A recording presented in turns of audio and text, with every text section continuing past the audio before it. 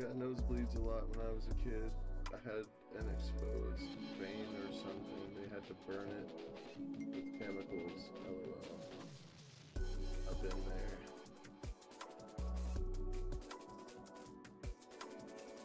What's up, baby? I'm just doing laundry. You know what I mean?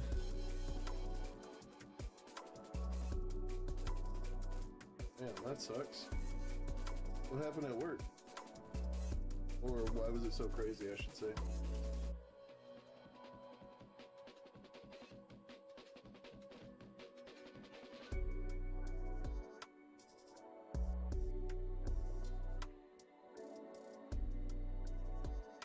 Oh, yeah. I thought you were home.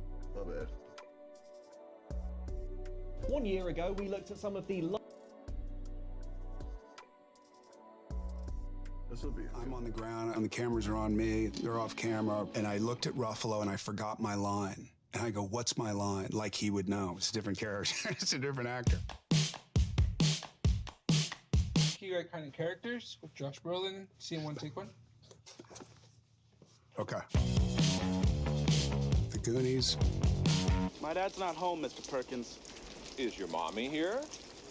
No, sir. Actually, she's out at the market buying Pampers for all his kids. I went down to live with my dad, and I had this idea of like, maybe I should try this acting thing out because I had done a theater class in my high school and I never got it. And I never wanted to do it because my dad did it. And I saw the financial fluctuations that he went through. And I thought, why would anybody want to do this? This is just dumb. So I took a class and we improvised in that class. And I got up there and it was like some middle-aged guy from the East Coast. And I don't know where it came from. It just popped in my head. And I said, I guess I'll try this. Anyway, there was a lot of laughter. And I remember how it felt. It was like that thing that you hear where something just clicks and you're like, oh, I want to do this. Like, this is super scary, super uncertain, and I like that. So when I went to go out and look for agents, I hadn't done anything. So I like made up theaters. I went on like 300 auditions before that's that. where I have to come home from is Warren. Or 312th Straight or down whatever it 8 was, Mile. a Goonies audition. I was asked back 6 times before they said yes.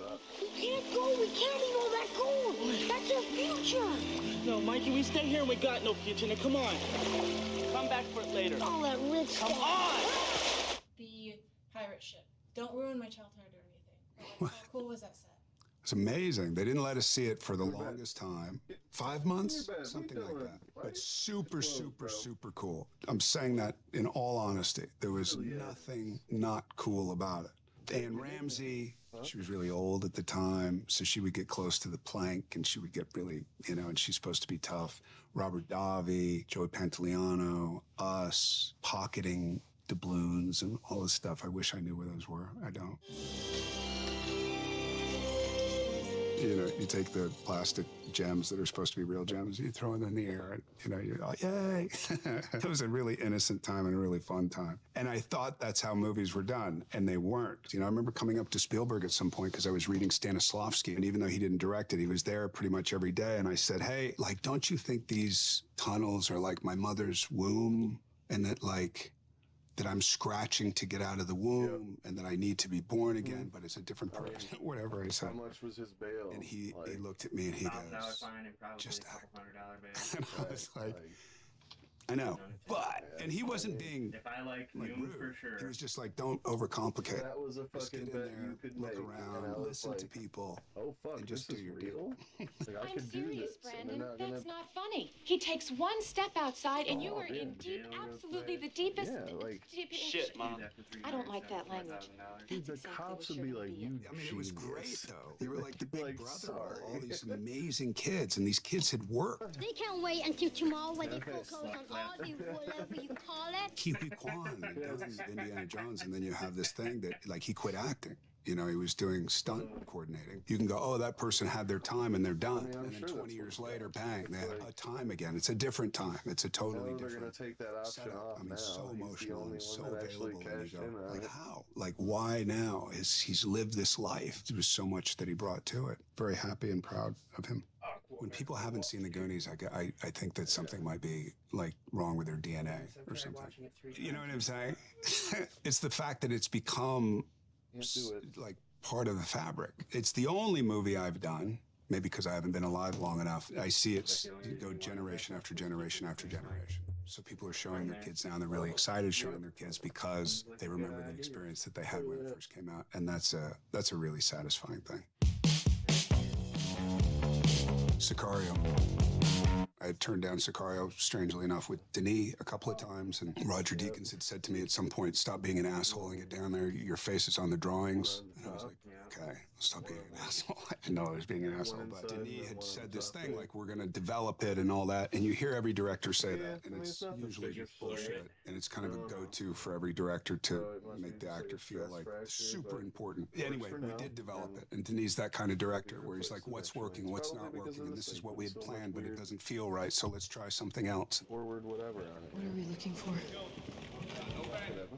I mean, that whole thing was only $30. In the beginning, I told Denis, like, I need a hook. Like, there's something that I need to have as a foundation and a base that I can always rely on, that I can always fall back on. And I was doing that first scene, and I was really nervous. I got really nervous. And if that's called for in the scene, then great. But it wasn't called for in the scene because I was like, supposed to be super confident, whatever. Denis pulled out, I think he pulled out a piece of gum to chew it himself. And I said, can I have a piece of that gum?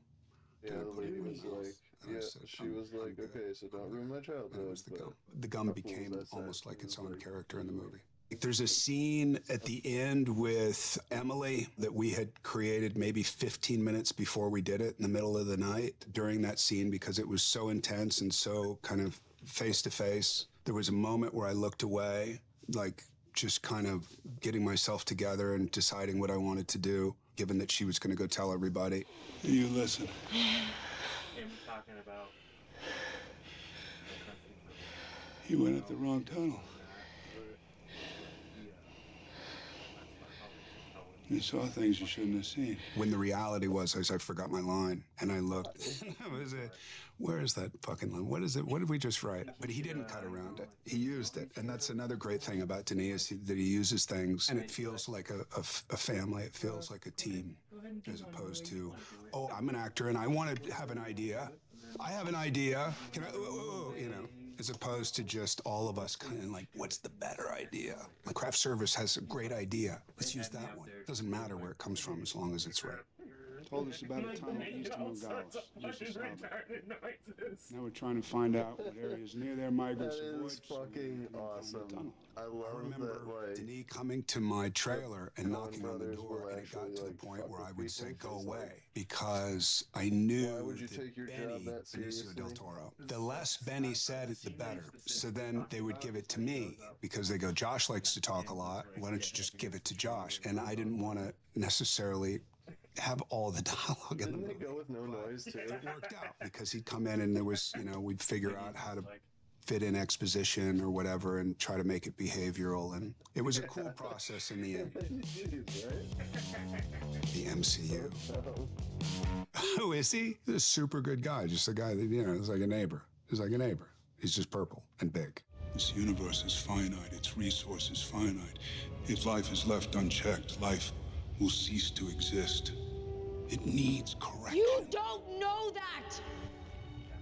I'm the only one who knows that. Oh, you watched At it? least I'm the only one with the will to act on it. That, to me, is the most interesting question, because people go, look, he's talking about getting rid of half the planet in order to save half the planet. It's just a ratio reality that he's talking about. But then what's behind it? What's the intention behind it? It's just an excuse to kill. It's an excuse to take over, to leverage, or to power, and all that kind of stuff. It's almost like watching a Quentin Tarantino movie where you cringe, but you don't leave the theater. Like, do I want to see violence on this? But there's something about the violence and the behavior behind the violence that has reason to it. Sometimes.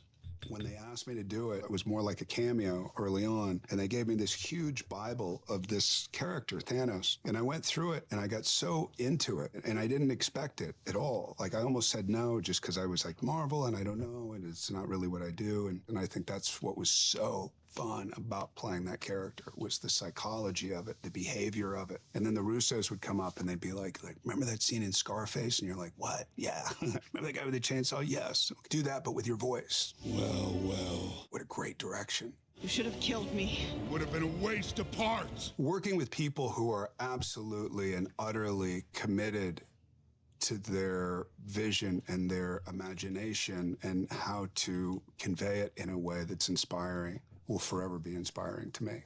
You know, I just want to be around those people all the time. But like improvising is when you're like, okay, let's do a take where, say you don't throw her off the cliff.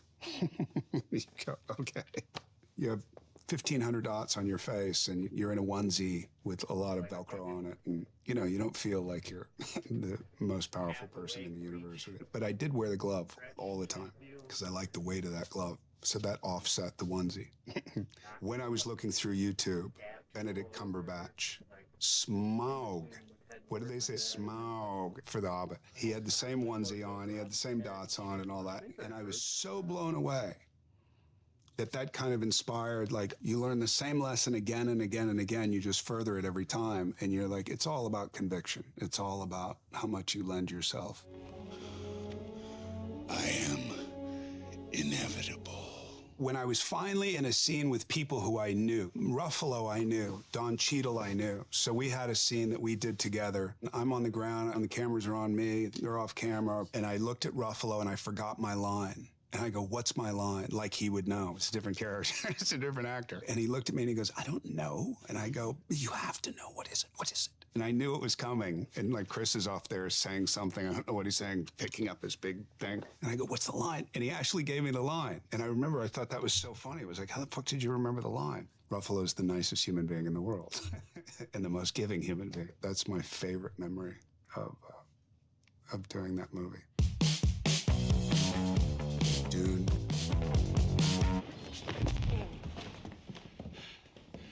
Come on.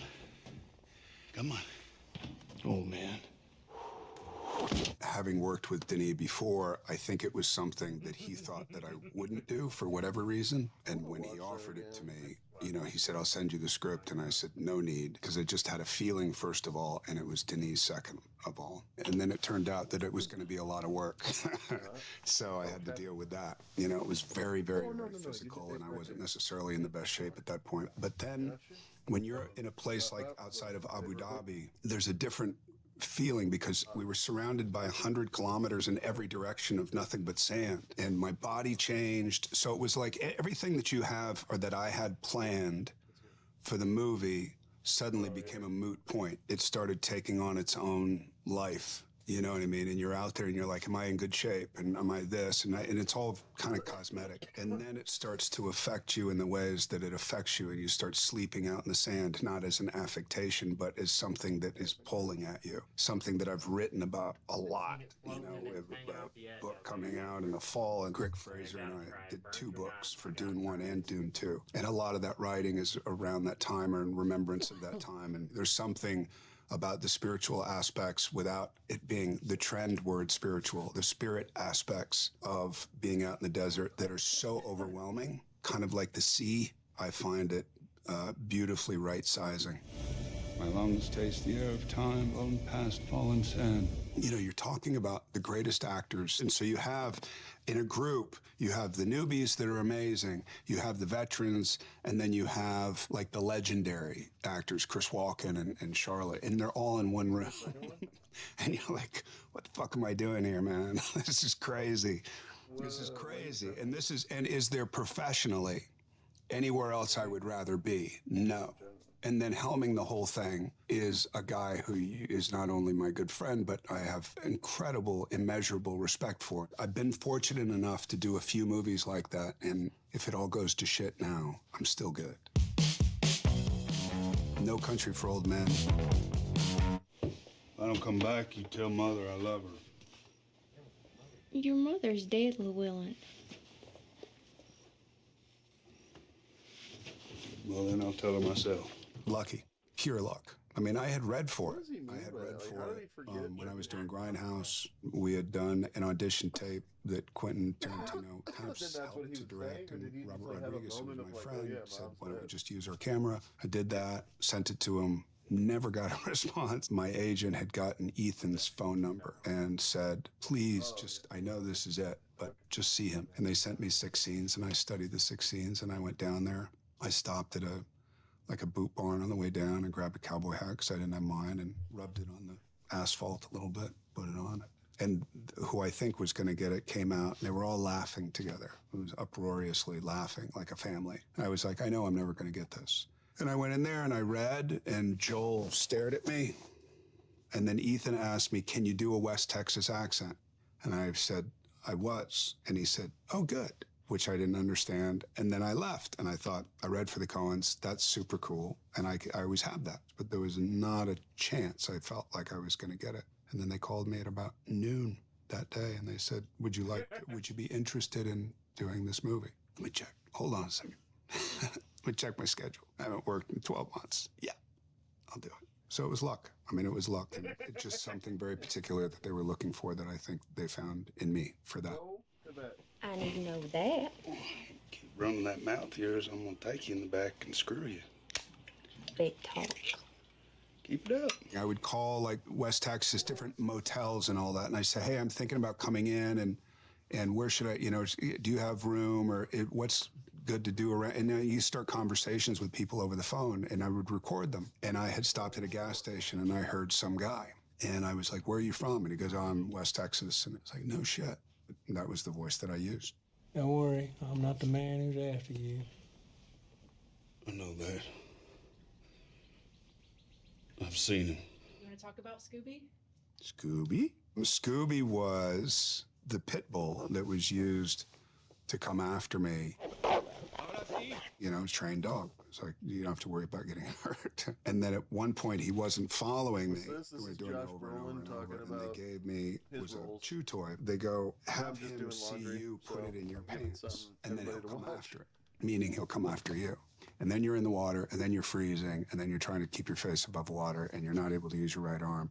And then you look back, and you see this dog just like, just can't wait to just eat you. But he wants to eat the thing that's in your crotch. So even if he doesn't eat you, he's going to eat your crotch. And that's never a good thing. He got closer and closer, and I went with one arm trying to get under, but I couldn't get under because I had the floaty in my crotch. Nice. So I reached down, and I'm pulling this thing, and I'm trying to get it out, but my pants are wet, so they're stuck to my stomach and stuck to my legs. And finally, I rip it out and probably ripped something else with it, and then threw it away. And then he didn't care about me. He went another direction. But yeah, Scooby was super scary. Then you look over at the Coens, and what are they doing? They're not concerned about their lead actor in the least. Like, not even for a nanosecond. Just laughing, like smiling and laughing. Yeah, it's just gotta be because of how loud the video is. Any harm comes to that child, do not get paid. Harold, let me ride up with you. Well, like whatever I'll pay you $50 out of my winnings. I am not happy. We were rehearsing in Santa Fe. We did that in Santa Fe too. And it wasn't a huge role, but it was like a thing that I was doing, and it just didn't work. And I knew it didn't work. And they never said anything, but I'd looked at Ethan and Joel at one point, and I was like, this isn't working, is it? And they go, I don't think so. And that's the kind of collaborative, egoless kind of place that you get to. And you're like, okay, what do I do? And they used to rehearsing with Matt Damon and be like, let's scream our lines, or let's do, you're in a panic at that point. And then this kind of like somewhere between like my aunt and Michael Shannon, and, he was kind of like, it's just not my era. I don't understand what you mean. What do you mean? We looked at each other and we go, is that it? And they go, maybe. I know you. Your name is Maddie. But you're little Maddie the bookkeeper. Huh, nice. Isn't that something? But it was like, there was no way you were going to do that. Like, who would do that? Nobody would do that. That's just dumb. That's like career ending. But fuck it. And we did it. And it worked. I lost a bunch of weight. I have a big skull. I have a big head. So the more weight I lose, the bigger it looks like somebody's pumping up my head. So that made him look more awkward than I already look. And then we took a knife and we cut my hair. So it's kind of, like, what would it be like for those guys back there? They didn't go to the, maybe if they were in town, they went to a barber, but I doubt that this sociopath went to a barber, you know what I mean? Where I don't want to spend that kind of money, I'm gonna do it myself. And then it becomes fun. And it was a great moment that Joel and Ethan kind of took advantage of, and it just came out of like, it was just an ad-lib movement. And was talking to Haley Steinfeld's character, and that's when you see him change, because he looks like a child before that, like a Lenny type. you know, on Mice and Men, and then he moves his head a certain way, and then everything changes. And that's when it starts to become like a shorthand, and you see how it works better for the movie. Something that you may not have seen had they not done that, but then you see it because they, you know, piggybacked on that. From that point on, it became like three brothers working together. Maybe it's the other way around. Men in Black 3. My granddaddy always said, if you got a problem that you can't solve, helps to get out of your head. Pie, it's good. Pie? Yeah. Your granddaddy, heavyset man? A little bit. Barry Sonnenfeld called me and said, hey, do you want to do this? I heard this impression when I was out with Josh and the Coens, and he convinced the studio that I should do it. And then I went down to Mexico with my computer and GarageBand and the first Men in Black. I didn't like watching the second Men in Black, but the first Men in Black, there was something about his young tone. The only comfort I can offer is my promise that tomorrow morning you won't remember a thing. And I watched it over and over and over and over and over. And I don't know if it was I had to unlearn what I had, the little funny thing that I had done, and then relearn it. I don't know what it was, but I just kept getting worse and worse and worse and worse. You know, it's funny because, like, when you do an impression, when you do a drunk impression of Tommy, that's one thing. And it's like people laugh or, you know, you sort of got it. But the truth of the matter is like getting Tommy is an impossibility. Tommy could never do Tommy. Like it's so disconnected, and it's so like the lilts are all over the place and they don't repeat themselves and they change. And I was in, again, total panic. And then eventually I got a line. So when we got to set and I did my first scene with Will, who I didn't know very well. And Will was doing all this stuff to get ready. You know, some people would do thing, and he was going, "Mwah, mwah." And I was like, what the fuck, man?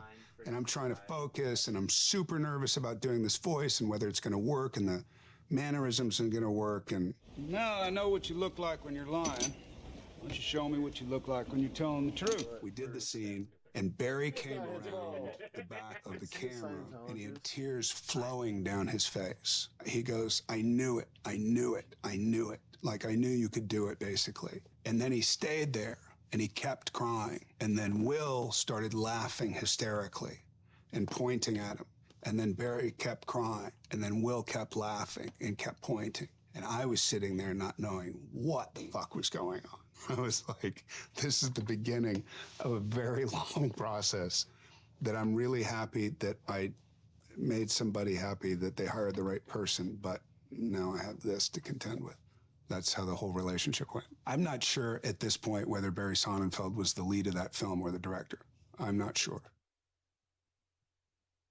He was kind of like put on some tea a little bit.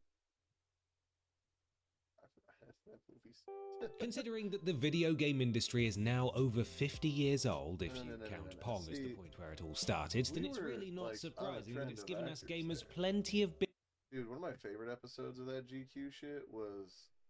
Bro, let's just watch ourselves. It's given us gamers plenty... Hey! Anyway, oh shit. Oh, I've seen that. GQ... Hi, Gentleman's Quarterly, or as I like to call you, GQ. I like those, not Willem Dafoe. Yeah, Willem Dafoe is like the best episode. Oh, nice.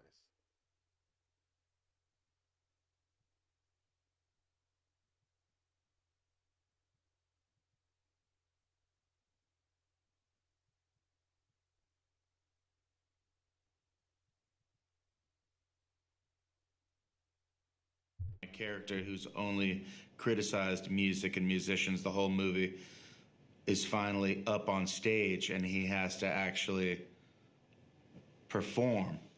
And there was a lot of talk about what song I was going to sing, and one of the writers, D.V. DeVincentes, wanted me to sing that Marvin Gaye song. And I was like, why would I do that song? I mean, that song's a good song and everything, but I'd rather do like a bigger, more iconic song like Let's Get It On. And Cusack and DeVincentes were like, let's get it on, dude. That's a big song. All right, if you think you can handle it.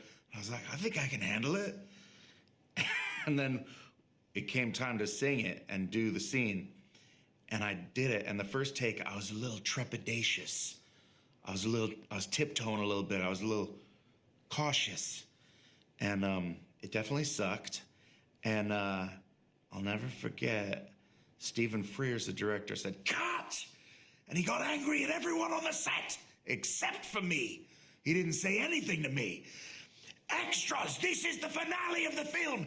Everyone on your feet. Ha, cheering excitement. Everyone. Jack, great job. Let's do it again." And I was like, oh, man.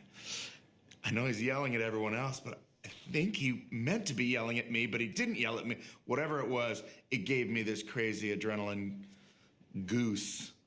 And I came out in the second take swinging, and that's the one they used in the movie.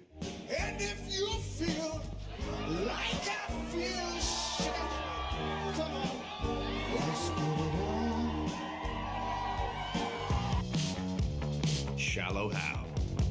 After High Fidelity, I don't have to like send my headshot and resume around anymore. I start getting offers. One of the big offers I got was Shallow Hal, to work with the legendary Farrelly brothers, who were coming off an unprecedented string of successes. You know, they had huge comedic blockbuster movies, Dumb and Dumber, all that stuff with Jim Carrey and with Ben Stiller. They had that huge hit, Something About Mary. So when they came a-knocking, I said yes. And yeah, found out that Gwyneth Paltrow was going to be playing opposite me. So I was stoked because I was a huge fan of hers, not only as an Academy Award-winning actress, but also I knew that she was funny as hell. I saw her on SNL just crushing it, and I was like, she's a real character actor. She's not just like a leading lady romantic interest. She's also like a straight-up badass when it comes to inhabiting different characters.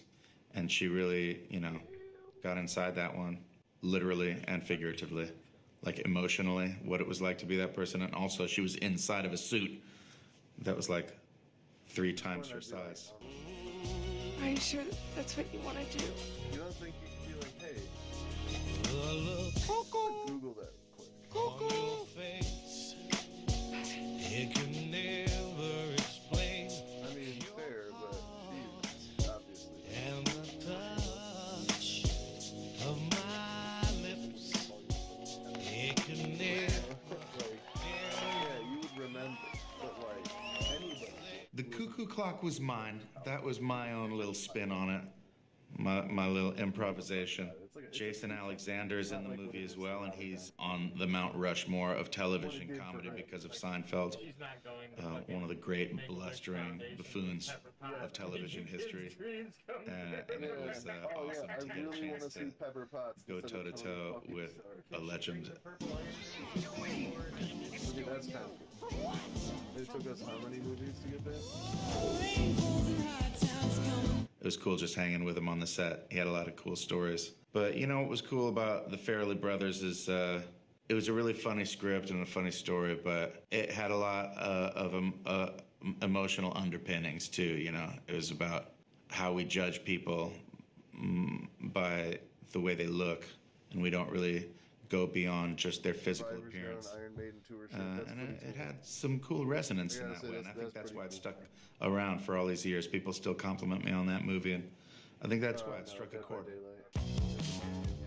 Orange County. So I did this movie, Orange County, which, among other things, was the first time I worked with Jake Kasdan, incredible director of Jumanji. The Next Level in Jumanji, Welcome to the Jungle. And I had such a blast working on that character. He's kind of a Jeff Spicoli.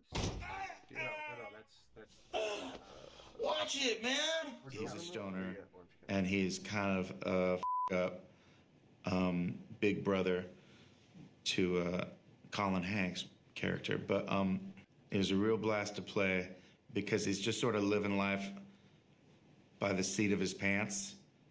You know, just following his nose, and he's kind of a train wreck of a human being, but he's also kind of lovable, and it was a great character for me.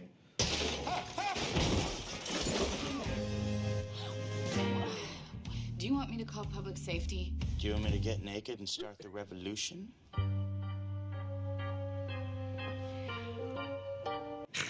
I had a lot of fun with it.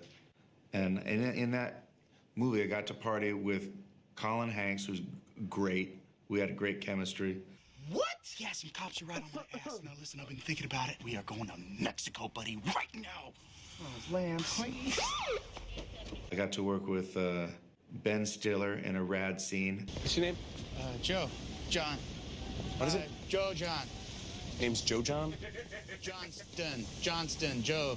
Yeah, everybody in the cast and Jake were just incredible to work with. We're very proud of that movie. You're from Southern California, right? Did you channel any people that you knew to bring that character to life? I mean, it was just sort of an amalgamation of all the stoners that I knew growing up in Hermosa Beach. But no one in particular. Maybe weirdly closest to myself of all the characters I've ever played.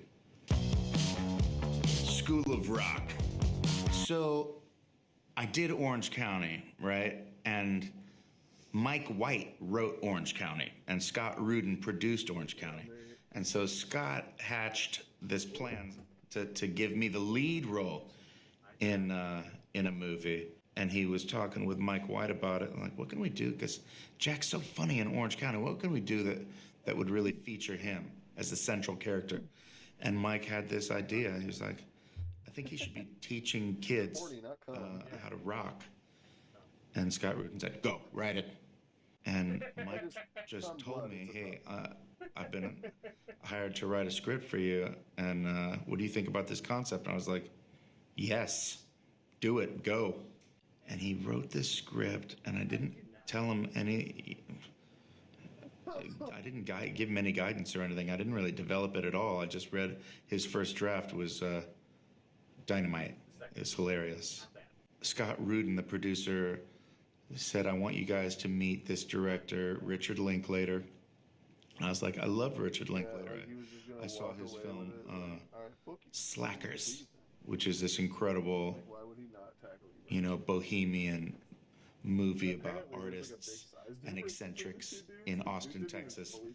And I was like, but that's such like an art film. I don't know if he's really the right director to direct a big, studio comedy. But then we met him, and I was like, oh, I get it. And that's kind of the genius of Scott Rudin, knowing who to put together to make magic happen. Because Linklater was taking it seriously and taking it to another level of, believability. He wanted everything to be rooted in reality and to believe that these characters are real and these kids are real and that this crazy scenario could have happened in real life. And that's the combination that made it special. And so he and Mike worked together on another draft, and they worked out the beats, and we rehearsed it a lot. Richard is a theater guy at his core. That's his roots, and me too. So I was super comfortable with that, workshopping scenes with the kids and finding new beats. Like that scene where we're all going around the classroom and I'm assigning people their jobs and their musical instruments, and we basically write a song in the room in one scene without cutting. That was all workshopped through rehearsal, and added into the script. Oh, that's it. Okay, keep going with that, Zach. You remember this thing I taught you a minute ago? Go like... Yes! And a lot of the movie had that rad, malleable development feel to it, and it's definitely the movie I'm most proud of. That's the one that really, I felt like all the planets aligned. And when we did the first read through with the whole cast, it was just like, it's just lightning in a bottle. That's the only time I've felt that I was meant to do something. And now the rest is all just gravy and icing. I can die happy. Got my School of Rock. Did you pick a lot of the music that was used in the film? Yeah, everyone had their 2 cents, but I would say that Linklater had real strong opinions about certain jams. Yeah, he wanted that Zeppelin song really badly, and he's the one that said, hey, I tried to get Zeppelin music in Dazed and Confused, a movie that he directed before School of Rock, and they said no. So would you do me a favor and just make a video plea, just beg them to use the Immigrant song that we ended up using, that Viking. Sent me the whole like snap a picture thing. And so I did. I begged them on video with a huge audience of extras in the movie theater that we were shooting in, and they all chanted with me. Led Zeppelin, please bless us with your love. I don't remember what I said. It was ridiculous and off the top of my head. And he sent it over there to them, to England, and it worked. They were like, "Oh, that's funny. That's funny, mate. Yeah, we'll let him use the song." That's not a very good imitation of Jimmy Page, but and it's a great thing because it's one of the best parts of the movie. That song.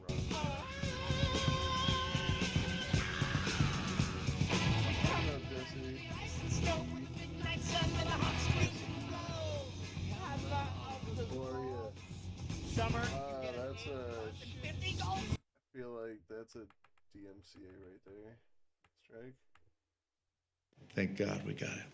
Thank you, Mooney Suzuki. That wasn't too much of that song. Fuck. So coming off of School of Rock, I was just like riding high on a cloud. I was like, things couldn't be better. I just like had a home run of a movie that I'm super proud of, and everybody seemed to love it. And when my agent was like, "What do you want to do now? What kind of movie you want to make?" I was like, "I don't know."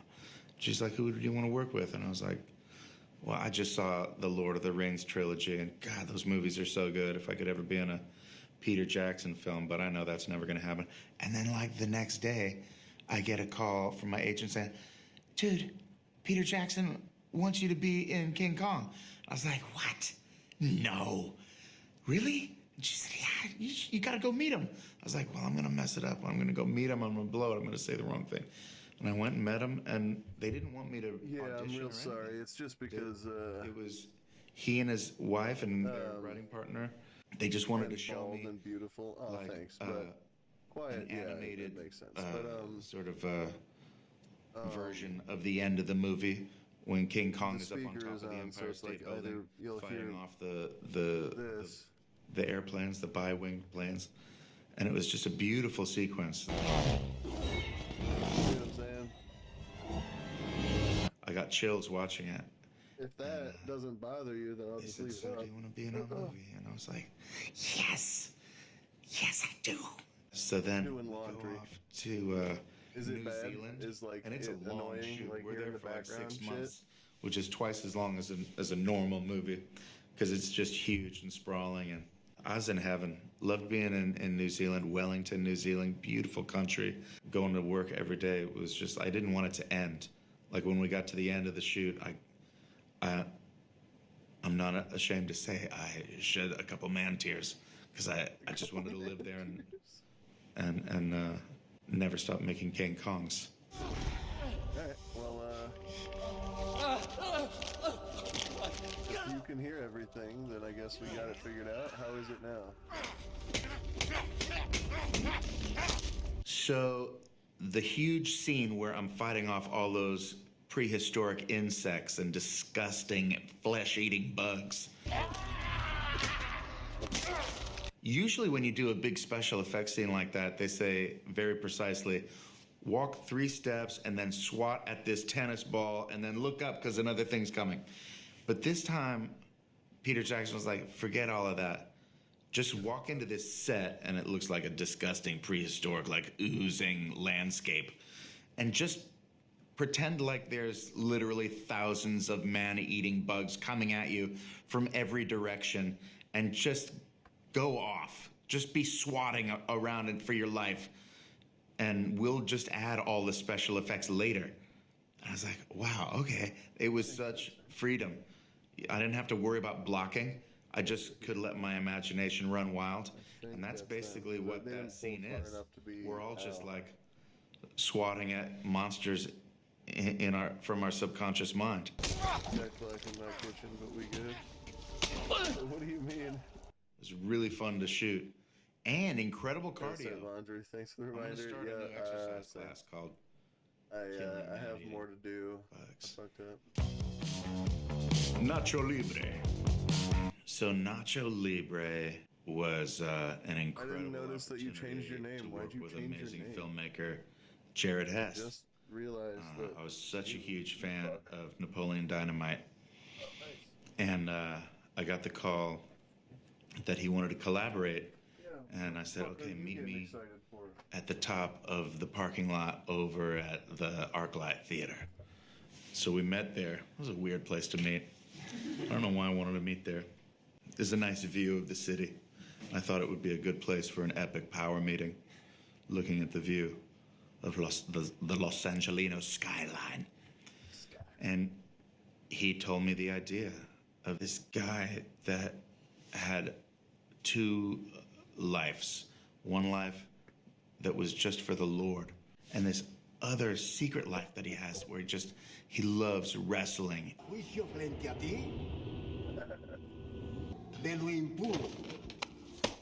But they can't coexist. You know, a man of the Lord cannot live a life of, of violence. So he's torn, his soul is torn. And the way that he described the world was so funny and rich. I was worried though. I was like, dude, he's a Mexican character. I don't know if I should play that character. And he told me that he had a plan for that, was that my father was Swedish and my mother was Mexican, and I was born in Mexico and I grew up there, but that's why I'm a gringo. I wouldn't have to, do any of the things that would be considered spicy. So we dove in head first and just had a ball. And it was such a beautiful location. We filmed all in Oaxaca, Mexico. Hey, listen to me. Hey, mucho take it easy. Yeah, that makes sense.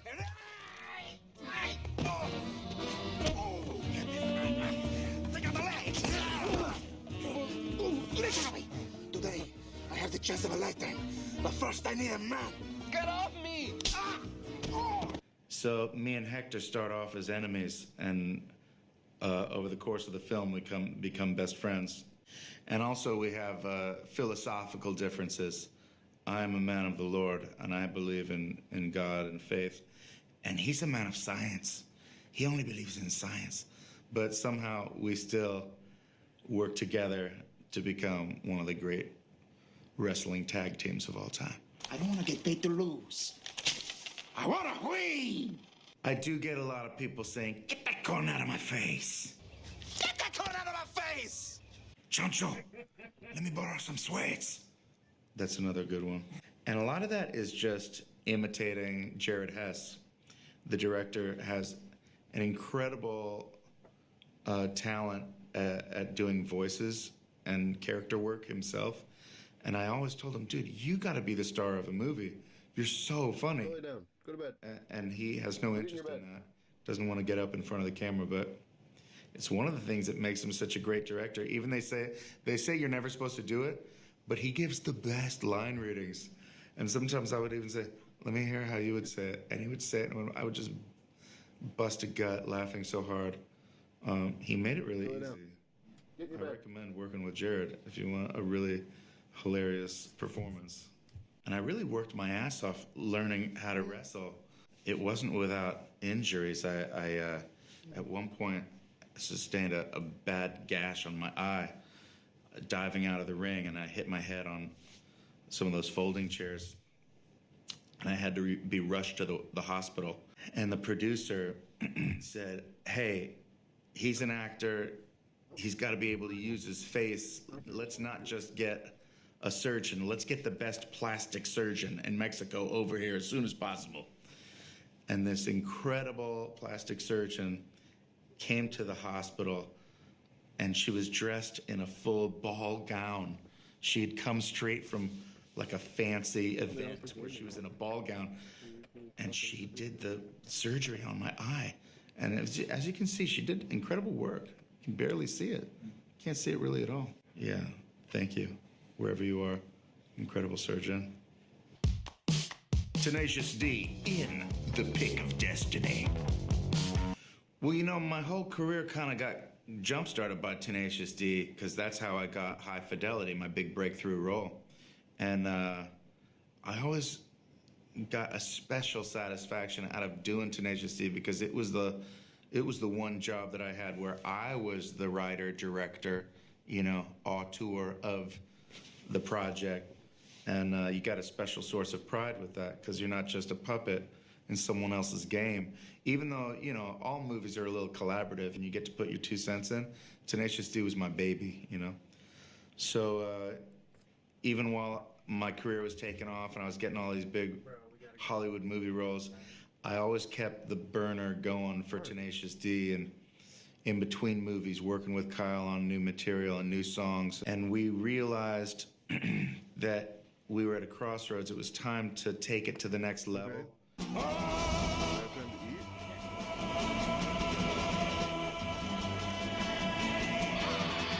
We had already done a TV series, a little limited HBO series. We did our big album, and it was time to make Tenacious D the movie. And we worked really hard on writing that story, and we're like, hey, what should it just be, like another weird adventure of Tenacious D, or what? And we realized, no, it had to be the origin story of Tenacious D. Where did we come from? And it had to be the true story of exactly the way it went down, with some extra details to make it more exciting. Like, we never actually met Satan at a crossroads, but we had to put that in there to make it, give it a little extra rocket sauce.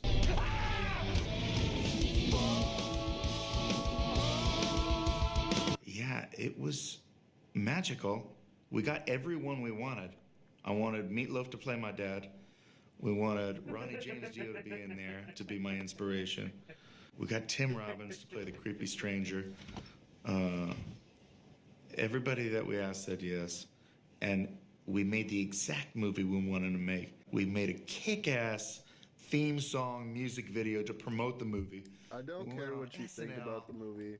We did everything you could do, and then the movie came out and nobody went to see it.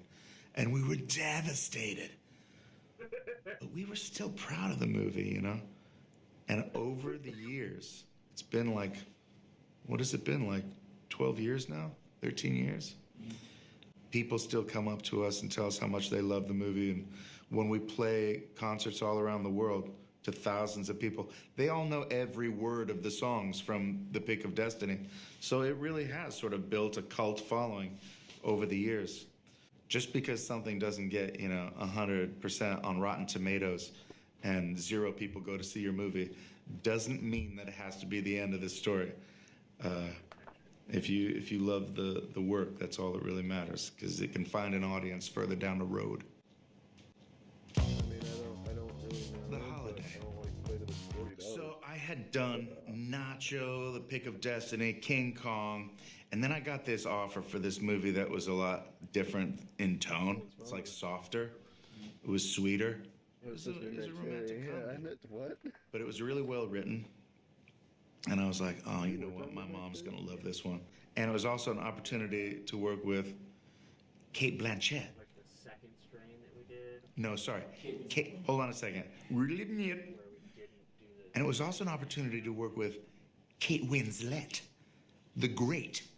Not to be confused with any other Kate. Winslet. And I was like, wait a second. This isn't really going to happen. Kate Winslet's not going to do a movie with me. She's going to go from Leonardo DiCap to Jackety McBlackety? And yes, she was. Hey, I got you the best drink in town, but I didn't know if you liked a little dollop of whipped cream or a big dollop, so I got both, and you can have each one. Well, hello, big dollop. Hey, you look great, by the way. Thanks. Really great. Thanks, I'm feeling good. I've been working out with Arthur. What? No, I'm sure it's an awesome workout. I'm sorry, I'm trying not to picture it. Okay, well, the workout's not that great with the conversation. Stop laughing. I was the big winner there, because just getting to be in a movie with her, and cameras are rolling, and I'm looking across at one of the best actors living, and in her eyes are the reality of the character, and she's just like a pro on another level. So I learned a lot just from like doing scenes with her. and watching her and how committed she was and how real she was. I mean, that's not really something you can learn. You can't learn to be charismatic like that. You got to be born with it. But just her level of commitment was infectious, and I felt like I picked up a lot of that energy, you know. Tropic Thunder. So, Tropic Thunder was a rad project that dropped in my lap. Ben Stiller was gonna do this big epic comedy out in Hawaii. Sounded like paradise. Show me where the drugs are! Don't judge me! The cast was intense. You got Danny McBride, but this is before Eastbound and Down. So people didn't really know what an incredible firecracker of an artist he was yet. Just say no to this, you drug-making midget. And you got Robert Downey Jr., but this is before Iron Man. This is after his like scandal, and it was like his career was over. So he was on the comeback trail at that point.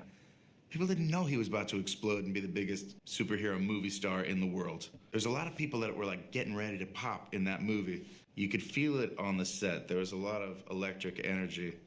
The movie itself was groundbreaking in that it was super dark and funny and real. Like, cinematography was Academy Award winning level. There's a lot of things you had not seen before in a comedy. And it was hard. Comedies are supposed to be super easy, but dude, the locations were remote. It's supposed to be. You say, oh, you're filming in Hawaii. Oh, that must be really chill. That's probably paradise.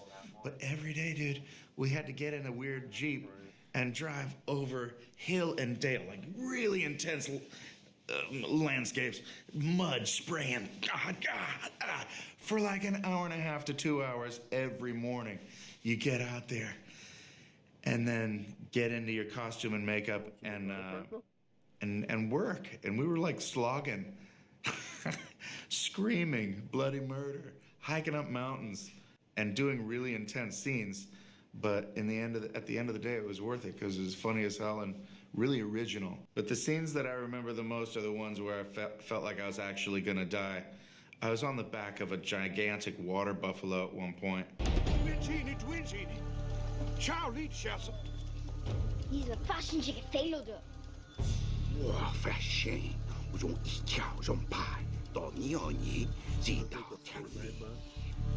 Lass, don't let him take me off the yak. It was carrying me around a mountain pass. We were on like our 13th take, and I didn't blame the water buffalo because I'm heavy and it didn't want me on its back. And it just started bucking. I was like, I want you off my back right now. And it started bucking Bronco. And I was like, oh, and they were like, cut. And I was like, I can't stop him. Ah! And I went flying, flip, ass over tea kettle, somehow miraculously landed between two big boulders. A little wind knocked out of me, but no lacerations, no injury. Miracle. I should have died. And then Ben Stiller, is everyone okay? Can we take it from the top, guys? And I was like, you, we're not taking it from the top. You get on the buffalo. And I just walked off the set. I thought justifiably. I didn't think I was being a diva at all. And then Ben realized, dude, I didn't know that you almost died. I didn't know what happened. I didn't see it. You weren't even on camera. I was like, it wasn't even on camera? Because when something like that happens, you want to know that at least you got some rad footage. No, it went off the road, and the cameraman was like, no, this shot's not good over there. I keep the camera here. Those cinematographers never want to their shot. No. Anyway, sore subject. Turns out, though, that water buffalo was pregnant. That's why it was freaking out. No one knew, because she wasn't showing. And the baby's fine. And guess what they named it? Jack Black. Nice. So if you ever meet a big-ass water buffalo named Jack Black, you'll know what's up. Jumanji. Welcome to the jungle. Yeah, I love Jumanji, the original Jumanji with Robin Williams, Kirsten Dunst, and the rest. There on Jumanji, like the water buffalo. Incredible movie.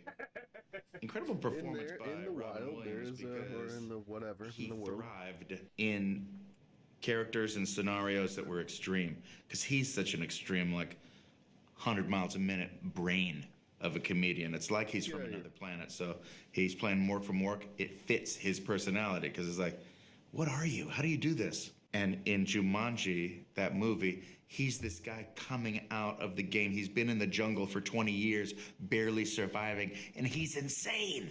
And it works because that's like right in his lane, because he's got some insanity to him, you know? That's what makes him so exciting as a performer. And that's why Jumanji, the first one, kicked so much ass, is because you got Robin Williams at the peak of his powers and the perfect role for him, you know? So we get an opportunity to revisit Jumanji. It's a big title, big shoes to fill, but it's a great take. The script is electric, and what's really the best thing about it is reading it, knowing that you've got Dwayne "The Rock" Johnson and Kevin Hart in those roles. It's like, those guys are gonna be hilarious. I could just see it. I heard their voices while I'm reading it. You're telling me that you're Spencer? I am Spencer. I'm Spencer. Yep, that's Spencer. And they're offering me the role to be the most popular girl in school. And I was like, I know how to be the hot chick from high school. I know, for some reason, I know how to do it. This is... Oh my God, you guys, there's like literally a penis attached to my body right now. Martha, come look at my penis! And it was just like, I hope I get this part. I mean, I know I've been offered the part, but it feels too good to be true. Like at the last minute, but I got it, I kept it, and we made it. And just as I had anticipated, grand slam home run. Felt good. Feels good to connect. Do you have a lot of fun playing that hot chick character? I don't know. I mean, it's just, you know, like it comes natural. The fact that I'm not Instagramming this right now is insane. Here's the thing about Jumanji, though. Here's the thing about Jumanji, Welcome to the Jungle. And it was something that I realized that we were bringing to the table, because the first Jumanji, it's this little kid plays Jumanji, the board game, and gets sucked into the game. You don't see him. Cut to 20 years later, he comes out of the game, and he's like, the jungle, I've been in the jungle. But you never see what he saw for those 20 years. But in our movie, you're going into the game. You're going into the jungle. I think we got, like, sucked into the game. And I was pushing early on. I hate to toot my own horn, but I basically named the movie because I was like, you guys, that's the difference. This movie is, we're in the jungle. It should be called Jumanji, Welcome to the Jungle. And one of the marketing dudes was like, huh, you know, Jack's got a point there. Anyway, now I feel dirty for having taken credit for the naming of the movie, but it's true. I named it. Jumanji, The Next Level. Jumanji, The Next Level is all about the new elements. Danny DeVito, Danny Glover, Kevin, and Dwayne playing those new old characters. It's so perfect. And it really is my favorite part of the movie, are these new elements. Because they kick so much ass. And Dwayne and Kevin are perfectly suited to those roles because they are bickering old farts. You know what I mean? They fight each other all the time, but they love each other. But they hate each other, but they love each other. And it's perfect. And I think that's what Jake and the writers were thinking. They were like, how can we capitalize on this insane relationship that they have? And how can we use that and harness it? And yeah, it's bickering old dudes that have this love for each other. And of course, you know, we got Awkwafina in there, and she's a dynamo. She's incredibly funny, talented character actress. Those were the things I was most excited about. The trio of new rocket sauce. My part, I got to play a new character, and I was scared about it. You know, I was like, this is going to be a real challenge. I don't know if I can pull it off. And you know, I had the same fears and concerns with Nacho Libre. I was like, I don't know if I should play this part. There's a spice in there if I get it wrong.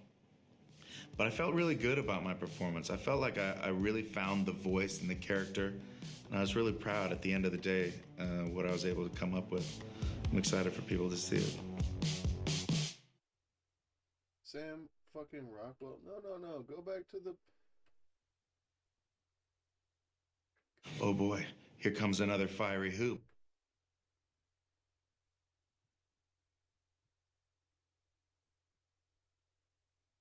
People to see it.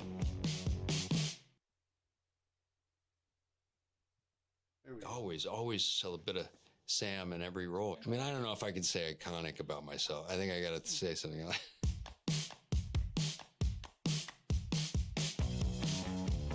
Iron Man 2.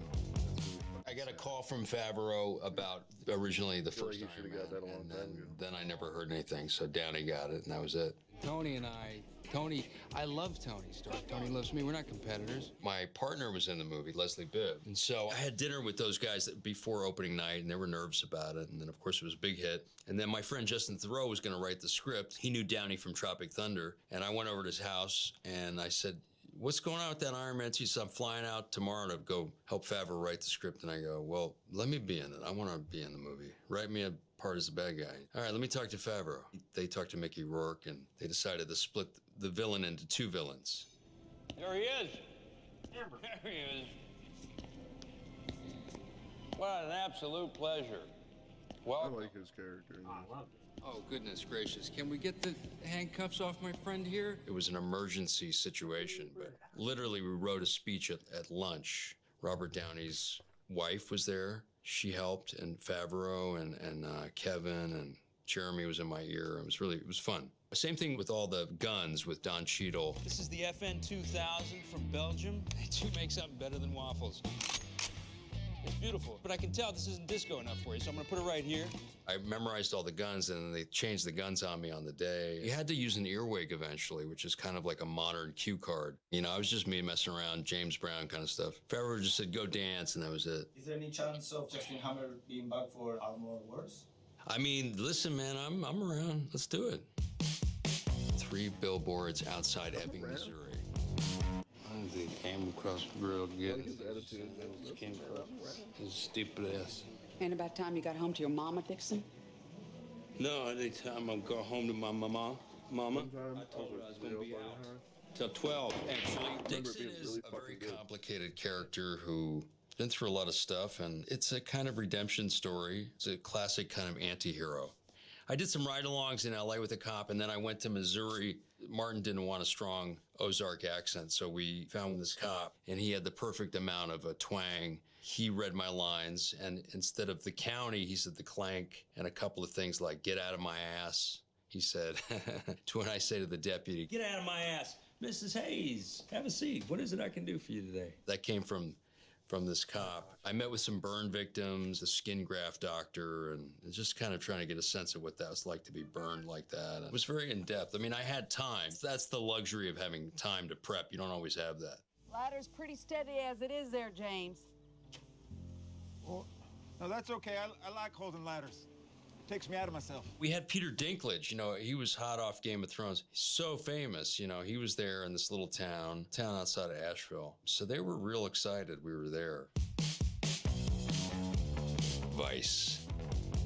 Hey, all right. I never saw this. It was good. Enough of that, guys. Oh my God. We were on the Oscar campaign for 3 billboards while I was prepping the George Bush Vice extravaganza. And so I was listening to his audiobook. I was watching his interviews. It was just George W. Bush, like, nonstop. Well, I used a lot of ad-libs from him doing the Jimmy Kimmel Show. Yeah. And I would use a lot of his vernacular from that. Major combat operations in Iraq have ended.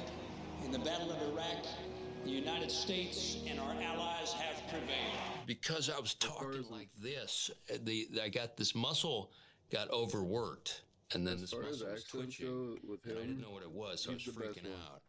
I was taking magnesium to relax it and stuff like that. And as soon as the movie was over, the twitch went away. You don't go blabbing about what cards you have. I still think Sam Rockwell does it better. A month ago.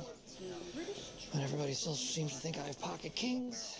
Except maybe fucking Haldeman. Steve's the best, man. He's the best. And Christian's really great. Like, I can't tell. We would talk in the voices, but just kind of about normal things. Sometimes the supporting roles are flashy.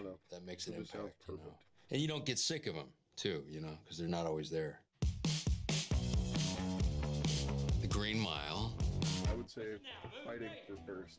Y'all want to come on in here? Certainly. You can shine my knob for me while you're at it. Well, that character, aside from being a despicable person, was also very funny. He had a lot of funny dialogue. So that was easy to do. And there was a Appalachian accent, and my acting coach told me to watch clogging, which is kind of a hillbilly tap dancing. If I watched Beetlejuice for that, I remember I watched things like Deliverance. Actually, one of the guys in Deliverance is in the Green Mile. I think he's the executioner. Here comes the boss man. You'll keep a civil tongue on my block.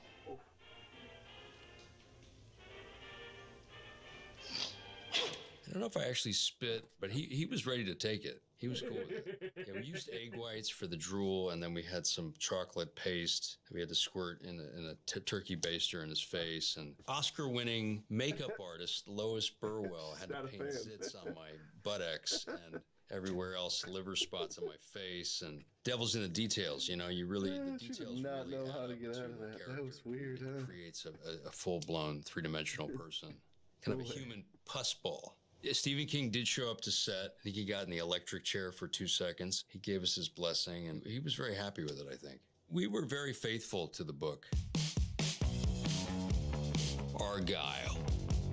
But by the time I've broken his wrist and his pistol falls into your lap, perhaps we will have built up a little trust with one another. And you'll be able to accept two key realities. Reality one, you are in grave danger.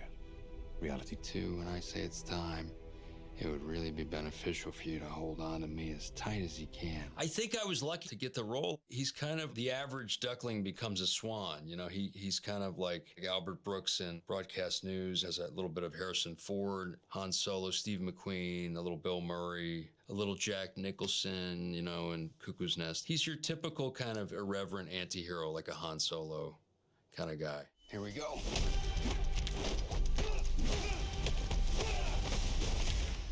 This book. Doing action for Matthew Vaughn is a trip. It's stylized. It's very athletic. You have to be in shape. It's a workout. You're moving very fast. Yeah. And you got to be precise. It's a lot like a dance. A lot of rubber knives, you know, and a lot of stunt guys taking really big hits. So it was a complicated number for sure. Confessions of a Dangerous Mind. I'm Chuck. Chuck Barris. Yeah.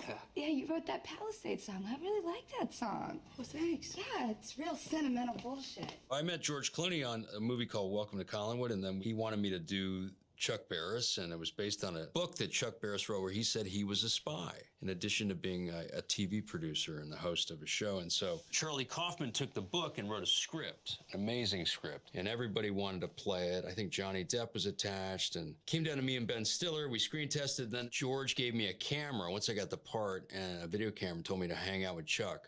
So I hung out with Chuck Barris like night and day, just hung out with him, filmed him, talked with him, had him tape my lines, and sort of absorbed him like a sponge. I don't know, man. To this day, I don't know. Chuck said he killed these people and he was a spy, and I couldn't tell you.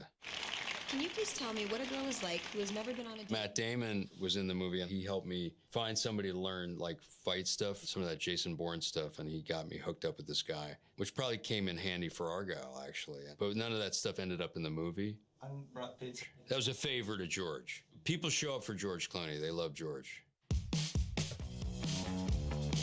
Galaxy Quest. Fans, right? Hey, Gwen. Oh, hey, man, I want to thank you for that nice intro you gave us today. Guy. Probably don't remember me, do you? It's the sunglasses, right? I was on the show in 82, episode 81. Got killed by a lava monster before the first commercial. I took a lot from Bill Paxton and Aliens and Michael Keaton and Night Shift. Those were my two go-tos for that. There's always a little Bill Murray in there. And I was a little young for the role. They wanted an older guy, so we kind of made him look a little older. We got this mustache, and we slicked back his hair. It was a wild character, yeah. Even if it's a comedy, to me, it's a drama, you know what I mean? You have to be really scared, so you're really freaking out. You have like 3 cups of coffee and have a panic attack on a spaceship, but it's real.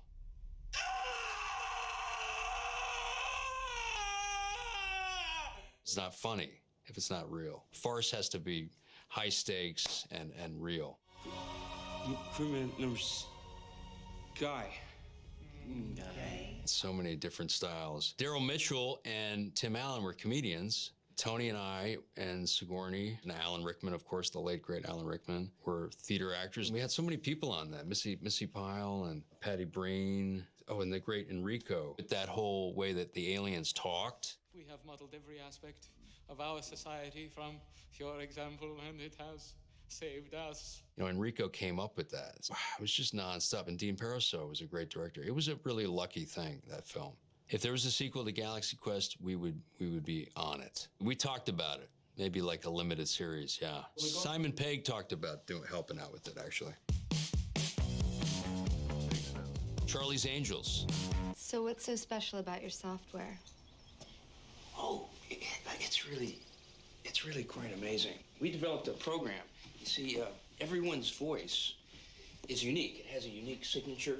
The audition for that was a scene from Foul Play. Yeah, this movie, Foul Play, with Chevy Chase, Goldie Hawn. So we didn't have a script, really. The script was sort of all over the place. Had 17 writers, and only one of them was a woman, and it was a movie about women. But then, you know, Mitch Glazer, Bill Murray's writer, showed up, and he helped me a lot. And then McGee and I said, let's make the guy like Richard Gere in American Gigolo. But first we need him to be kind of like harmless and kind of like Spike Jonze or Bill Gates. And so we came up with this soft and cuddly, you know, software engineer. And then we switched it and made him kind of dangerous and Ray Liotta, Richard Gere. And it was kind of, that was the prototype. Knox Technologies voice identification software download confirmed. And I don't think anybody saw it coming. Maybe some people did. Oh, yeah. Fosse Verdon. A lot of people don't know maybe about who Bob Fosse was. You know, Michael Jackson was a big fan of. He wanted Bob to direct Thriller, so you see a lot of Bob's moves and Michael's moves. You know, if it's something like George Bush or Bob Fosse or Chuck Barris, there's a little bit of an impersonation, especially George Bush because he's so famous. You know, it's like playing Elvis, but you don't want it to overwhelm the interpretation. Did we fire him? Mm-mm. Give the man another shot. Still learning. Break the leg? Get it then, stupid. Go. Get it, get it. Oh, you stupid motherfucker. Get it. Yeah, all right, go. That's nice. Show me the reverse. It was one of the hardest. I learned how to dance, and we had to lose the weight, you know, because he was also a speed addict, in addition to being what is almost like a pro athlete, and then always smoking cigarettes. You know, like I saw Bradley Cooper with all the cigarettes as Maestro. I mean, I know what that's like. It's just every scene. And it doesn't matter whether it's the fake one or the real one. It's every smoke in your face every day. So it's a lot. Uh-huh. What do you say we dive right into the deep end? I don't want to waste time pussyfooting around with the script scenes. Let's bite the bullet.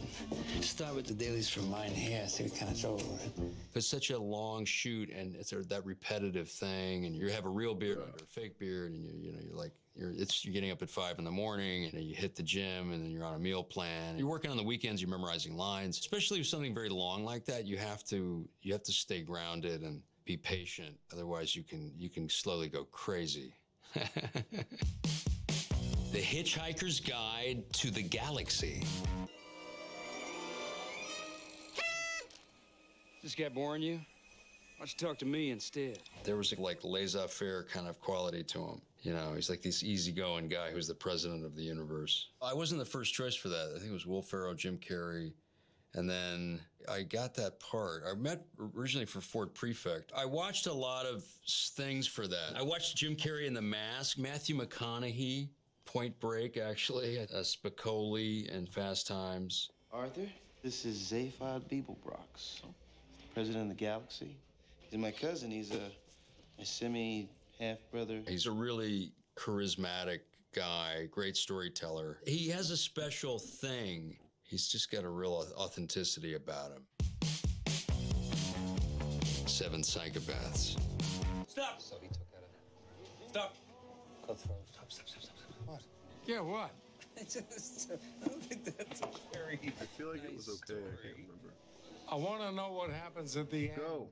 Chris Walken is the greatest, one of the greatest actors. We're friends. We did a play together. We did the movie, both Martin McDonagh, and then we might do another Martin McDonagh movie. You know, he's done all the great Shakespearean roles, and that's why he's so good in these, when he's got a monologue, like in Pulp Fiction or something.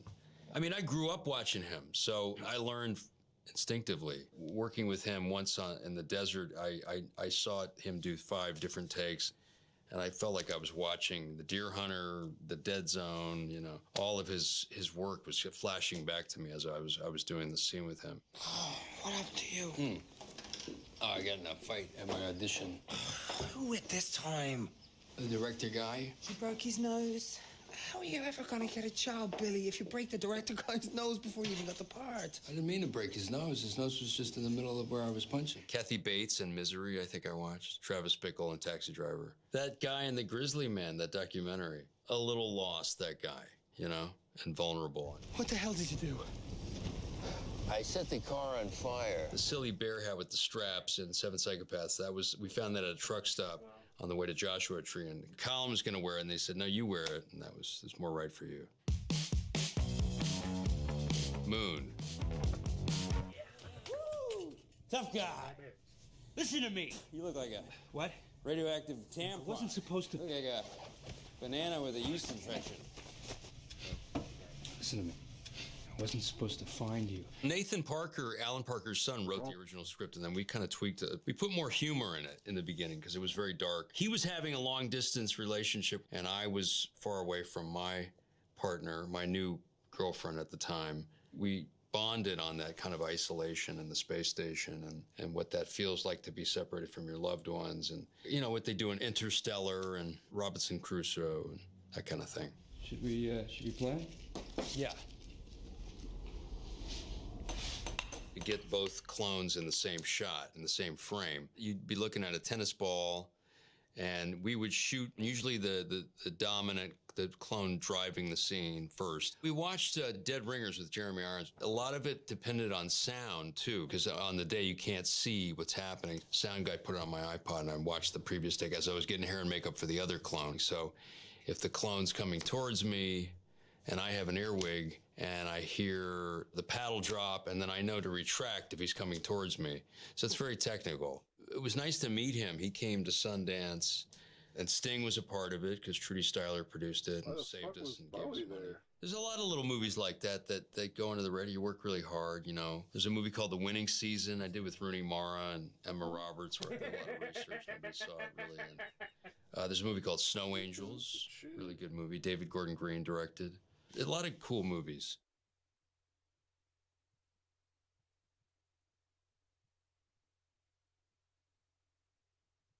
What was it like seeing those big worms kind of like burst up? It's awesome. Like the coolest puppet. I wanted to take them home.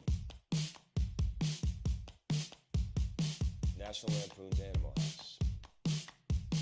National Lampoon's Animal House was my very, very first movie. I was an acting student in New York, and I didn't have an agent. I was probably about 18, I think, maybe.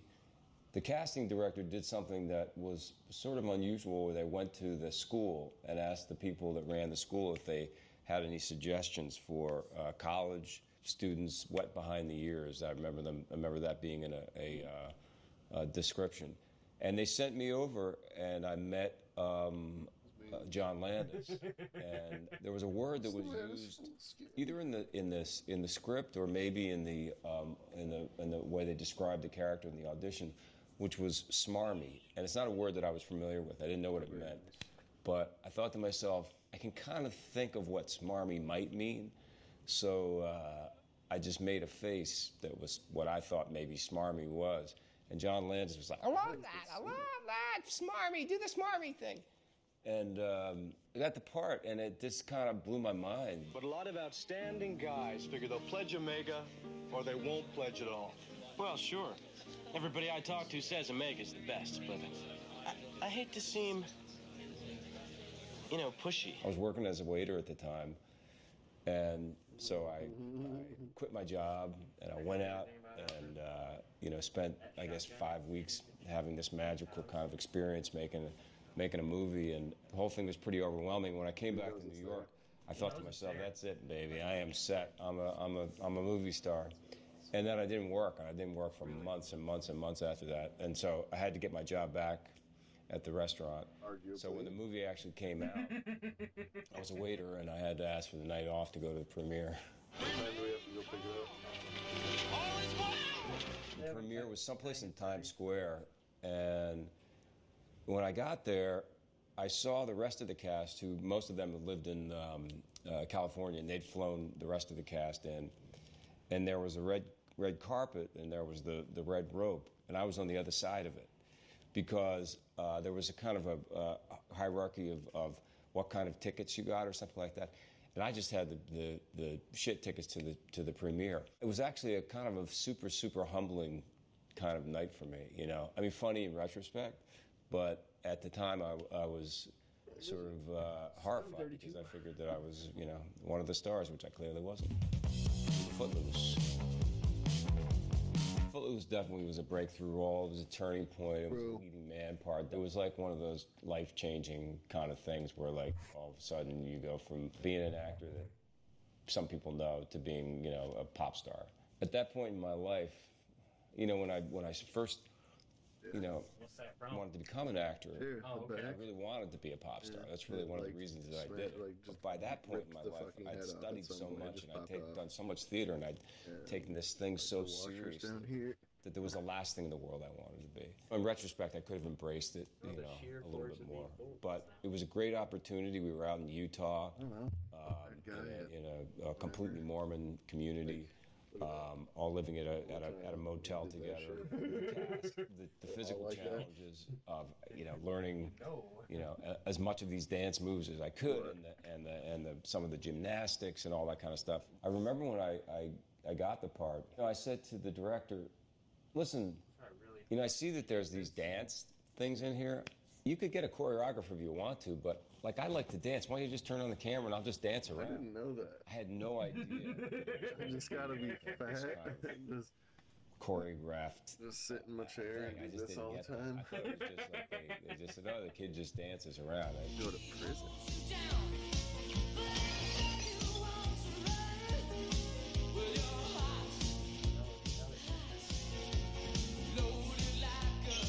I had so many doubles during that warehouse scene. It was really like a real identity crisis, because I had a dance double, then I had, I think, 2 gymnastic doubles who did different sorts of things. One guy could do one flip, and one guy could do something else. And then I also had a stunt. What's up, Moist? After a while, you kind of go, God, why am I even here? Like, I mean, is somebody going to come in and double me on the acting? Have you seen any of the parodies of it? There's like a lot of like warehouse scene parodies and stuff. I saw a funny warehouse scene parody. Who was it? There's a really good one in the movie Hot Rod. Hot Rod, that's where it was. Yeah, yeah. Yeah, yeah, exactly. Andy Samberg, yeah. And the flips in the forest. That's right, in the forest. Yeah, that's right. I saw that. I love that. That was hilarious. It was so good. Dude, the 1.2 probably gonna be so good. I saw the remake. Yeah, I would argue that I think the dancing in the remake is better than the dancing in the original. People, you know, that's why I want to take it to work. The thing about the movie was that I was not a trained dancer, nor was Chris Penn, or Laurie Singer, or really any of the cast. I mean, I guess Sarah Jessica Parker maybe had done some dancing, but team's gotta go home. We had food poisoning. Those are dancers. I mean, they cast dancers, so their dancing ability is kind of way beyond mine. It was a great opportunity, and I look back fondly on the movie for sure. X-Men First Class. It's fucking hungry. The whole idea of I was just joking. World and you know, these guys come, these kind of nerdy guys come, and they've got this giant stack of. I mean, I hope they take advantage of it. The character has ever been mentioned. Dude, every single cell that you've ever seen of him throughout all the history of the X-Men comic books, and so I'm like, wow, okay, so this is my research. It is kind of fun to have that, to dig into that. Yes. Matt Vaughn is a real interesting character. Directed the movie. Yeah, like, as an excuse for being too high, like our team lead will have to be like, hey, so my team and I have to go home because really food poisoning, but realistically it's because we all got way too high off these things. It's almost writing that big a check. Like over But it's way too strong. I got to say, I did my superhero movie. Yeah, 2 grams of weed, half gram of resin. It's fucking too much. Verstehst du?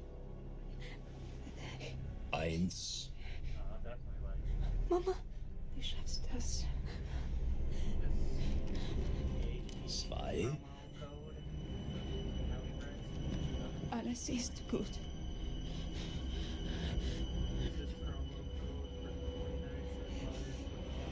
3.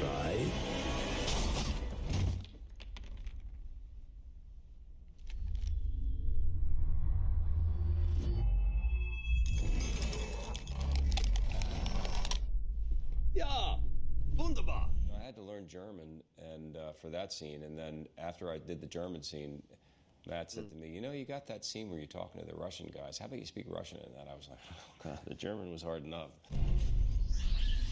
May I ask you something? Why are you on their side? Yeah, that was probably about 3 or 4 days in a completely green room because all those mirrors and stuff were all created. You know, Michael is he's a great actor. And frankly, in some ways, those scenes were in some ways easier for me because at least we had stuff, you know, we had good stuff to play, you know. And I loved, you know, going through that with him. It was good. I don't want to hurt you, Eric. I never did. I want to help you. This is our time, our age. We most likely wouldn't have done moved anyway. Of the human race. Tremors. When I got Tremors, my wife was pregnant with our first child, and my mom was sick, and my career, I felt, was in the absolute shitter, and I was running out of money and feeling like a lot of pressure. I remember just kind of talking to my wife, and we were having a conversation, and almost like just kind of like breaking down, you know, on about 89th and Broadway, and saying to her, "Can't believe I'm doing a fucking movie about underground worms." Run, Val, run!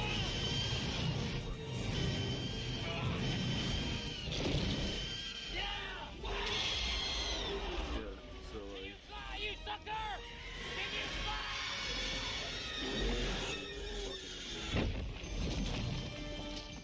It was the only character that I've ever played that I really wanted to go back and revisit. I was really proud to have been in it. And back in those days, there were these things that you kids don't know about. They're called videotapes. And video was exploding. And Tremors was one of the first movies that took a shit at the box office and just exploded on video. We killed it. Fuck you! When they came to me about doing Tremors 2, I was like, I'm not going to do Tremors 2. Tremors 1 was a bomb. You know, I don't want to do a part 2 of a movie that didn't do well the first time around. You know, they ended up making, I don't know, 8 of those. Diner. In 1982, yeah, I got this movie Diner, which was one of the greatest experiences, I think, of my, you know, acting life. And I had an agent finally by that point, and they were casting a pretty wide net because they had to put together this group of young men in their 20s, and they had five roles that were available. So the process was like this: you went in, and with money. I guess we got a chance to read the script, and then pick the part that you wanted to audition for. These were evil. I immediately had 2 ideas. One was Boogie, which was a part that Mickey Rourke ended up doing, because Boogie was like super cool and he was tough and he was, you know, kind of a badass, and I thought, well, that's cool. I want to do that. And the other was Billy, which is the part that Tim Daly did, because he was a romantic and there was some, you know, kind of romance involved in girls, and I thought, well, that's the other thing that I would want to give a shot. And I went in and I read both of those for Barry Levinson, and Barry said, go out and look at Fenwick. And I was kind of disappointed because I didn't really have a handle on Fenwick, and Fenwick didn't have a lot of lines. And I went back in, and I got the call back. And I had about 104 fever. I was really sick with the flu, but it was the only day. There was no, there was no choice to come back and everything. So I think that part of what got me the part was the flu, because the character, we finally really kind of discovered when I was talking to Barry about it, was that he has a low level of drunk throughout the whole thing. So really I was just like, kind of, I don't know, just sort of out of it anyway. What would a man probably have if he had a visible contusion near the upper part of his zygomatic arch? Black eye. Sharp lump on his head. No. Black eye, you bozo. Bryn Mawr Stebbins. I think he would have a bump here. You look like you got a bump on your head. A black eye. I sort of lucked out with the flu on that one.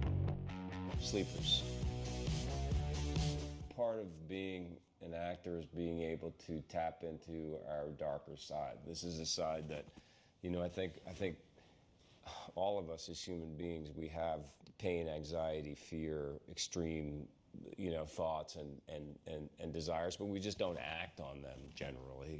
We just have these kind of feelings that sometimes infiltrate our minds or our brains or our waking or our subconscious. And you just have to be able to not be afraid of that sort of as an actor. And I actually find that going to dark places is sort of therapeutic in a way, because it kind of, I'm able to purge myself of the sad, fearful, angry, violent kind of, feelings.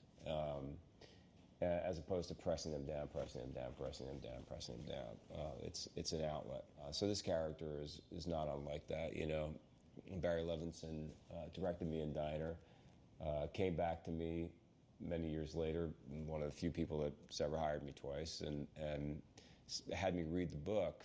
As I'm reading this book, I'm seeing, and there's all these cool guys, that ended up being played by Brad Pitt and Billy Crudup and on and on. I'm like, no, it's not that part. No, it's not that part. It's got to be coming up soon. No, it's not that part. Oh, it's the abusive, prison guard. Great. Okay, now I know. Noakes. All I had to do was look at the name and go, I know what he wants me to do.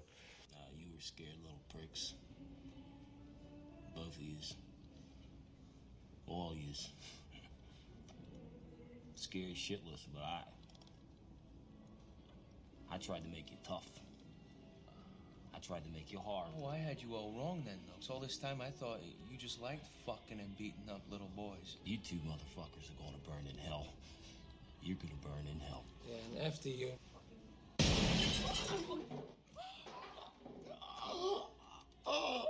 Did that hurt, Noakes?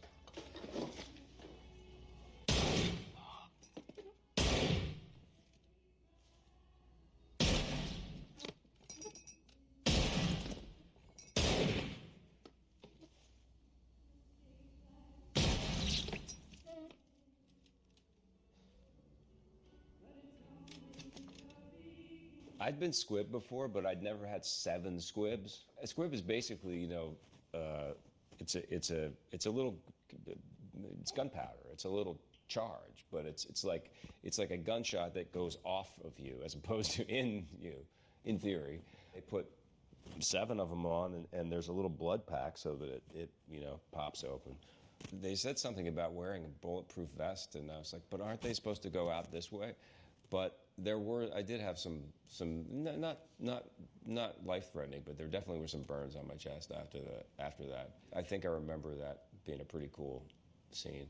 I had a funny experience with one of those kids where I got to this television show, City on a Hill, and here's this guy who's all grown up, and I'm looking at him, I go, that guy looks familiar. He was one of the kids, Jonathan Tucker. Yeah, he was in Sleepers when he was probably about, I don't know, 10, 11, something like that.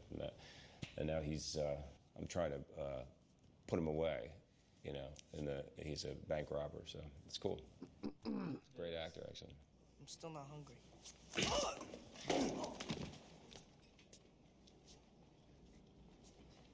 I'll tell you when you're hungry or not.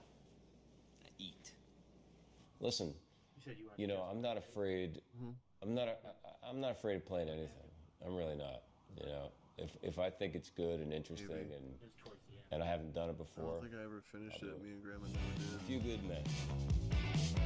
A Few Good Men was, you know, beautiful, perfect kind of script from Aaron Sorkin that had been a play.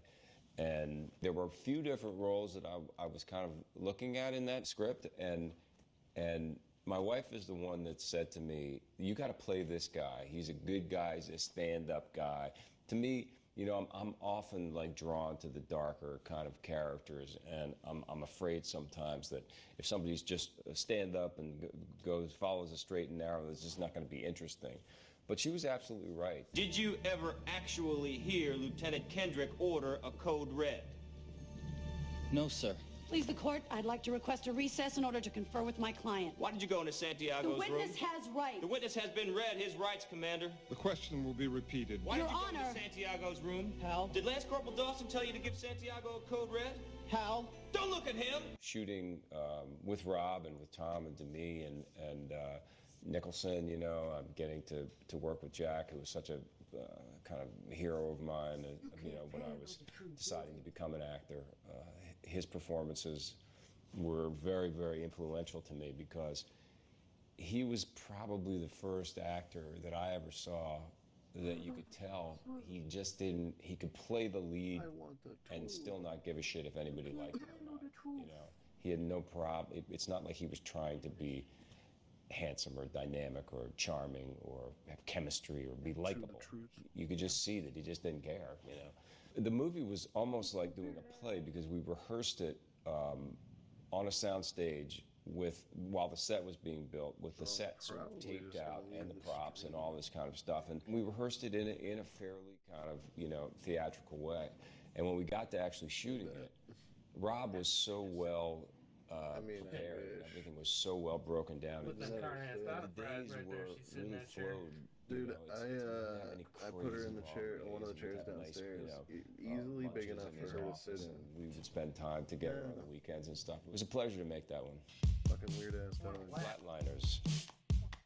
Flatliners was a really interesting idea, and Joel Schumacher was kind of at the top of. No, I just watched it the other day, and it was alright, but there was some shit about it that I'm like. It was literally like, I think during shooting or something like that, pretty much. I watched it with T. She just became an absolute superstar. It was good, but like, I had so many fucking questions, dude. Where the fuck are you guys?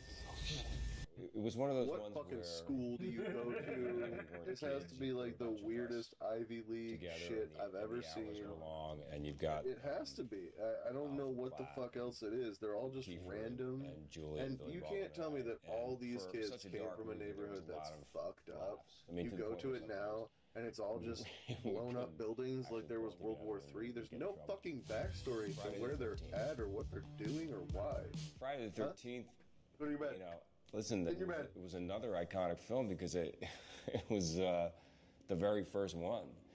We shot the movie in your bed. Blairstown, New Jersey, which was, you know, on the other side of the George Washington Bridge and kind of out in the sticks. And there was no transportation. I think they would drop me off on the way back at a bus stop, and I'd have to get the bus stop and try to get back to Manhattan. I was doing a play down in the Village. So every day I would shoot, I'd be like terrified that I was going to miss the half hour and the curtain for the show downtown, and I probably did a couple of times. I had the classic horror movie death in that because I had sex and then smoked a joint, and as soon as that happens to somebody in a horror movie, especially if they're, you know, a young person, they're dead. I would say the number one photograph that's shoved in front of me by fans to sign is a photograph of me dead from Friday the 13th. I've got the arrow coming through my throat and I'm covered in blood. And it's always been a little strange to me that what people really want is for me to sign a picture of me dead.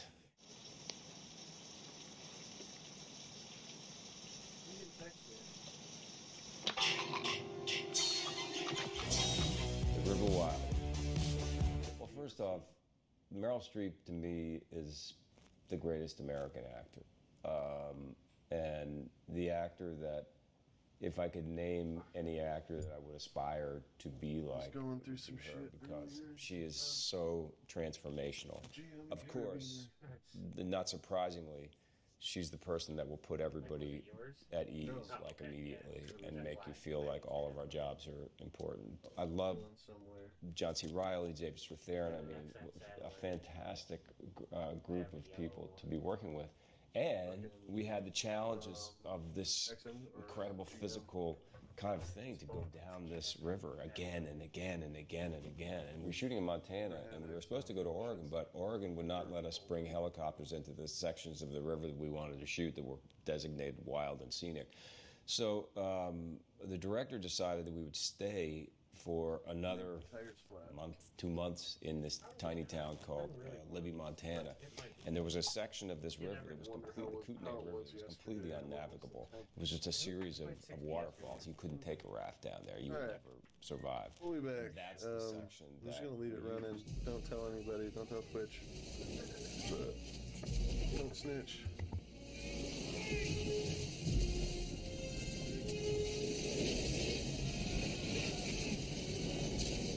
It was often terrifying, I'm not going to lie. I mean, you know, we got to the point where once we had been thrown from the boat and had survived the rapid, it made it a little bit easier in a way because you kind of knew that it was possible to survive. And, you know, we were trained, I mean, we had training and stuff like that. But they experimented with having, they built a life mask that they would then glue onto a stuntman, like of me and John C.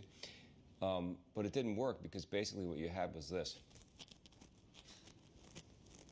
which doesn't look like anything, so you can't really use it, you know. There's a couple of moments where there's probably some doubles, but it was pretty much us all the time. Apollo 13.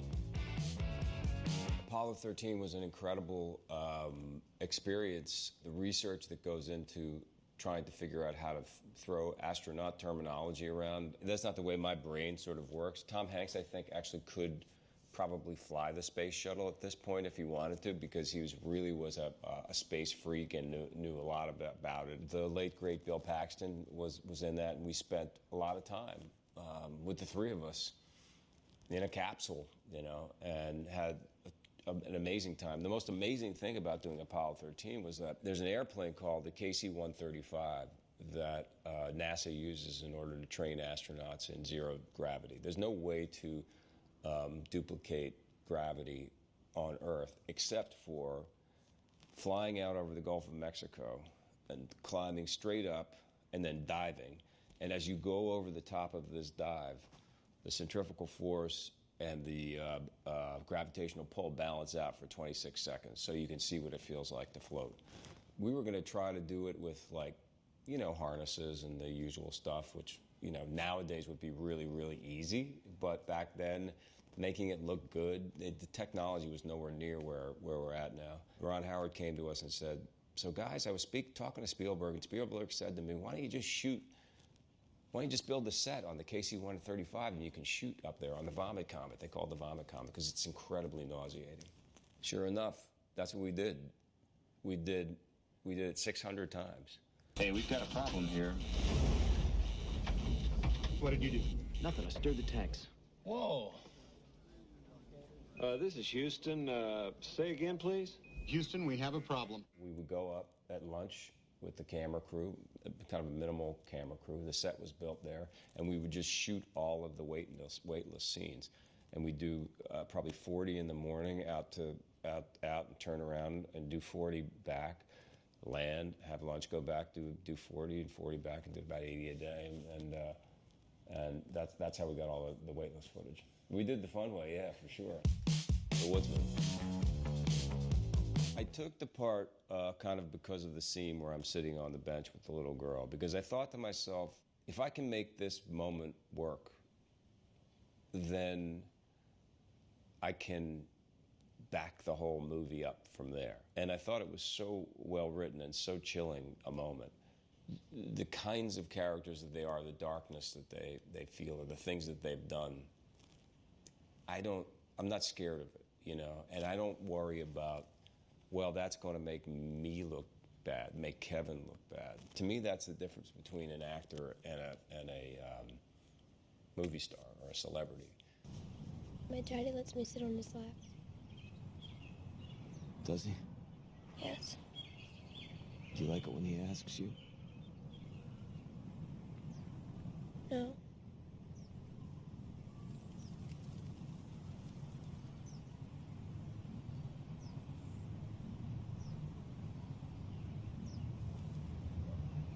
Why not?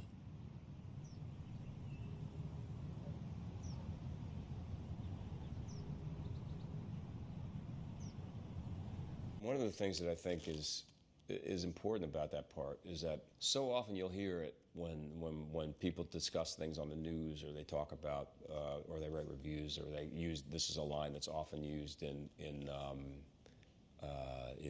dialogue. They'll call people monsters. That guy's a monster. This one's a monster. That was a monstrous thing. Monsters are not frightening because they're not real. You know, monsters are the things that comes in, then the guy has a laser gun and zaps it, right? If they were really monsters, then we would just call a superhero. These are people, human beings. So to me, it was really about trying to humanize something that is repulsive and so such a hot button issue for us as viewers, as parents. I mean, that was what was important to me about doing the film, was to try to see if I could make this guy a human being. Hollow Man. Seems like an easy gig, Invisible Man, right? Because you don't have to learn any lines. No, you have to learn the lines, you just don't have to be there. I thought to myself, this is gonna be the world's easiest gig because I'll just say it in post. And it became pretty clear to me pretty early that it was actually going to be incredibly hard, and it was. It was probably the hardest thing I've ever done. I was the green screen. So I was covering green, and giant green contact lenses, green makeup, green teeth, and then a green suit. And it was just really hard to wear that for month after month after month. And then I had to wear once I poured the latex over my head, that thing had to be glued to my mouth, and I couldn't eat all day. And I found that to be a very challenging gig.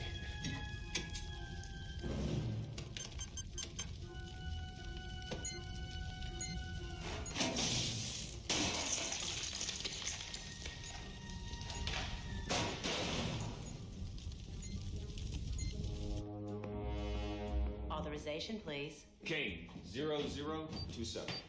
Confirmed. Thank you. Sebastian! I can't let you leave. Sorry, babe. You don't have a choice. Oh, yes, I do. Mystic River. For me, it was without a doubt one of the most fun experiences I've ever had. We got an opportunity to work with Clint, who is one of the greats, both as an iconic movie star and also as a film director. And there's nobody that has really, when you compare it, has that kind of superstardom as an actor, and at the same time started directing when he was a very, very young man and directs film after film. He must be up to 35 films or something like that now.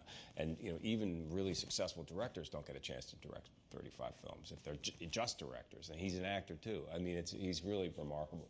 We all realized really quickly that there was no rehearsal, and sometimes Clint would shoot the first take, and that would be it. You'd move on. Or he'd shoot the rehearsal, or he'd just turn the camera on and wouldn't tell anybody that the camera was on. We had to come to work with the game jersey on, 100% ready to go. And we started to have our own rehearsals. We would go up to somebody's room at the hotel we were all staying at. And it was also, he shoots so quickly that there was a lot of time in the bar, probably too much. But we had a blast. It was really a fun show. Scene where you discover Sean Penn's dead daughter, and his reaction to that. What was the energy like doing that scene? Dark. It was a dark day. Yeah, that was a dark day. But again, you know, Sean came so ready to play that, and Clint came so ready with how he wanted to shoot it. That it's not like when everyone is that well prepared, both on the acting side of things, the emotion that you have to put yourself through is, you know, there's going to be an end to it because you know that this day is not going to last forever. So it's when it's really hard is when you feel like the director doesn't know. He's like, yeah, do that again. You're like, I just put it all. I just left it all on the field, and now you want me to do it again. Well, I didn't quite get this angle, or you know what I mean. It's like that kind of stuff. There was none of that. So, yeah, it was dark. It was a dark day, but you know, everybody got through it. Oh, Christ.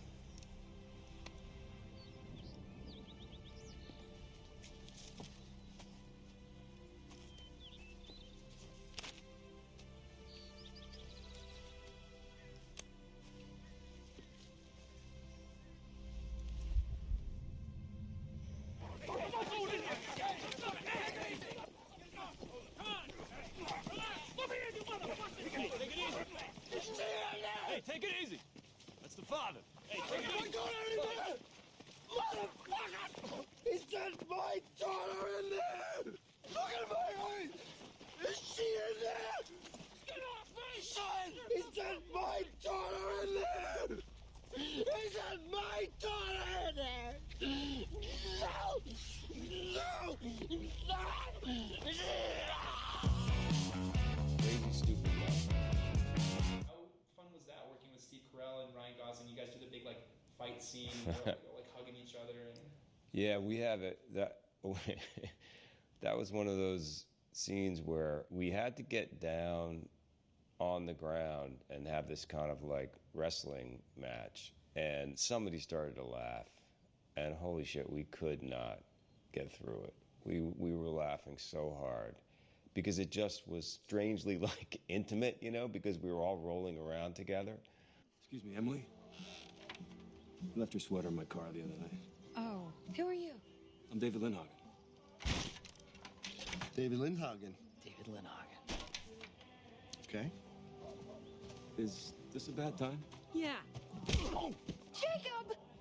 You know how much pain and suffering you caused my friend, you dumb son? Stay the hell away from my daughter! You stay away from my daughter! I don't even know you! Come on, do over here! Oh my God, what are you grabbing? Come on, let go of me! Let go of me! Let go of me! Come on, let go of me!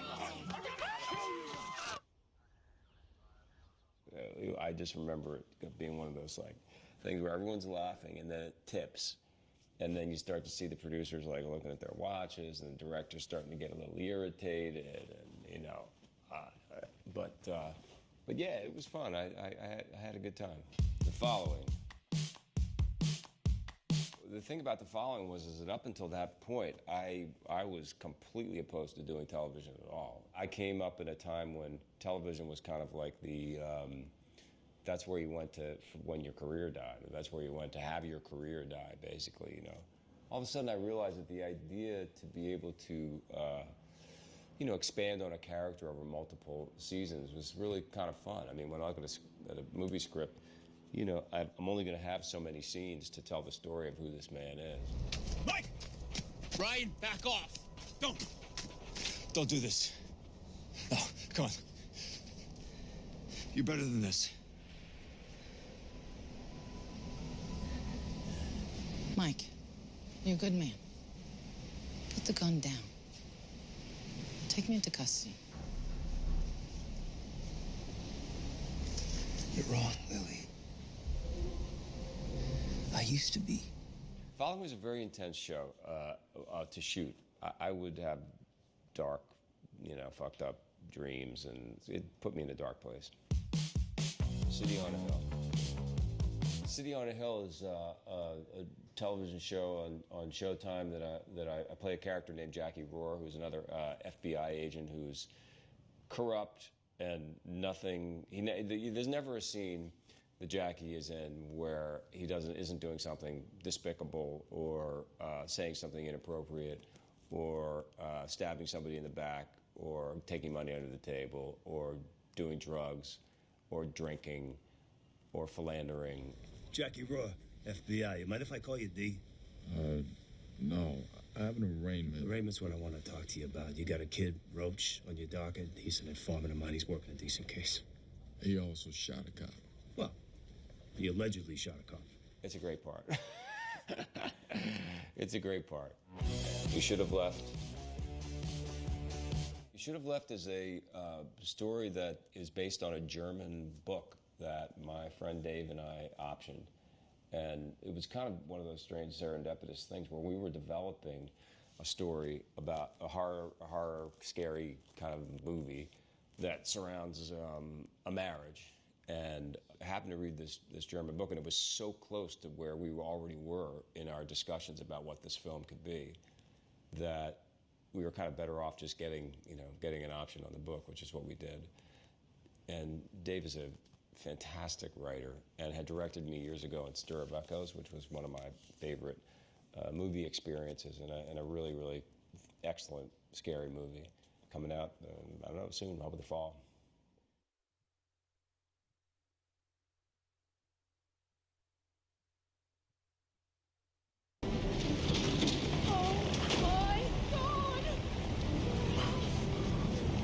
In a normal tandem, you don't have to advise them of anything because it's an experience, right? So just have your experience. If you're scared, feel your fear. You know, that's kind of the point of this, right? You're not going skydiving because it's like, you know, stamp collecting or playing chess, right? You're doing something that's supposed to be exciting. And it looks like she's having something exciting. What's up, GQ? I'm Jeb Corliss. I'm a professional skydiver and base jumper, and this is The Breakdown.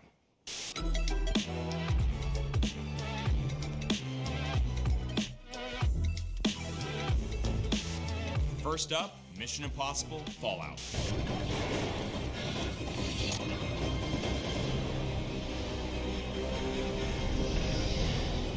What I really love about this particular shot is that this was all shot in like one sequence. So they want to show that it's actually Tom Cruise who's the one doing the jump and it's not a stunt guy, because that's like super important for them during this scene. I remember my buddy, his name's Craig O'Brien, he's the cameraman who's actually filming this scene. So they specifically built that helmet with that like visor with an oxygen system in it, because they're actually leaving from 25,000 feet, so he needs air. And they put lights in it so you can see that it's actually Tom Cruise leaving the aircraft himself, which is a really big deal. This was actually incredibly difficult to film because they're changing focal points. I mean, this is impressive. This is no green screen. This is all done for real, which for me, I think it makes it more special. It makes it more interesting. Altitude, 25,000 feet. You need to have supplemental oxygen inside of an aircraft when you're skydiving above 16,500 feet. That's where they start sticking stuff in their nose, and you only need it inside the aircraft at that point when you start breathing. Then they can take it out and jump out of the aircraft. At 25,000 feet, you need to have full oxygen system, full air the entire time, or you will pass out, like you'll go unconscious. When you're gonna do a skydiving, you're gonna open up and it's gonna be unpressurized. You have to have solid like breathing the entire time. And what they'll normally do is, even beyond that, just to make sure a person's body is extra saturated with oxygen, they'll put them on pure oxygen on the ground for like an hour to like 2 hours before they go up to do the actual stunt. If they become hypoxic and you're doing a skydive, that can equal some very dangerous situations. So Tom Cruise had to go through an enormous amount of training and do a lot of prep before getting to this point. It's one of the most technically demanding scenes I've ever seen an actor actually do.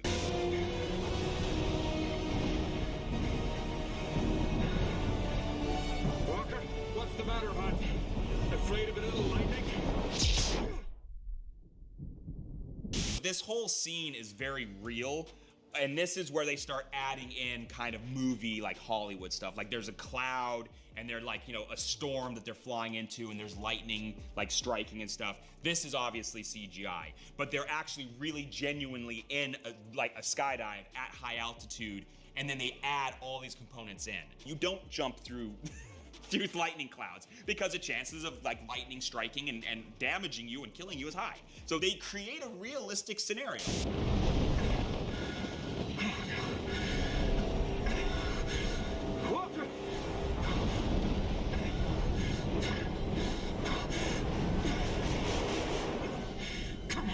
This whole scene of him catching him and him being unconscious and him trying to, like, you know, work with him and wake him up.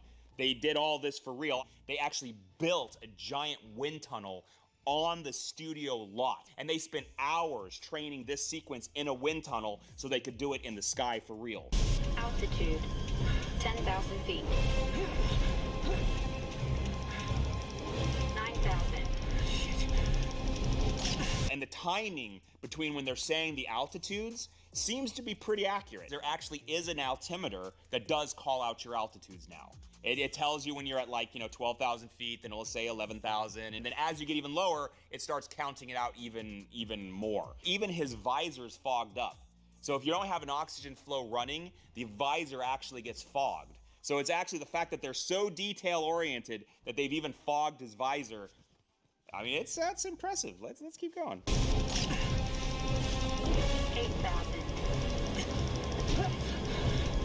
In real life, the concept of switching oxygen in the air would be physically impossible because oxygen systems don't work that way. They created an oxygen system to make that concept work. In real life, the oxygen bottles are attached to you, and that's a little trickier to accomplish. But how they've set it up, the way they've put the story together, the way they have their equipment designed, it's all possible based in the system that they've structured. 4,000. 3,000. Deploy. They're being so, like, critical with their accuracy. The fact that they are actually having Tom Cruise flip him over before deploying him is actually really interesting because, yeah, he could have deployed him on his back, but it's more likely he'll get a malfunction. This Ethan Hunt character is so, like, you know, perfection that he actually wants to flip him over to give him the best chance of having a good deployment, even when it's risking himself because they're so low. And the altitudes they're showing is looking very real. It's looking like that's right about where you would be when they're saying the altitude that they would be at. Deploy.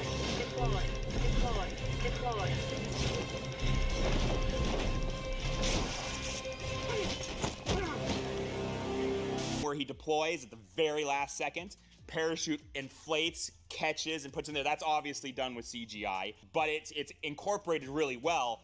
And it's pretty accurate. I've actually had openings like that myself where I've deployed and instantly hit like a tree and hung. Under normal circumstances, for a D-licensed skydiver, right now they're saying the altitude for safe deployments is around 3,000 feet. The reason why they say 3,000 feet is because that gives you time for, if you have a malfunction, to cut away your malfunction, get rid of the parachute that's not working properly, and still have enough time to open a reserve, your secondary parachute. So in this scenario, you could probably go as low as 500 feet. And I would say in this, it's looking like he probably would have been deploying around anywhere between 300 to 500 feet, give or take. You know, and that's with specialty base jumping gear. You could do that with skydiving gear.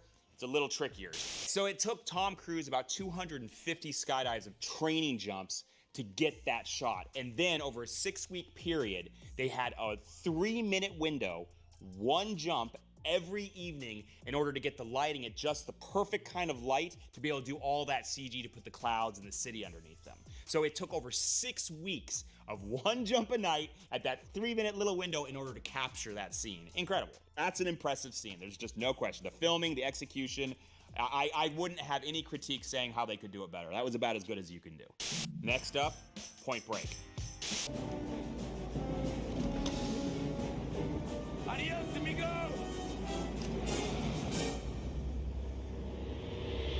I remember when I saw this scene the first time, actually watching an actor step out of the aircraft themselves where you know it's the actor and not a stuntman was like a super huge deal at this time. And you know, everyone thought skydiving was super crazy dangerous. So seeing Patrick Swayze actually do that stunt, I remember it was like mind blowing. It really was. Which I think that was the whole point of him going out backwards, was much more about showing you that Patrick Swayze was doing this for real.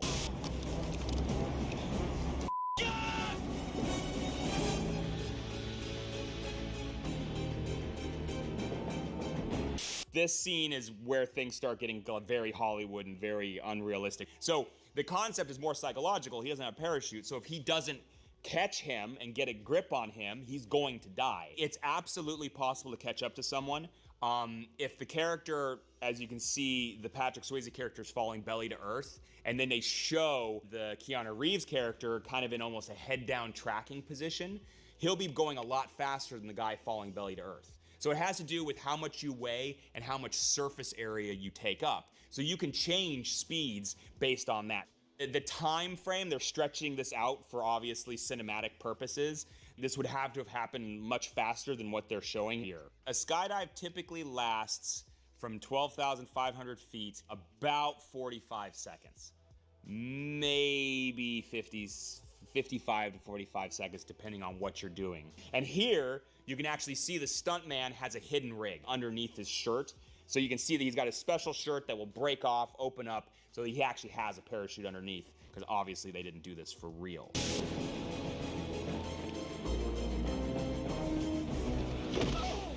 What? Full of shit, Bodie! You are crazy! So this is where it starts getting really kind of hilarious, because they're yelling at each other and talking in free fall, which without a full face helmet and aerial communication, if you have just your face out and you're like yelling at someone, no one's gonna hear you. You're doing over 120 miles an hour. If you ever stick your head out of a window of a moving car, like at 60 miles an hour, it's impossible to communicate like that. Pull the cord now! Now you pull it! Go ahead, Johnny, pull it! You gotta drop the gun, right? What a lot of people don't realize is that when you've got two people hanging on to each other, that combined body weight and that small surface area generates an enormous amount of speed. So they'll start going so fast that even if he was holding on with all of his might and had his legs wrapped around him, if he deploys his parachute, he's just gonna get ripped out of his hands. It's pretty much physically impossible to hold on to someone in this scenario. And I kind of know this from personal experience. I tried to do this with a buddy of mine, and we held on to each other, and we got to terminal velocity, and when I went to deploy, I mean, he just got ripped from my arms. There was a 0% chance I could hold on to him. A lot of people who see this are gonna be like, hey, but people have done this. Like, people have jumped out of aircraft and grabbed onto other people, and then they've opened, and that has happened. I know of 3 different people. Travis Pastrana did it, a guy named Sean Palmer did it, but the way they do it is actually wear a harness, and then that harness, they have another hook that hooks into the harness on the skydiving rig. That's the only way they can actually take the force of the deployment without it like ripping their arms and their fingers off.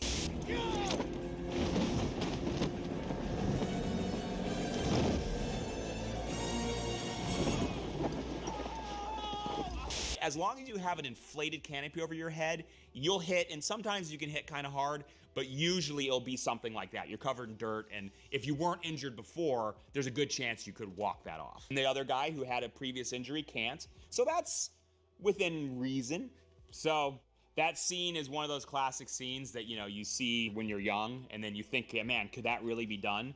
And the answer to the question is no, that's not realistic in even the slightest sense, but I will say this, it's very entertaining to watch. Next up, San Andreas.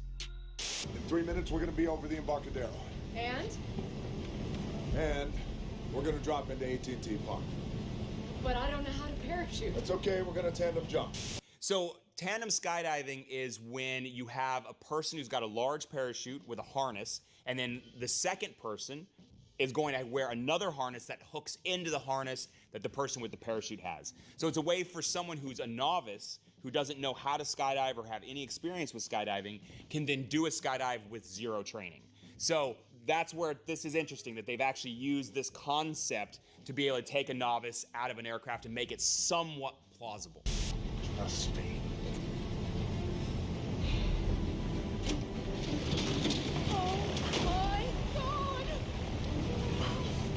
I find this kind of interesting. They're in an actual jump plane. Like, that's a door that's specifically for skydiving. Like, that's a very special door, and the only aircraft I've ever seen in the world that has a door like that is a skydiving aircraft, because it's designed to be lifted up easily. It's designed so people can get out freely without hitting things and having obstructions. It's also interesting that this particular aircraft just happened to have a tandem rig with a tandem harness in it. And not too many aircraft are built like this, and not too many aircraft would ever, and even a skydiving aircraft wouldn't have a tandem just in it.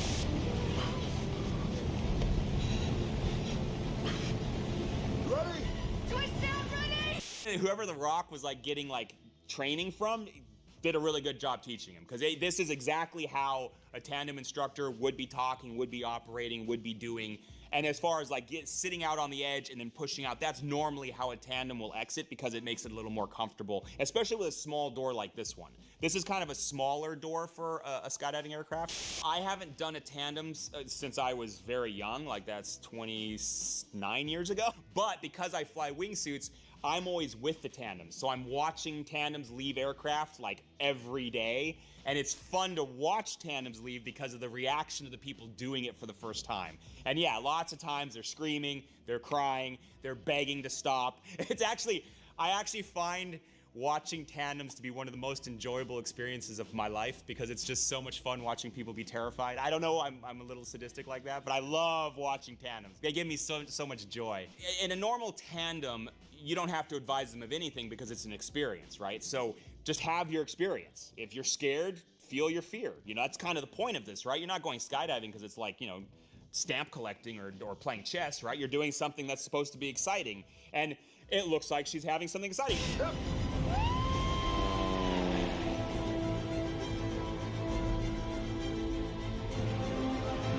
You have to go through a very strict, like, regiment program to learn how to do this. And most tandem instructors have thousands of jumps. It's something where it takes a lot of time, a lot of dedication, and most people have to turn it into a career in order to really do it.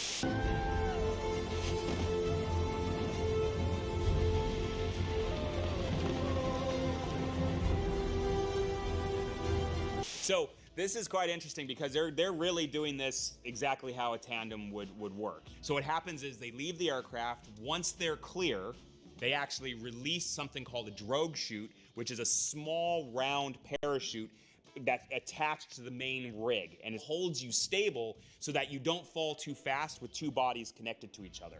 So it slows you down and it stabilizes you.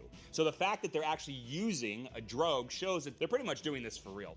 When he grabs her arms and pulls them down, that's them trying to tell a story that they're trying to make movement, right? That's a track where they're trying to slide on air to move closer to the landing area that they're trying to get to. That would be effective if a person's by themselves. It's not really super effective when you're doing a tandem with two bodies and a drogue chute kind of keeping you stabilized.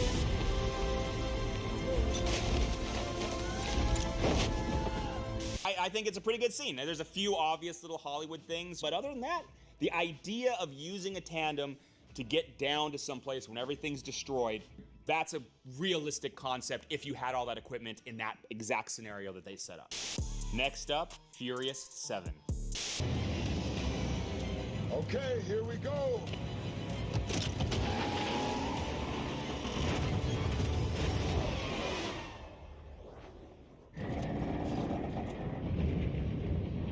That's okay.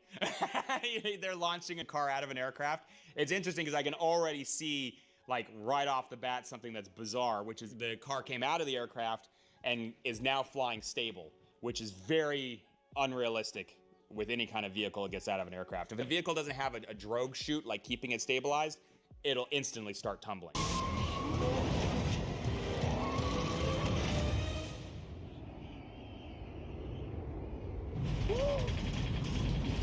Now we're moving. Okay, so yeah, they're showing multiple cars coming out, all coming out perfectly stable.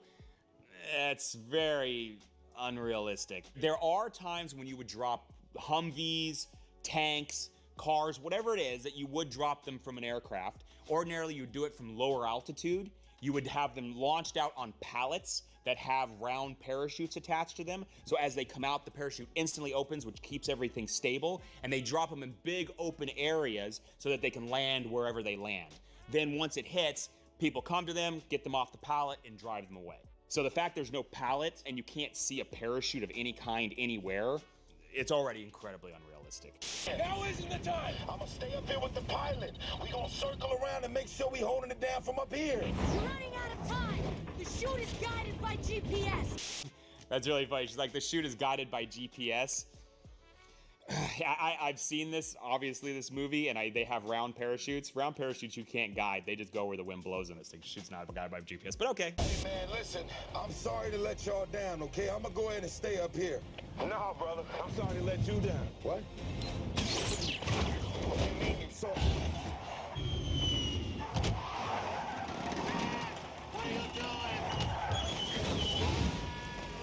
So I find that kind of interesting how they have a little drogue chute to like pull him out, because that's what all of them should have had from the very first to keep them stabilized. But what's interesting is it pulls him out, and then as it gets out, it instantly releases, sending him into a tumble, which it's funny that his vehicle, for some reason, isn't magical like the rest of theirs. It just flies perfectly. Somehow it's tumbling, but theirs weren't. I hate you, Dad! You ready?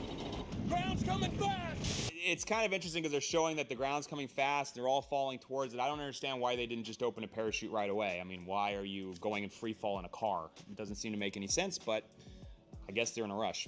But if they're in a rush, why would you launch so high? Why not just launch closer to the ground? It doesn't make any sense.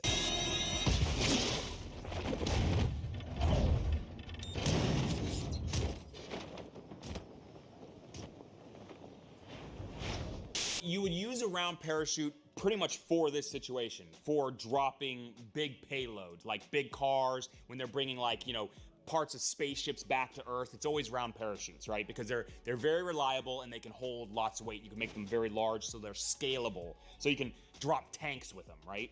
But the problem with a round parachute is there's no control over a round parachute. And the fact that they're all in formation, this defies physics, it defies reality. And I think that that's what I've seen with the Fast and the Furious movies. They kind of started out as like realistic movies where it's kind of we're based in the real world, and then as the numbers got higher, they're not even trying to be realistic. I find it funny and interesting, but if you're trying to say, is it real? Can this be done? Not like this. But honestly, I don't think the car would fall apart in the air. I think it would fall apart once it hit the ground. Next up, Point Break. This one I have a kind of a close connection to because I actually worked as technical advisor on this one. The director's concept was to make this as real as it could possibly be.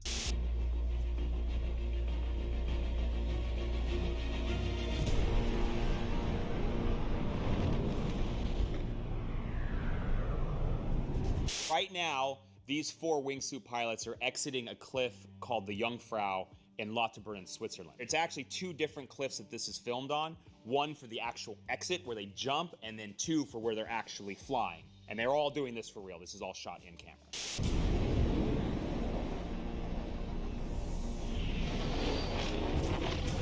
Base jumping is an acronym for building antenna span in Earth. And when you incorporate wingsuit flying, which can also be done skydiving, with base jumping, it's called wingsuit base jumping. But this is taken to even another level, which is something called wingsuit proximity flying. So now, not only are they base jumping wingsuits, but they're then going to take those wingsuits and fly very close to terrain as a team. So this is probably the apex in what can be done in the jumping environment. This is, hands down, the most dangerous wingsuit sequence that's ever been filmed, in my personal opinion.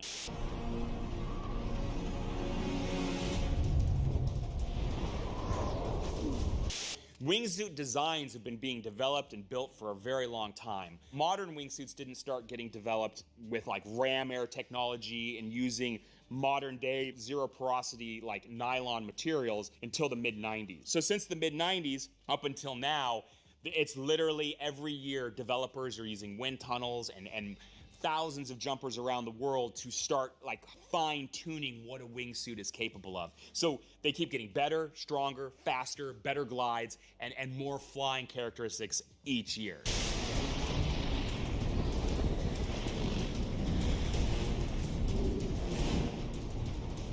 A lot of these shots, when you see them, they look like they're either on a green screen or they're not real, but they are real. They have a camera guy who's actually flying with a camera facing backwards. And they would actually face this camera in all these different directions in order to capture all of these different angles that you don't normally get to see. So the only things in here that you'll see that are CGI is they'll sometimes put a little cloud, or maybe a tree will go between camera and pilot. That's all. Originally, it was slated to have 6 jumps to capture all the angles they needed. All of a sudden, about 3 weeks into filming, I was asking one of the jumpers, like, hey, how many jumps have you guys done? I've kind of lost count. And they're like, oh, we've done about 60 so far. And I'm like, you've done 60 jumps? I couldn't believe it was that many jumps that it was taking to capture all the angles they needed. So that gives you an idea of how complicated that scene was to film.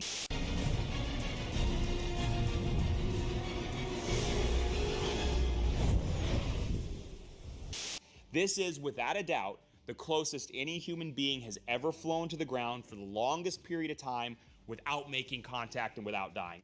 This shot has always blown me away. And in my opinion, it is the craziest shot I've ever seen put on camera, because these men are moving at over 120 miles per hour in a very tight space without the ability to stop. How long you can stay in flight in a wingsuit depends on how high of altitude you're jumping from. So this particular cliff is about 5,000 feet tall. It's basically a mile high. And this particular flight, you can fly for around 2.5 minutes. And if you count your canopy time, it can be up to 3 minutes. So this is actually a pretty realistic representation of how long the flight would be.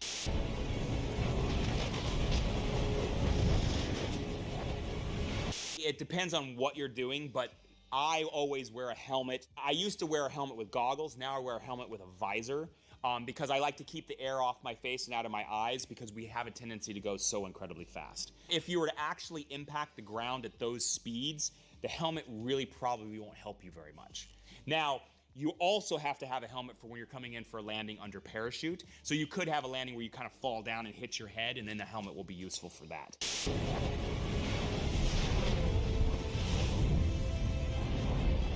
People ask, like, how do you turn a wingsuit? How do you control a wingsuit? And I'm always like, well, how do you walk, right? How do you explain walking to someone, right? It becomes second nature. What it takes to become a wingsuit pilot. You do all the thousands of skydives, and you go through the training with the wingsuit. By the time you get to the level that you can control one properly, you just think it and you do it. Just like if you're a dancer dancing, right? You tell your body and it just kind of does it. Until you get that kind of muscle memory and your body becoming used to it, it's actually quite challenging. Over time, with practice, with training, like anything in your life, you will get to a place where it becomes automatic for you.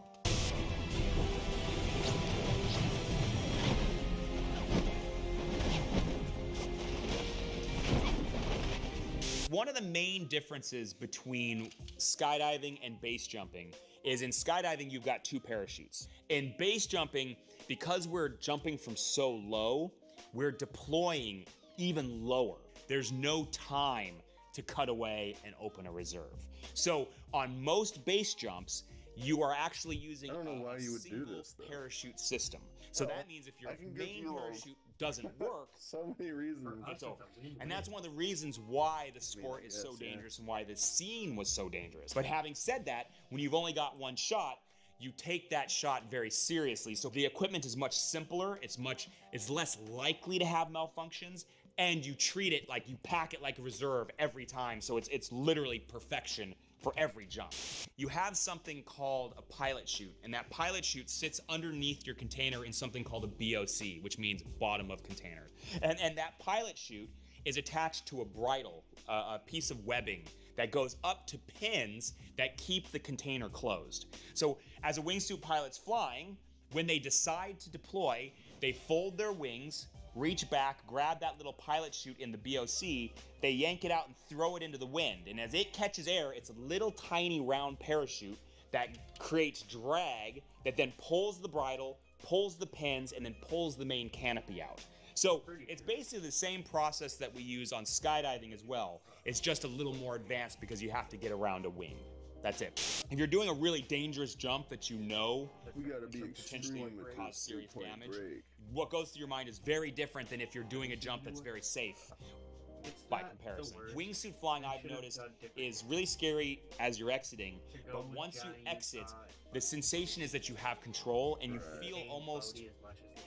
It's impossible to describe. It is that dream you had as a child. You feel like you're flying. You feel like you have control. And it's very powerful. It's something that will draw you in over and over. I love it. It's a very wonderful sensation. The filming of this scene, even after all these years seeing it, it still hasn't been topped. Like, this is still the greatest wingsuit flying sequence I've ever seen filmed. Next up, Iron Man 3.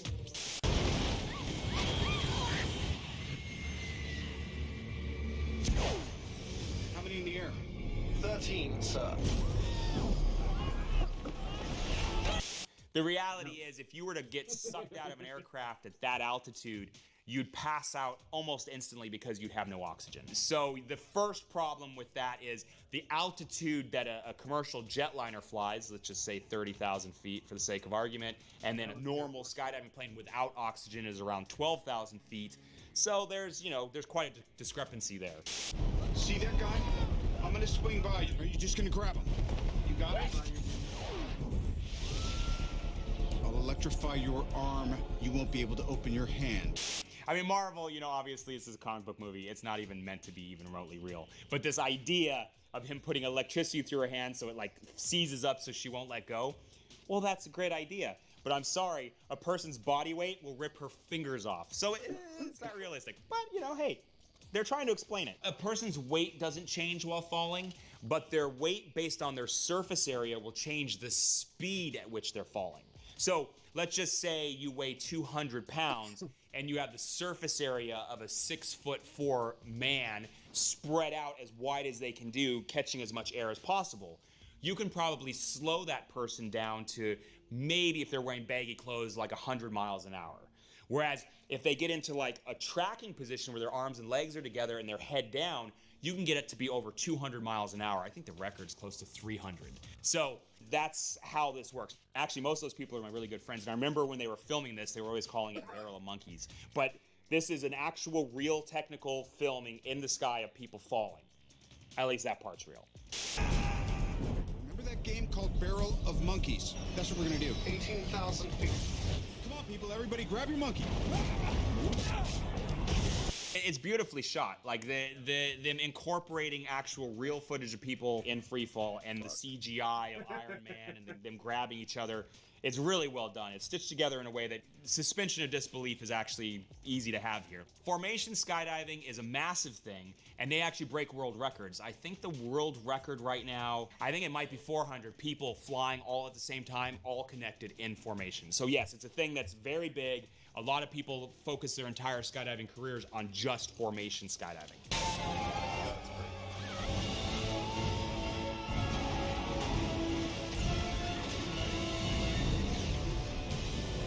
If you're landing in water from a skydive with a parachute, it's actually quite nice. It's not a problem. You land nice and soft. You have to be careful, like when some people want to cut their canopies away when they hit, because you can get pulled under by it in current. So you just have to be careful that you're touching water when you cut away, because the depth perception of water when chopping a parachute, sometimes people, if they're not touching the water, they'll think they're closer than they are and they'll cut away too high, and then they'll get really badly hurt.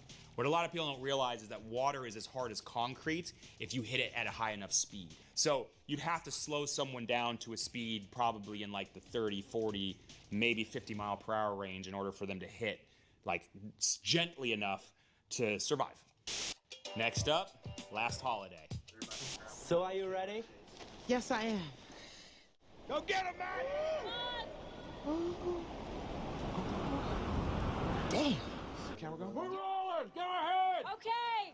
It's funny because, they're about to jump off of a dam in wingsuits, which is absolutely unrealistic. I mean, this thing can't be more than like 600 feet tall, which is too low for flying wingsuits for sure. They don't have dams that are high enough. You want to have at least minimum like 1,000 feet to launch a wingsuit to get enough airspeed to move you far enough away to deploy a parachute safely.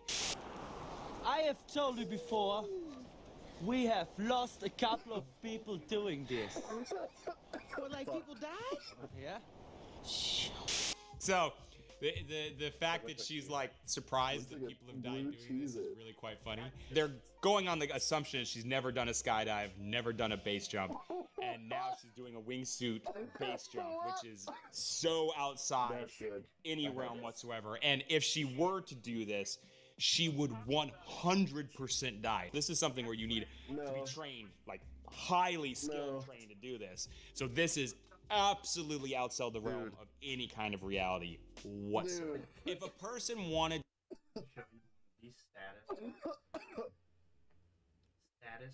Jables.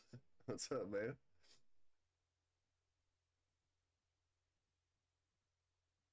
Fucking Taco Bell is doing, what is it? Cheez-It Crunch. They're putting Cheez-Its, like a big ass Cheez-It in a crunch wrap as like the middle shell. As the toast. What a life. What was that thing?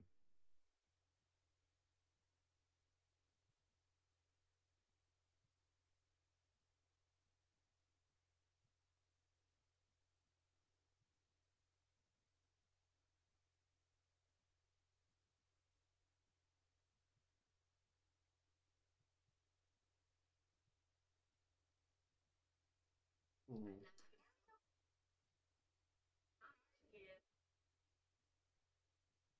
Yeah. That sucks.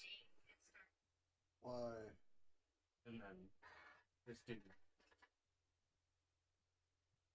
Who's that? A cat?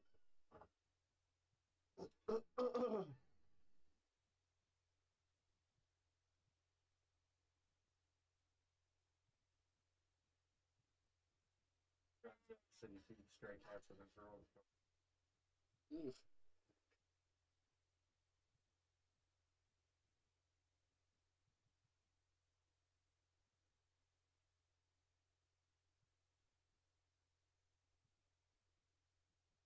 This is a beautiful cat. I want to hear this cat. A couple people have got it. Yeah. Saved that one. Yeah. I wanted to watch this. What the fuck is that?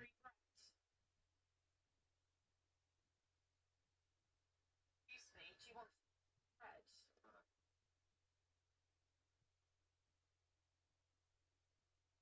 That's why bread egg roll. What's going on, guys? Antonio here. Do me a favor, hit that thumbs up for me, and let's get into it. All right, so we're on comingsoon.net, and they have a new article up. The Crow remakes release date set for summer. Lionsgate's The Crow remake finally has a release date, and it's getting a summer release not long after the 1994 version's 30th anniversary. The Crow remake release date has been set for June 7th, 2024. The original was released in U.S. theaters on May 11th of 1994, starring Bill Skarsgård. The movie is an update of the 1994 cult classic that starred the late Brandon Lee, and also features FKA Twigs, Honey Boy, Danny Houston, 30 Days of Night, Laura Byrne, Foundation, Sam, I can't pronounce, Bukila, a son, and Jordan Bulger, the Woman King. It's directed by Snow White and the Huntsman, So Helmer, June 7th, 2024, we're supposed to get the new Crow. That movie wasn't my favorite. I got to be honest about that. But did you know about that? I've actually, when I heard Bill, no.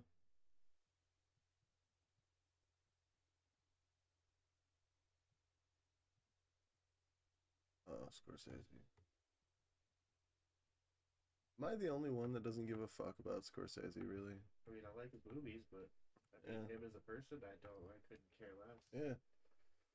When I see him, I always get, especially like after what he said about the Marvel movies, like. Yeah, that kind of turned me off on his movies too. It's like, I mean, bro, not even his movies. Like, I get it. It's not your cup of tea. Right, but like the fact that not a lot of his movies are like crazy successes, you know, monetary wise. Like he's got flops in his. Yeah, doesn't Scorsese have like a mixed record? I swore his were like hit or miss, but when they hit, they hit. It's like there was like a movie he couldn't get going for a while.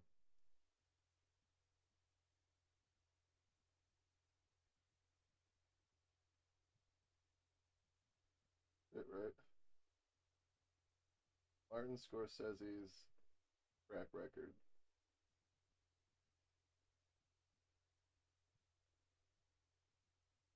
Or the Mean Streets.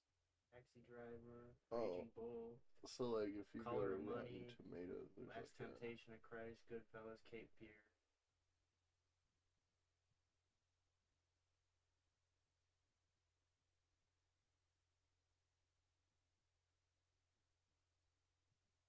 Couple that I left out. Yeah. A couple that I left out were like.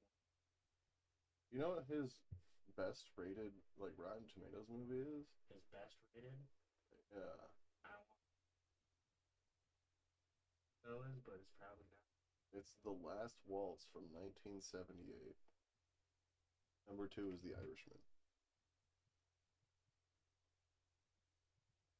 Those were just his direct. Like, literally his first movies, I guess.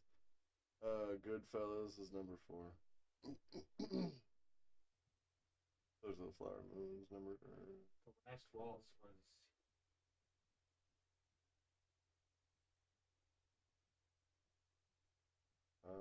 Rotten Tomatoes. That was directed by Martin Scorsese. Rotten Tomatoes has it as a 98. Director. I guess the stars are. Ringo fucking Starr was in that movie, I guess.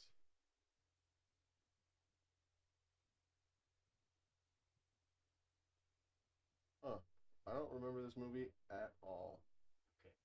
Documentary, that's fucking 98% fucking documentary. street scenes.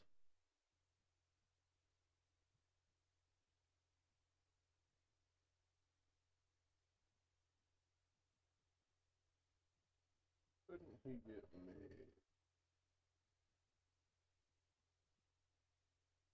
It.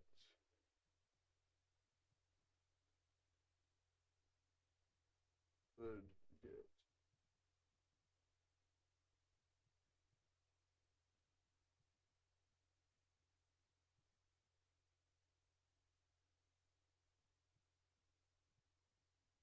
Oh.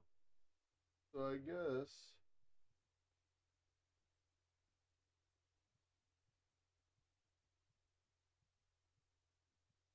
So they don't do that well at the box office, but they're always critically acclaimed.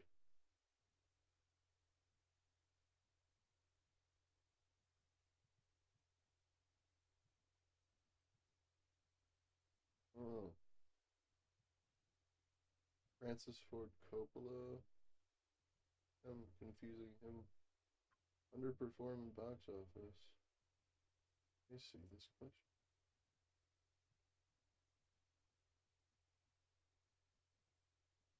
Box office number. Okay.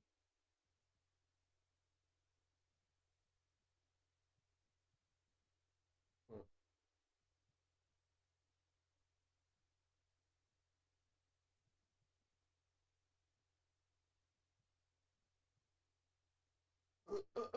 Best known as a director based on his credits of 31 films.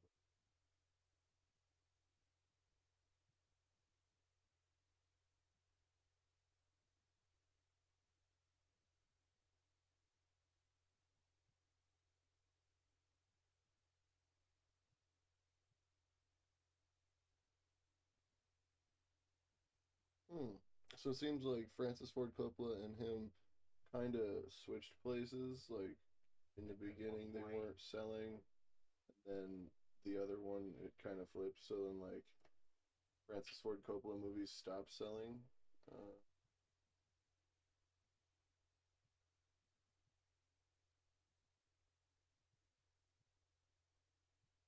Huh.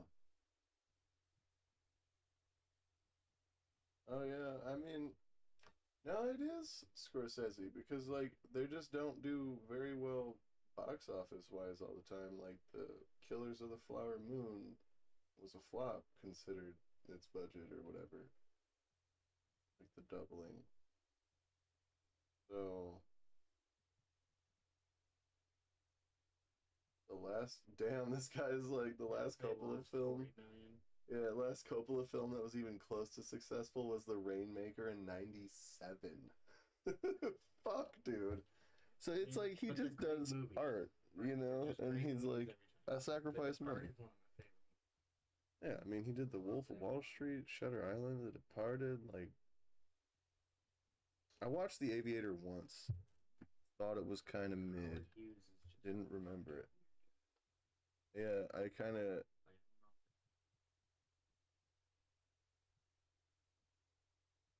Not from what I remember. He was just kind of. Always agoraphobic. They had him like flying a bitch around and shit. You ever see the scene?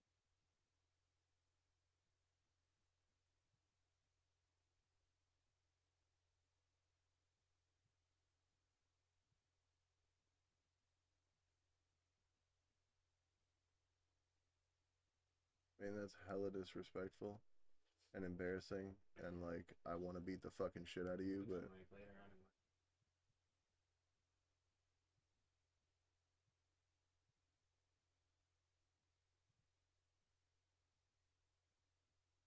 Yeah, I don't think they got into that. I don't think they did. I hope they did. They probably did though. So, did I tell you about Dead Island and how that is?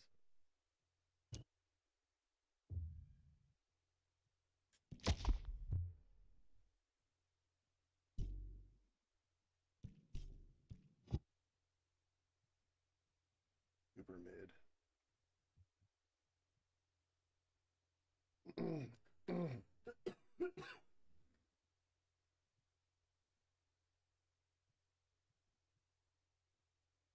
Damn, Mobs just hit 283,000 monthly listeners. That's a lot.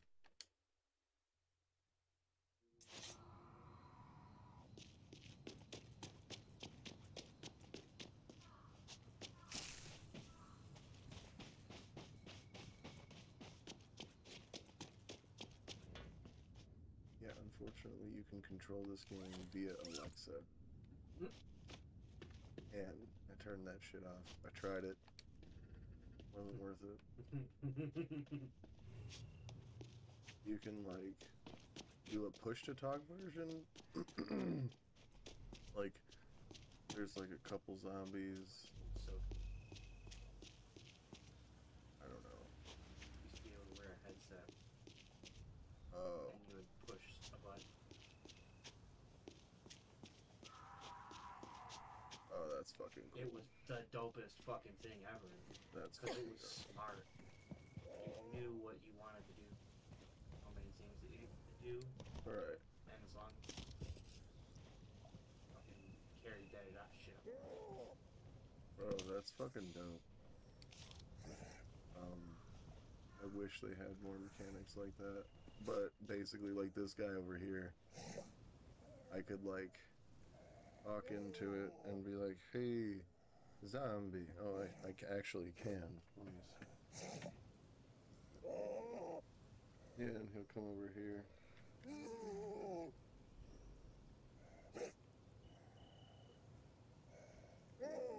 Hey, zombie. Oh, it doesn't. It's not on. Enabled push to talk, hold type. Yeah. What do you mean? Oh, so I still have to push the fucking thing. Is that what it is? Hey, no.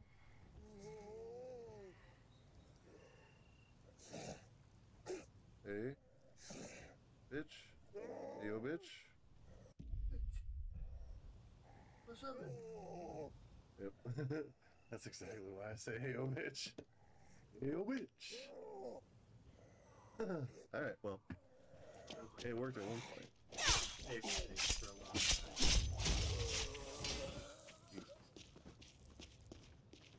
Yeah, that's a good one. Not to take away from his comedy at all, but after, like, I don't know if you saw his new one. Nice.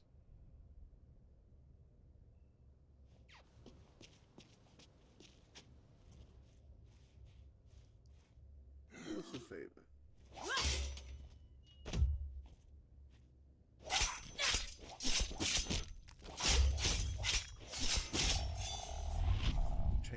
chainsaws on. So Like a motherfucking chainsaw.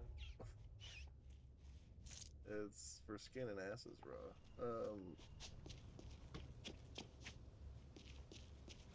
This game is fucking kind of cringy. They fucking call LA. That's where we are right now. It just feels like... Come on, guys. I expected better. I don't know. I'm tripping. Not that big of a deal, but like... Shouldn't it be? I've noticed that like the combat gets kind of old real quick because there's only so many things that are fun for me personally, so like the weapon choices are kind of not that awesome. Like there's no firearms. That's a bold choice. I don't like that. I don't need guns, but like it's real fucking cool to have that instead. I like having a fire axe, but it seems a little fucking impossible that nobody in California has guns. What? I'm sorry. And I've seen two, but somehow I can't use them. Like, just give me your fucking gun. Opens from the other side. Lit. Oh shit. Oh yeah. I forgot where the fuck I was at. I was like, hell yeah, video game shit, score, yeah, and I forgot fuck me. I'm on a movie set. Oh, there's Jury on. Ooh, a Wakasashi. I'ma feed you this Wakasashi.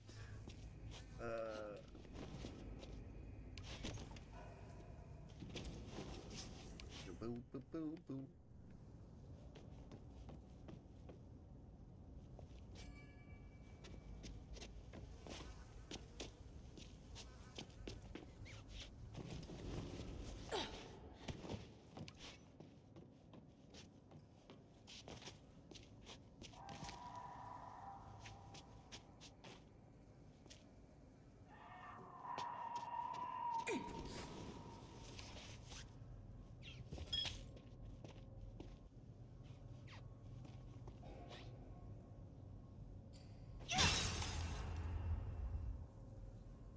Oh.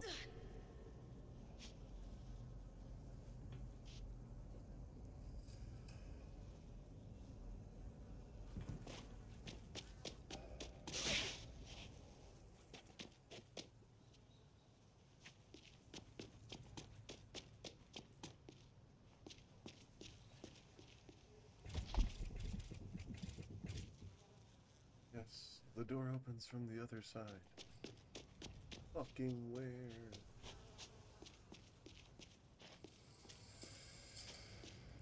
I feel so dumb that I can't figure this out. Can't resist a fancy set of buttons. Okay. That would have been so convenient when I had to kill all of these fucking zombies earlier. Man.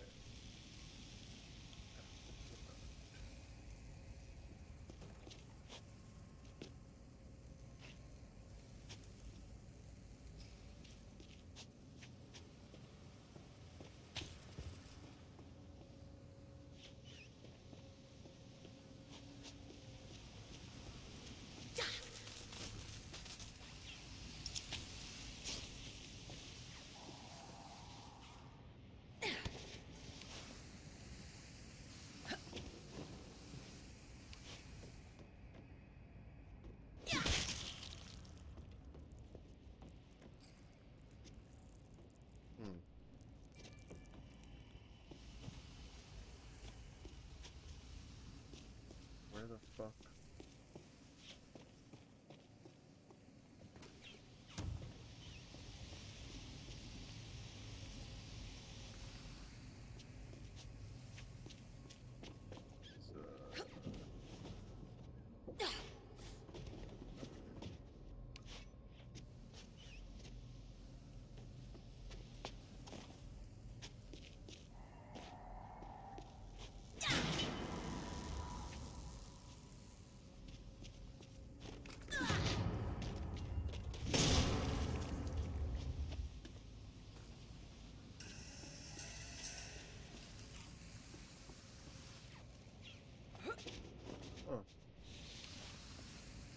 You know what though? I will say, not as strong as the other one.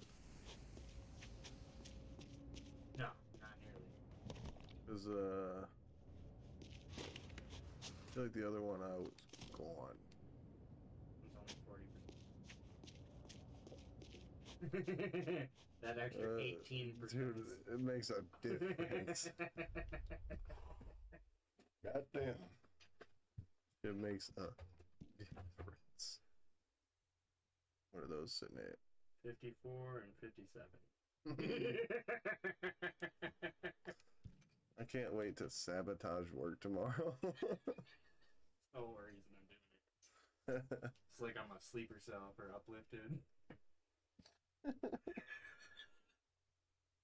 That is Hey, you guys want some donuts? pretty sure that is industrial espionage. Corporate espionage.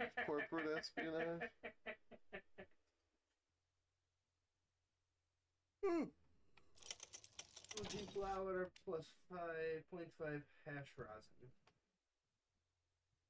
Literally just a giant.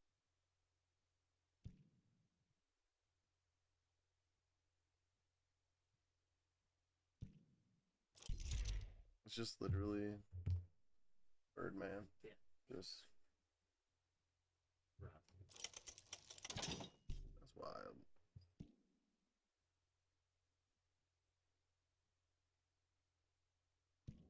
That's fucking nuts. That's why it gets you so high. It's so stupid. Do I bring the 57? Yeah. Super junk or Anaconda or Super Runs? Both have the same live rosin.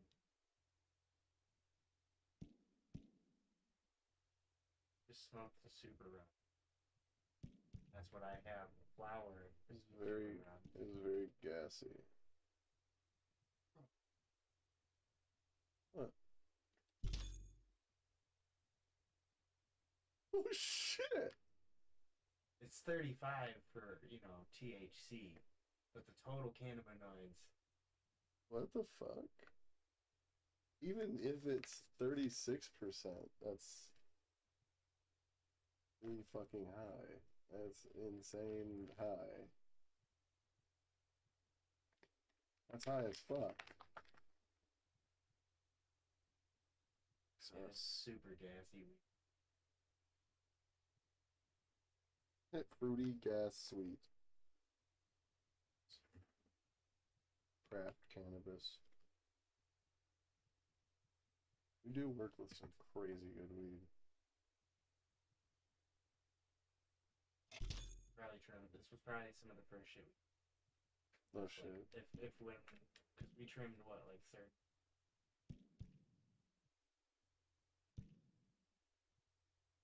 It was pretty early, yeah, I don't remember.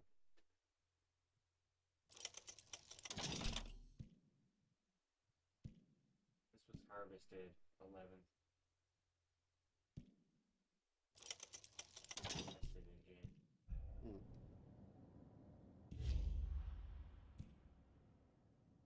I don't know.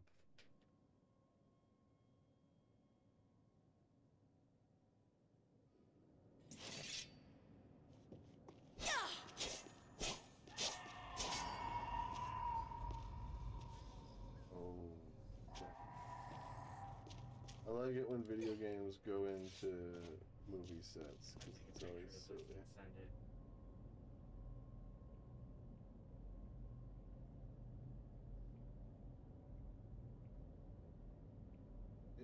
That little, was just come right up. I don't know why.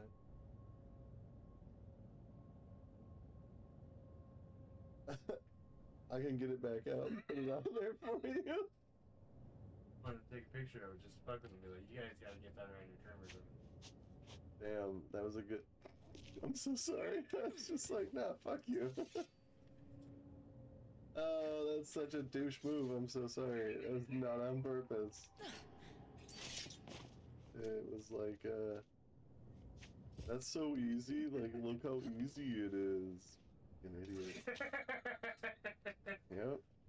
That was is, I guess, the point. God damn it. Oh, look, I'm sure you'll find another one in there.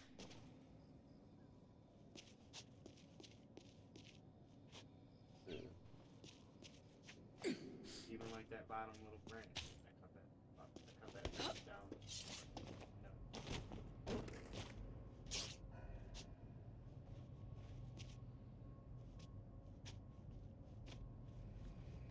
No. What weed is that again? Super. For harvesting the other. We're gonna trim that soon. Yep.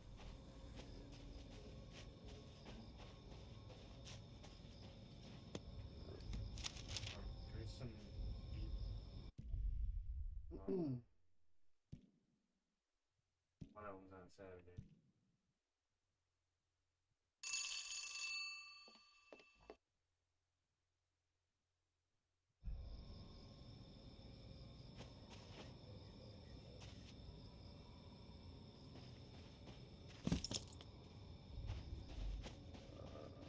Depending on what Saturday it might work.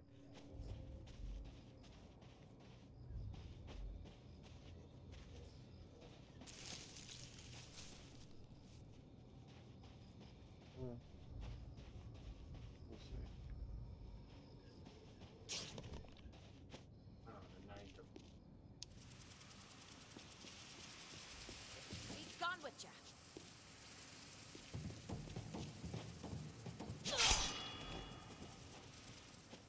What, wait, I'm sorry, what? The last two? What?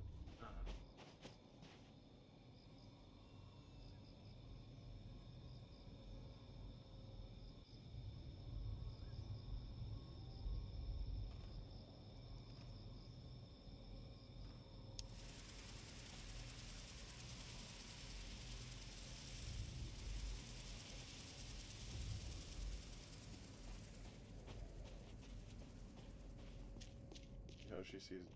See how she feels about samples.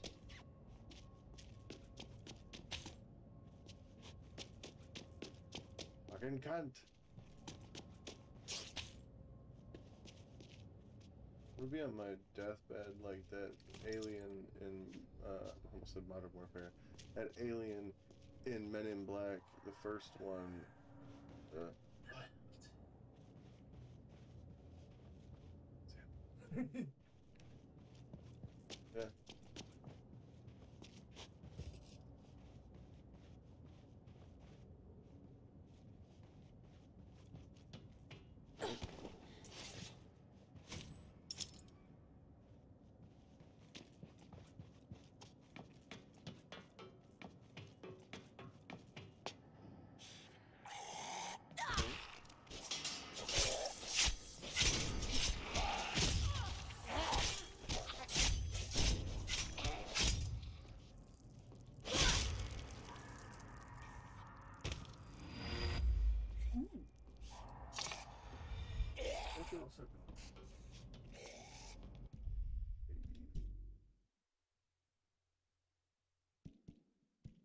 So if you want to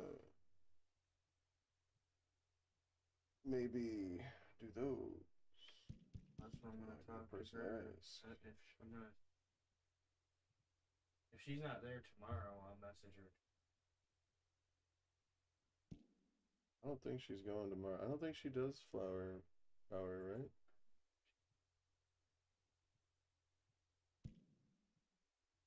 Feel it.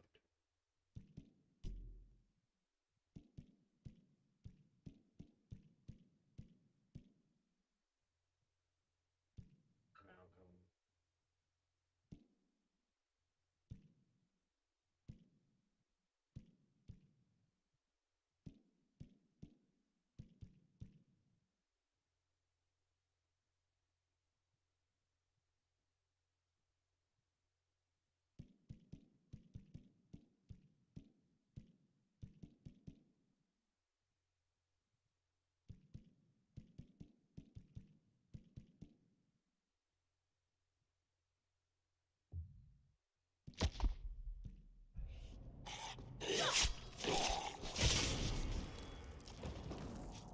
Man, that's so much better. The vibration was up to 50%. It was It does. Dude, that's him. That's probably copyright. That's probably copyright. He's really getting his money's worth out of those kitchen Like, knives. that's that dude.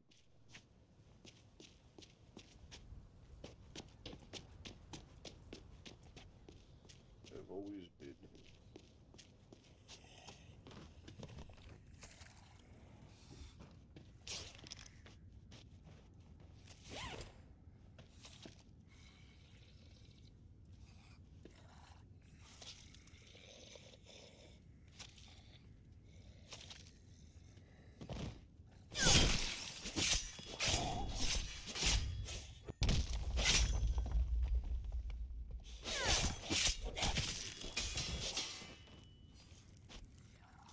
Totally fine.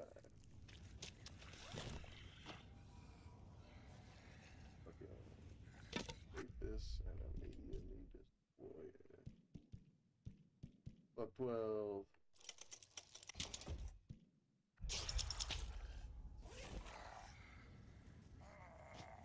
This is, I have a, oh, dude, I have a nightstick. And I'm like, I'm gonna scrap it, fuck 12. Because also I used it before and it was just not, I mean. Yes, it's meant to hurt. Yeah.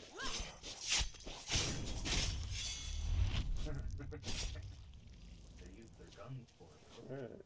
Looks like Oh, Michael their was flashlights chased. are small. Ran out through this door and used the skip to Egg barricade lights, behind. however.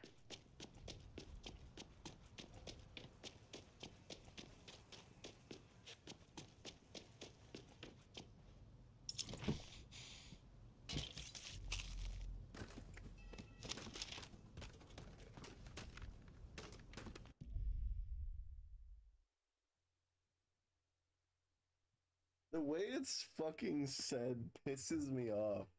The fucking beef and ched. To make you this beef and ched, bruh. Like, it literally fucking... Oh, what a Chad, bro. That's what that makes me think. Which way to go? Please tell me you didn't go down there, Mikey.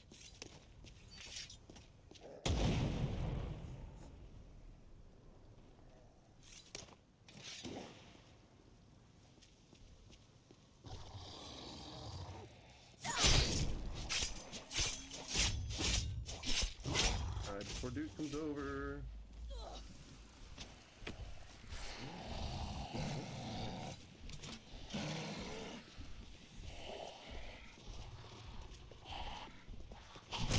Oh, shit. Oh. Oh, fuck. That sucks.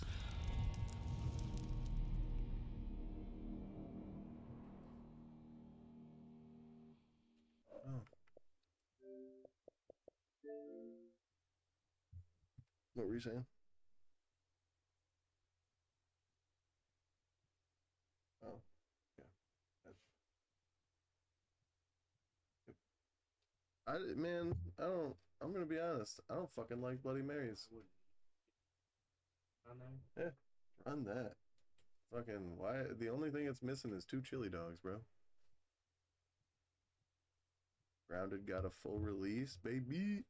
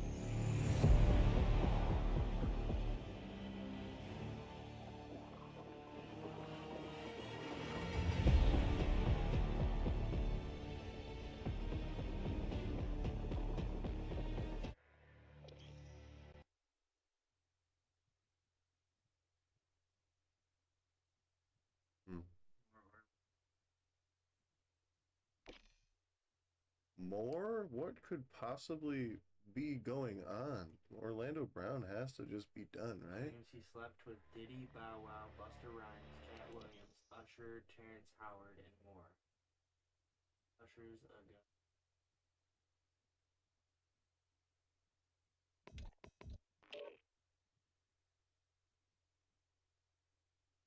What the fuck is wrong with this world, bro? Usher's a gusher, I tell you. Fuck you, dude. Man. Virginia. Man, why do they even give him fucking press, bro? What did he do? Like, did he do a lot of drugs? Okay. What was his drug of choice? It seems like meth, but, you know. That's wild. What? You have so much money. Why meth?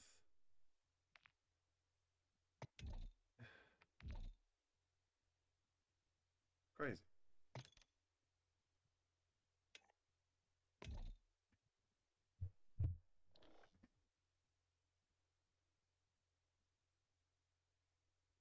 Yeah. Fucked his brain up, I guess. Anti-possession. So wherever the fuck he could find, I guess.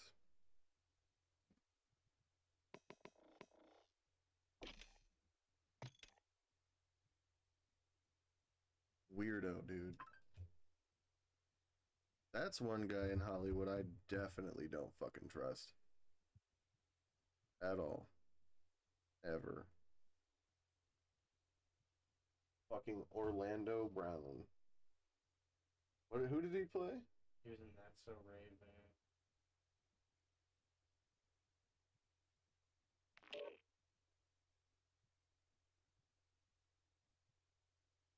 Huh. And then, what the fuck else? It was like that and it was like... No. Kelly played the little kid in Major Pain. Huh. Chugga.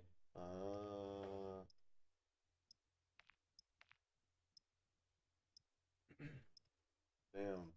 Max keeps a big hoop. Eddie's $1 million took off. Proud Family, he did what? Accountant. Word? Yeah, 3 episodes. 21 episodes. Damn. He had to have been a kid, though. We're headed to the war zone. Get geared up and stand by.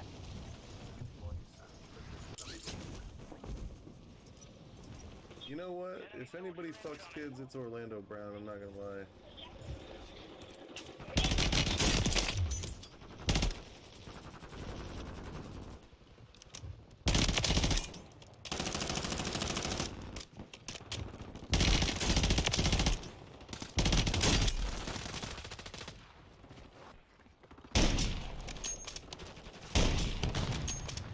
Enemies dropping into the AO.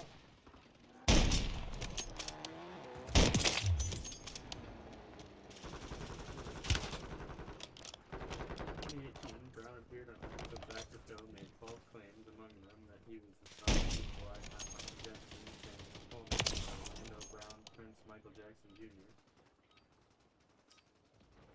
No, it wasn't. No, it was not. Time's over. Stand by for deployment to the war zone. Take a DNA test, bro. Find out you're 100% that bitch. Says he had 4 children. Let's get that bird spinning. Finish up. We're airborne in 3. Here we are. Head shed gave the green light. We're deploying you to the front lines. Gear up. Grab your chutes. Enemy activity will be high. Expect contact early and often. Lie detector tests showed that was a lie. Resurgence. If you stay alive till time expires, you've secured redeployment. The more points you earn, the faster that clock's gonna tick. Or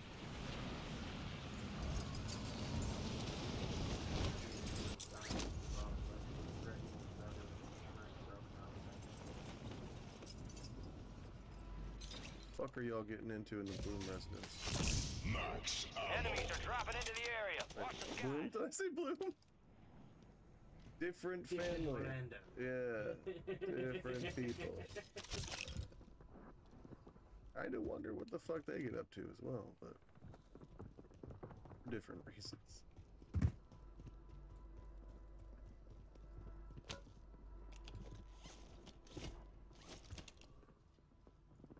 Hostile counter UAV overhead.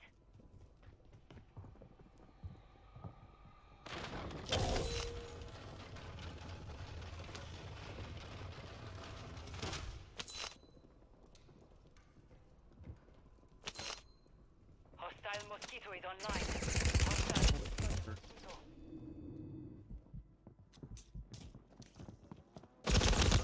You're an asshole.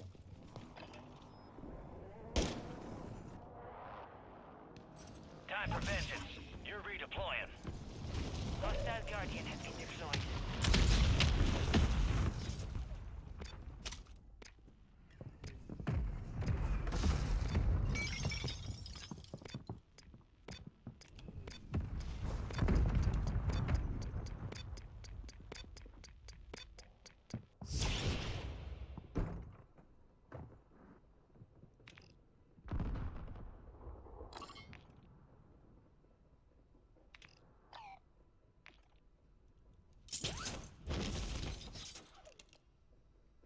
Yeah.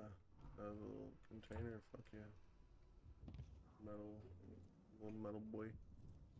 You think ISO would stay in that, or no? Oh yeah. 100%. Wouldn't leak? That I don't know about. Alright. It's giving it a test.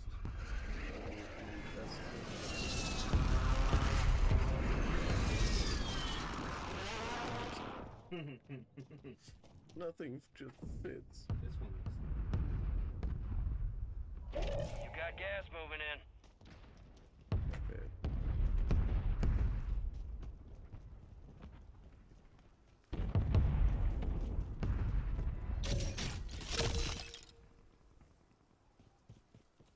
I need to get water. I am thirsty. Thirsty as fuck. I'm just running around, not even fucking playing. I'm just looking.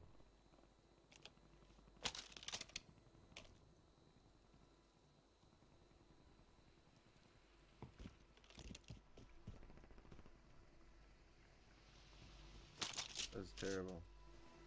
Enemies dropping into the AO. I'll take that. Alright.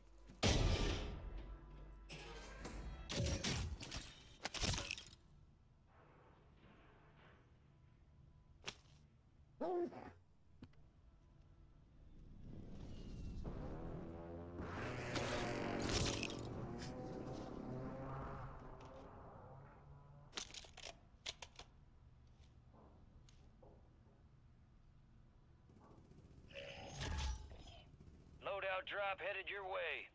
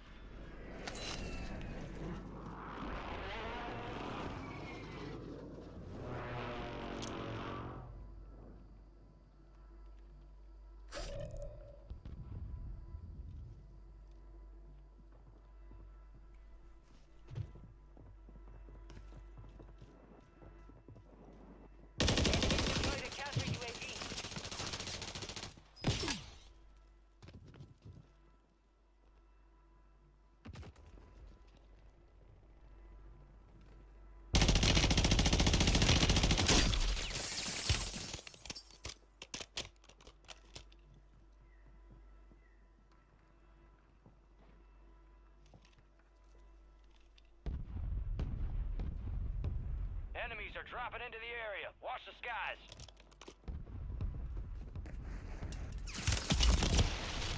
Damn. Good shit. Hostile Guardian is active.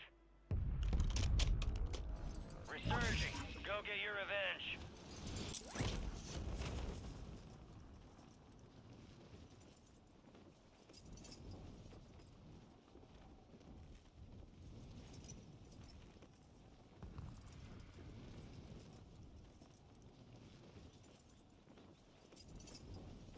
Hostile counter UAV overhead.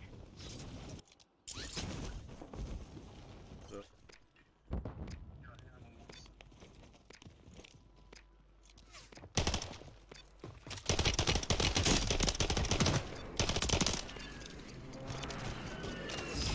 No way. Hostile mosquitoid online.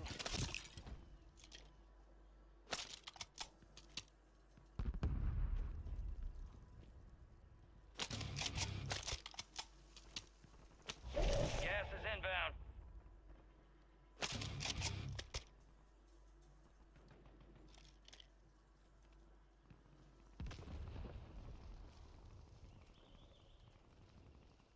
That Renetti is fucking deadly, bro.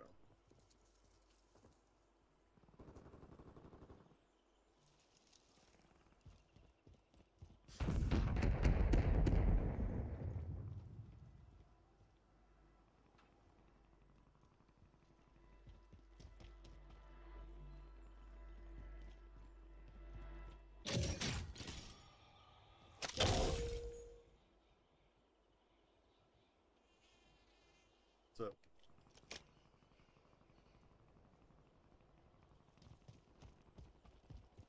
You want to play a couple games of Call of Duty?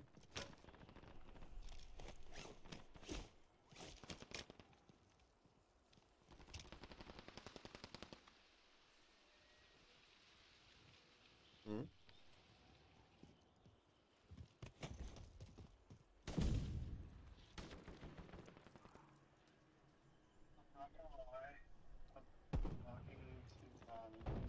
Enemy soldier incoming. Yep. Yep.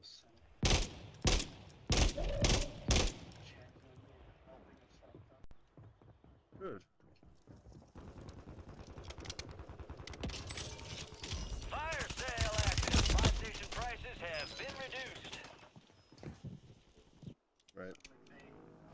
We are returning you to the front. Earn this.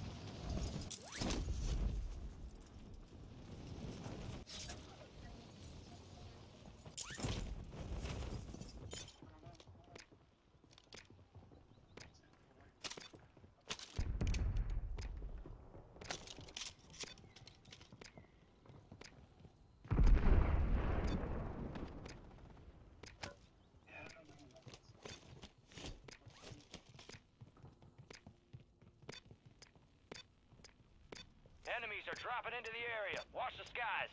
Yeah. I understand. Resurgence is about to end. Make it count.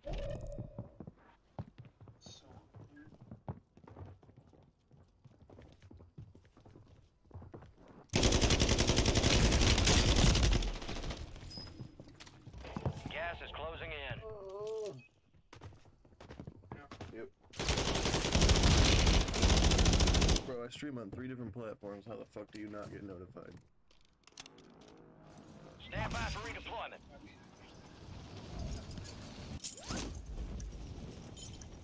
Yeah,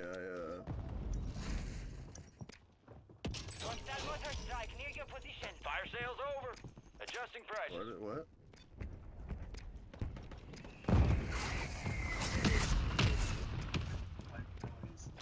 Enemies dropping into the AO.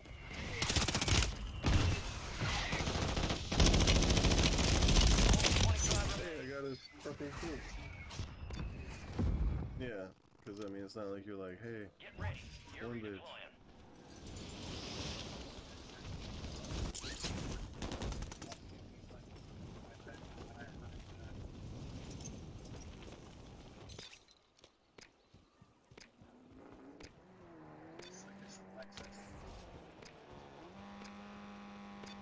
It is.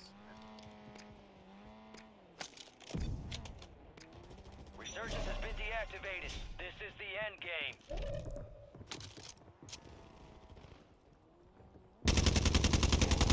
Supply crates are restocked. Advise you load up now. No way, come on. Fuck you, dude. 25 remained. They hit us hard that time. Let's regroup and get back up there, yep?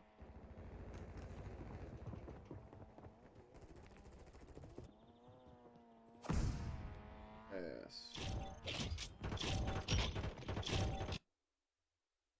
But yeah, I literally got time for like 2 games, 3 games. I gotta get off at, well, my 10.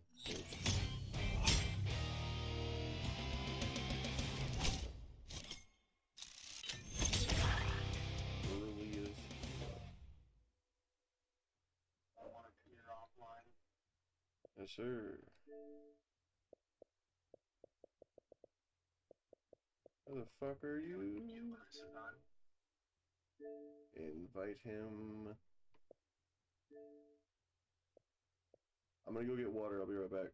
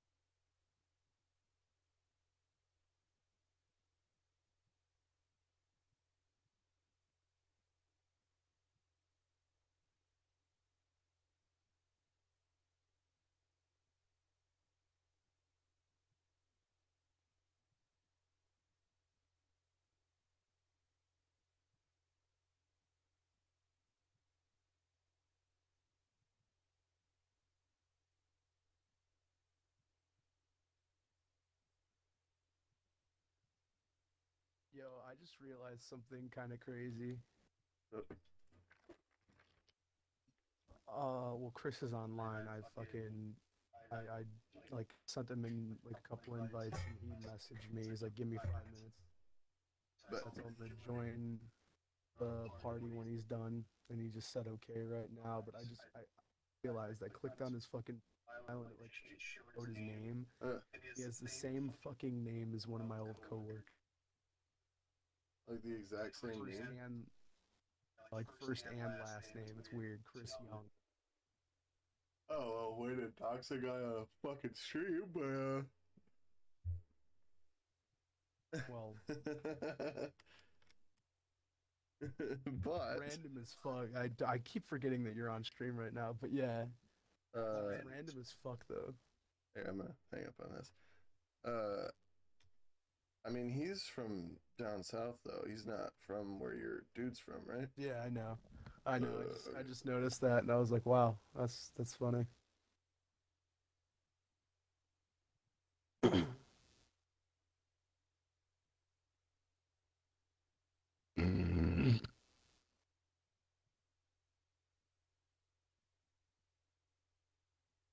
I'm not a big fan of the government. I'm not a big fan of the government. Are you in here? I am loading and joining and joining and loading. We're waiting for them loads out of you, huh? Yeah, because I'm not a big fan of the government. Okay. Not a big fan of the government. What are you singing? Not a big fan. Not a big fan of the government. What are you singing? Here. 30. The fuck are you talking about? 30. Dog, you don't know about 30? I have no idea what you're saying.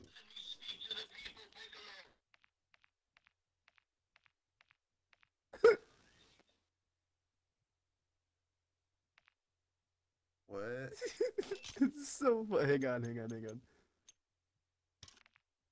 I had to find the right one. I got so many of these on my phone right now. It's asinine. I'm sending it to the group chat right now. Whatever it is, I'm sure I'm gonna fucking hate this.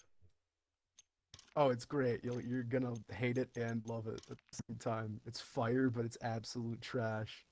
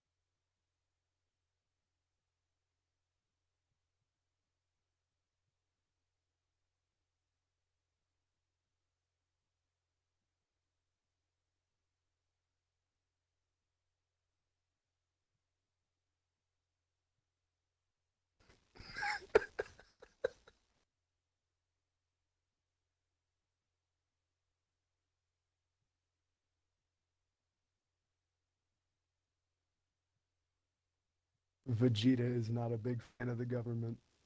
So I've heard. Fire. Vegeta and Piccolo. 30. 30 on 30 on 30. Nobody's stopping you. Why is he just saying 30? There's a I know, right? It's so fucking stupid. Like, that's Piccolo's 21. And then one of them he's like, I'm not saying 30, I'm not saying 21 or 30 in any of the songs anymore. What?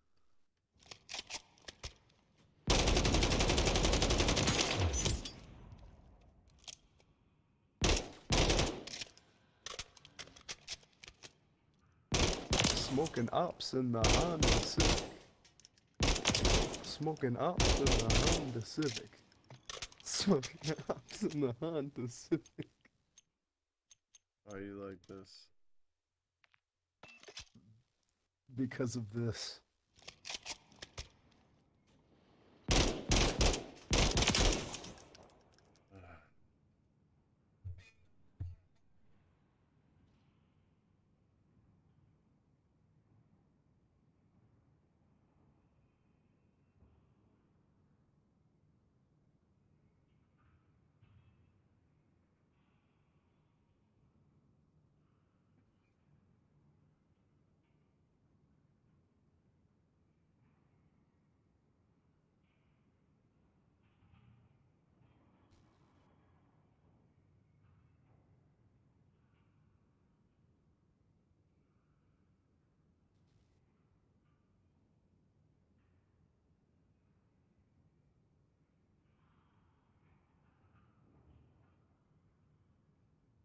I hate this.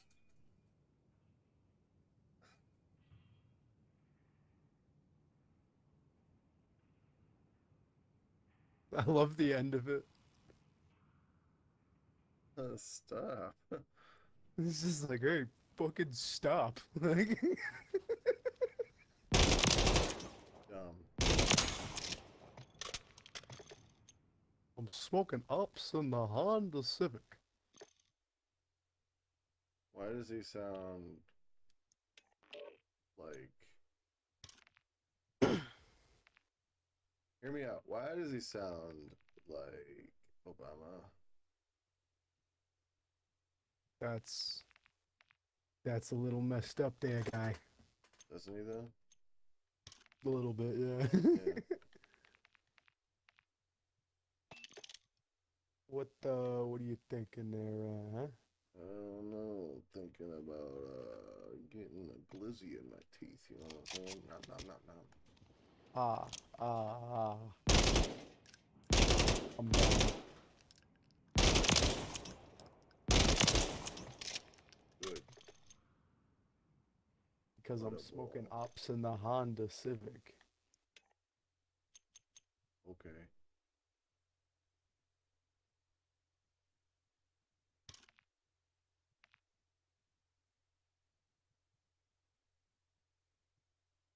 There's something very important to tell you. What is that? Not black emoji. Okay. I think that's like the favorite line for me. Is the delivery of, okay.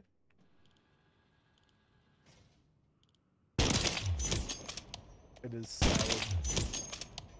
It's a weird ass. Almost as solid as Laszlo's line delivery. What? Laszlo's line delivery in What We Do in the Shadows. Where?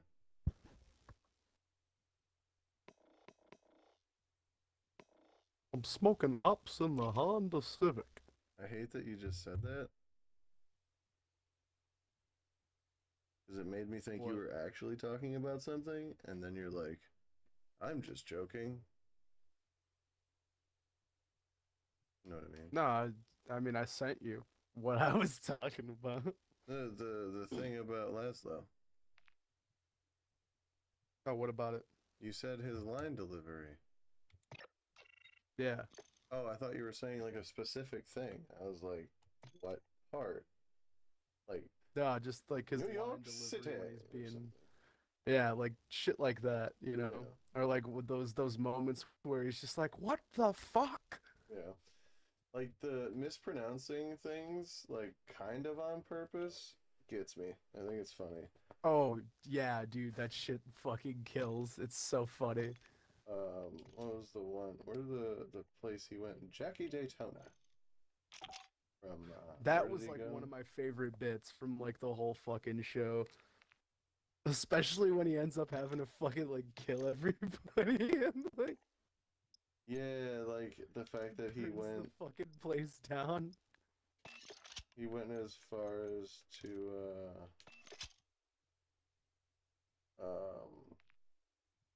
like win them the championship type shit, or like help them win it. It's good.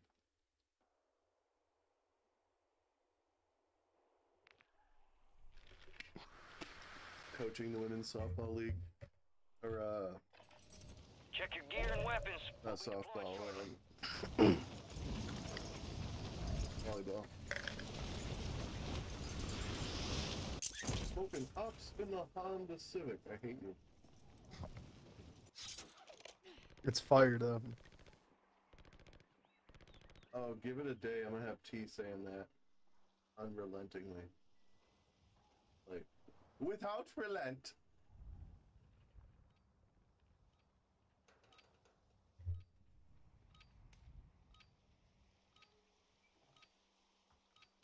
I'm smoking ops with the homie Riddick. Smoking ops in the Honda Civic. Smoking crops in the Smoking Crocs. Speaking of, I get 30% off Crocs right now because of T-Mobile.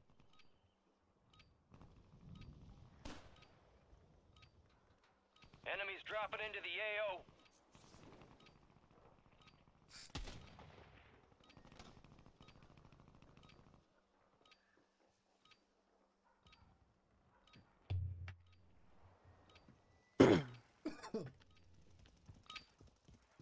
All stations, we are good to go. Stand by for deployment. Poppy Street or some shit.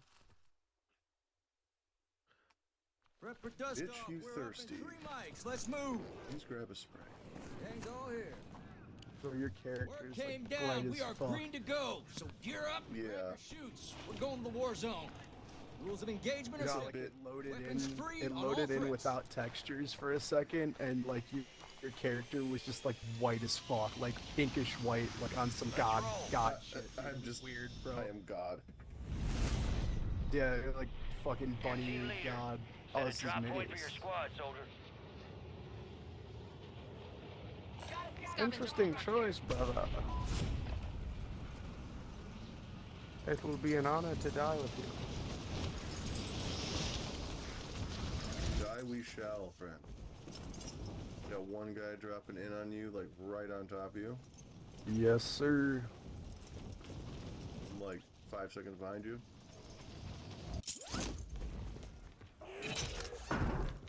Secure the supply boxes. Locations marked on your attack map. Targets are up. Damn, that sucks, bro. You're being tracked Feels by bad, an enemy man. squad. Evade and survive. Get dicked on.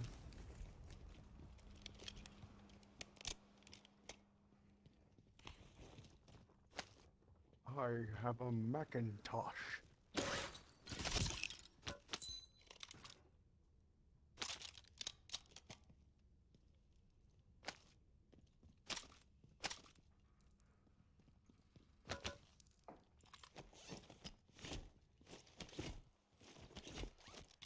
I got no plates left. Gas is moving. So let's go to zone. Yeah. I go to that objective. Oh yeah, the contract actually. Objective. Oh, there you go. Oh shit, that was weird. Head to the safe zone. Friendly loadout drops on the way. I didn't know you could like pop out the window like that. Oh, we are ping. Left. Yep. But part of me really wants to just go run him over, so I'm gonna do I that. bailed. Oh no, they're on a rooftop. Never mind. One supply box down. 2 remain. Oh fuck, out of here. Where you at? Where are they at? Can you get a ping on them? 1 supply box remaining. Move and secure that daggone thing. Hold Not on, really. Buck. He's broke. He's down.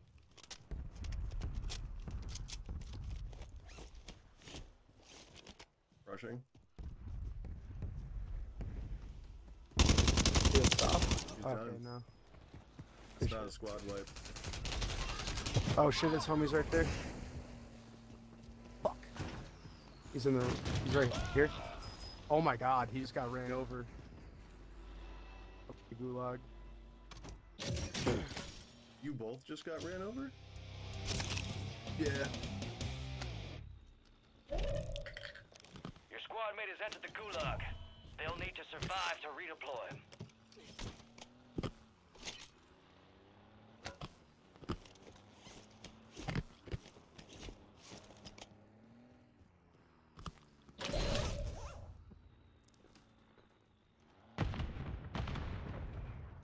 Calling in the counter UAV.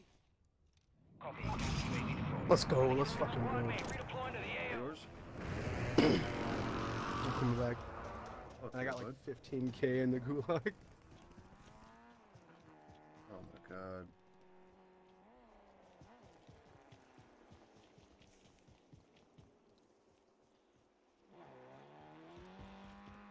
I really don't want to land on that loadout right there. Yeah. Oh, you're already on the ground. Fuck. Yeah, I didn't die. Oh, I thought you. Okay, No. never mind. I'm gonna. Hold on. No. There's a team right there. Enemy marked.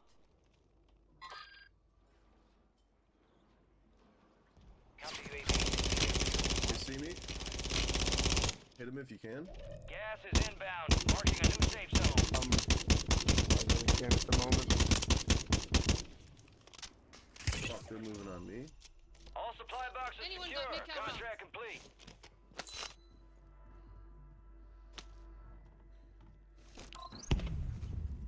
I'm coming your way.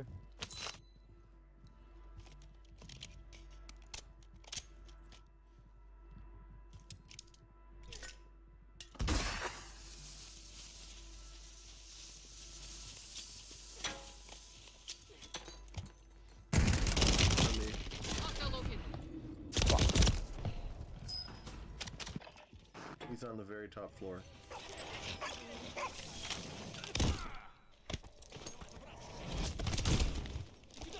ain't training camp.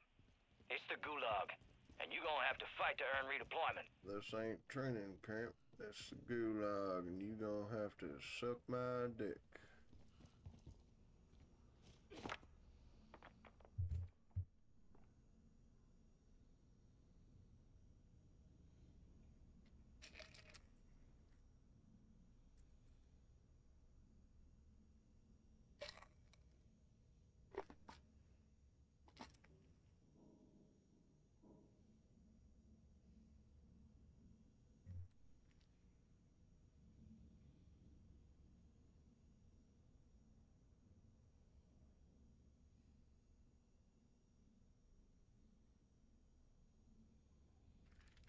I'm still waiting for gulag. Oh, what the fuck? Really? Yep. 39 seconds left. Oh, got somebody. Fuck. Doesn't grow on trees. Thought I was about to get out. Covering the ground.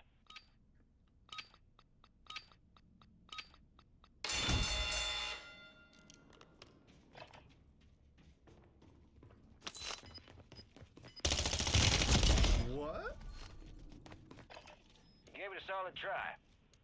Time to head back to base. That was the most egregious bit of fuckery I've seen in a while.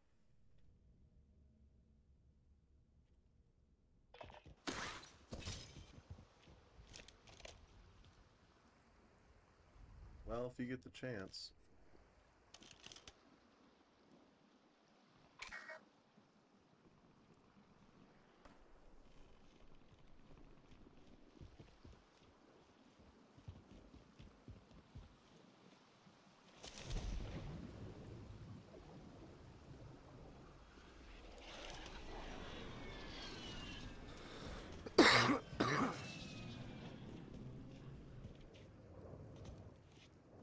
I was about to be so mad. I'm gonna hit the Irkadir and then get the Dirkadir.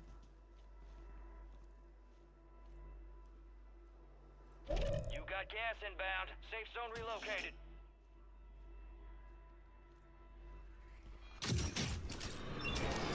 Supply crates have been restocked. Load up. Fuck. Sack. Okay.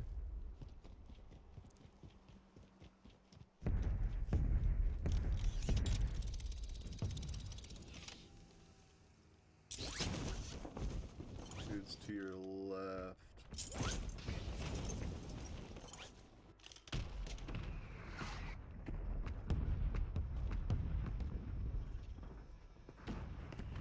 Bro, what the fuck are you doing?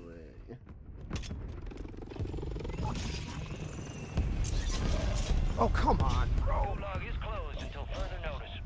You're That's the fucking last of your suck. squad. Finish this. You're losing ground. Move it. Right. That is literally the only one left. Oh, assassinate him.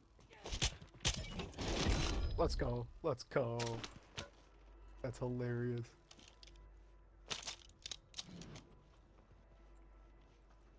He better be mad as fuck. Oh, yo. What? Behind you. They're shooting. Yeah. Fucking kill their ass. What are you doing? Third party. What I'm doing is buying the fucking homie back because that's fucking priority. So You're I'm gonna an do that angel, as fast as possible. Unlike other people, that's what I do. Alright, jump off the train. Thank you, Papa.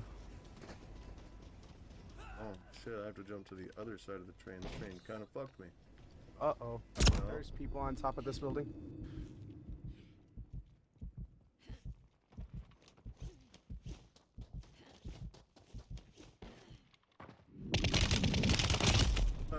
Enemy marked.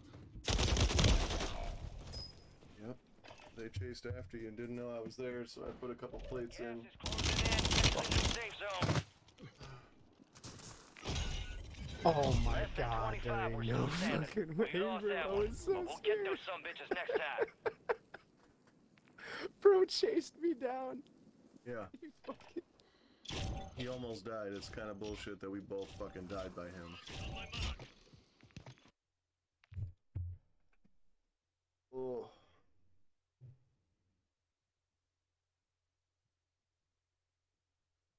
He ran and started chasing you. I chased after him. I realized I had no plates, so I put in plates. All I had was that shitty fucking wasp. So I put in plates and stayed back a little bit. And he had heard me at some point. He fucking spun around real quick. I had only gotten like 2 plates in, and I just started shooting at him, and he got a lot more hits than I did, and then he did the exact same thing to you. How the fuck is that possible? I did hit him, though.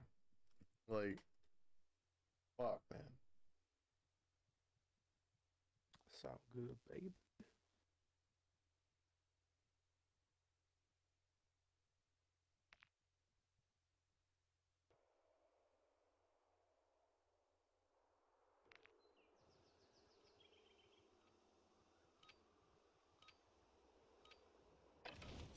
Gear up fast, we're about to get evil.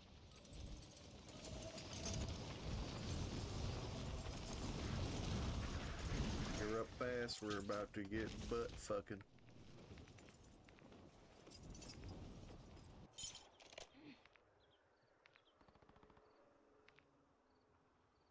Enemy soldier incoming.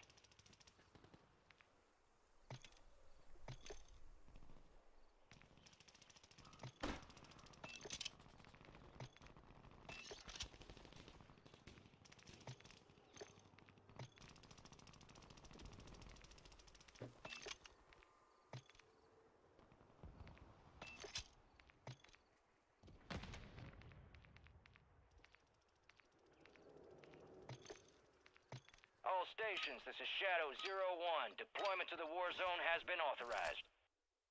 Bruh. Let's get that bird spinning. Finish up. We're airborne in 3. Here we are. Here we are. Shut the fuck up, dude. Front lines. You're up.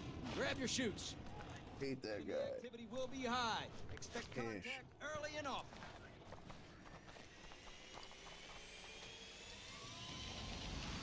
Let's get this done.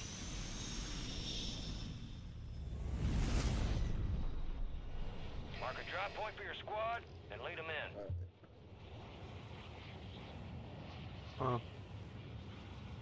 I'm gonna say fuck it. Let's run this. Enemies are dropping into the area. Watch the skies.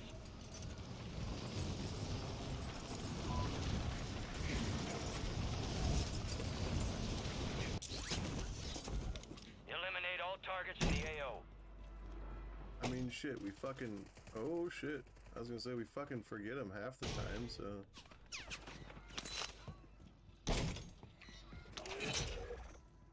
Bounty targets are up. Get after them.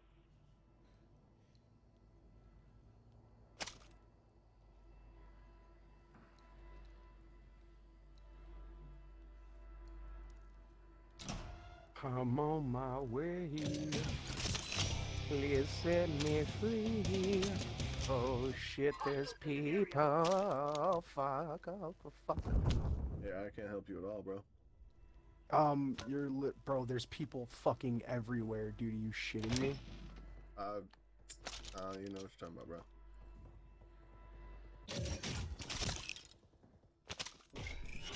bro. Sorry about your luck, Brody. Bro, kick rocks, eat ass. You're a bit of a cork soaker, you know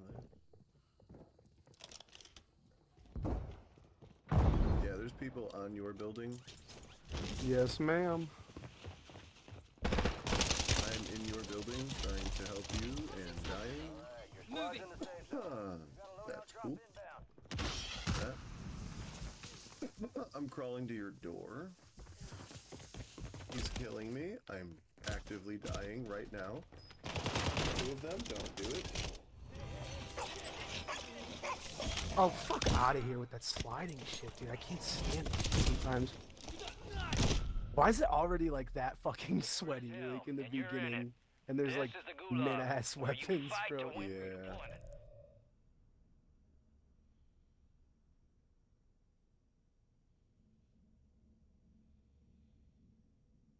Okay. I'm in the gooch leg. I'm still waiting for mines.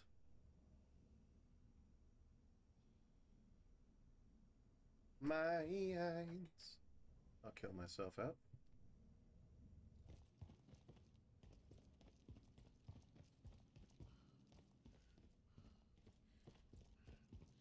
Come on, bro. Okay. Running mine. Oh, fuck out of here, dude. What the fuck? Your squad mate failed their mission. They're headed back to base. Fuck is that bullshit, bro? Come on. No way. A well-earned redeployment soldier. Got fucking blessed with a fucking AFK dude. Nice. Most wanted Hey, you don't contract get right those here. too often anymore. Nah.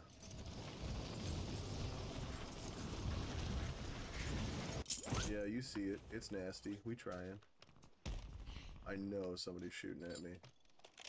I like felt it. This was the wrong loadout, but I'm super glad. Nope. We're not doing that. What is it? 1800? God damn it.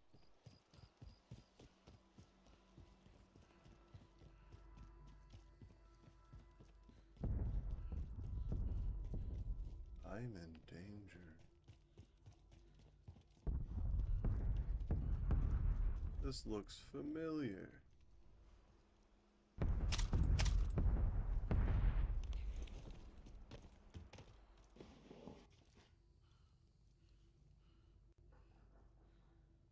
Gas is closing in. Relocating the safe zone.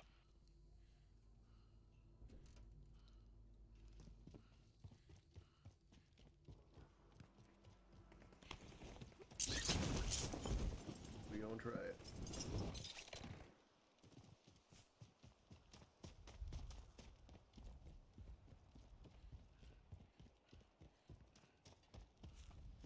Nope. Oh, wait.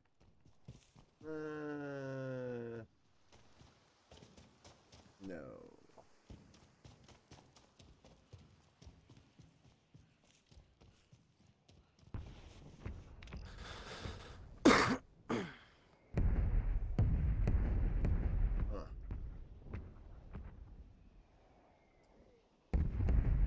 Recon contract marked.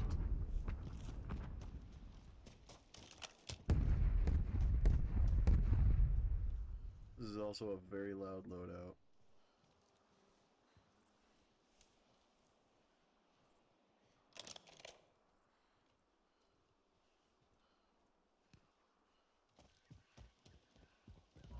You're losing ground. Move it.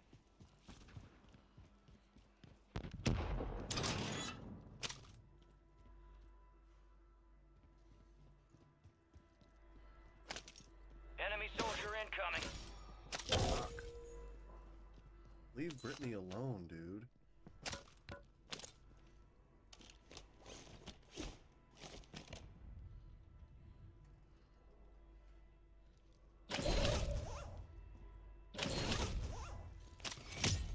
Got enough. Say goodbye station for me. Oh.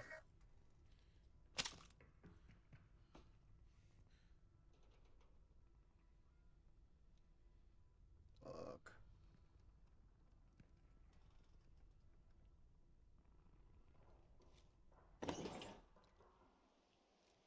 Fuck.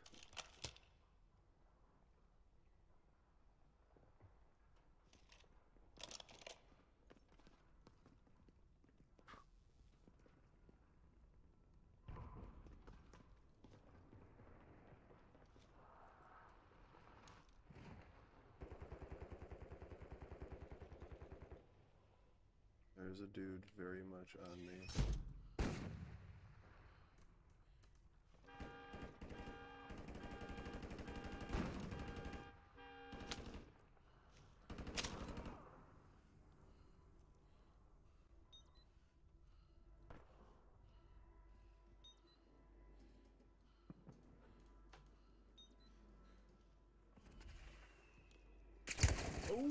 Okay. I don't give a fuck anymore. Enemies dropping into the AO.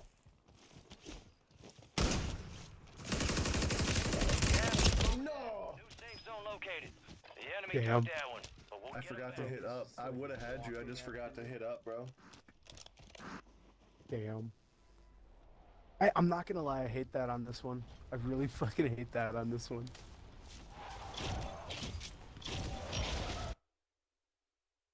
Yeah, it's kind of bullshit.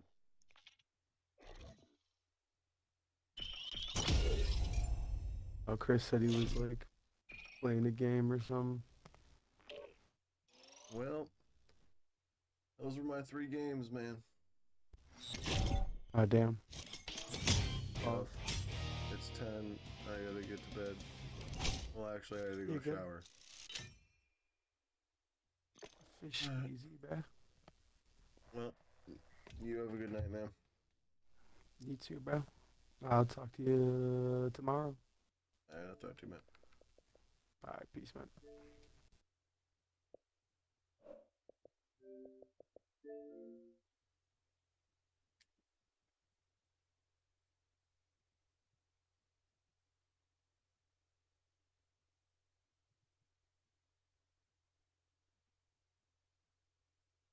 About that time. Boodaloo, boodaloo, boodaloo, doo-doo. Who be real?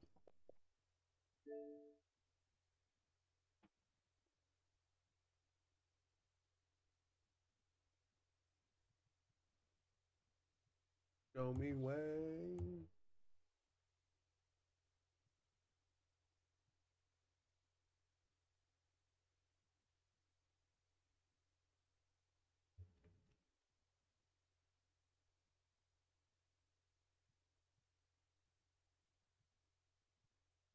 Hello. So here I am today at... Hello. So here I am today at Special Effect, which is a charity. Here I am today at Special Effect, which is a charity that aims to bring accessible gaming to people with physical disabilities. Emma said I had to look serious. You know, I can't just be silly all day when it's a video like this. Can I use this mask to scare the people that work here?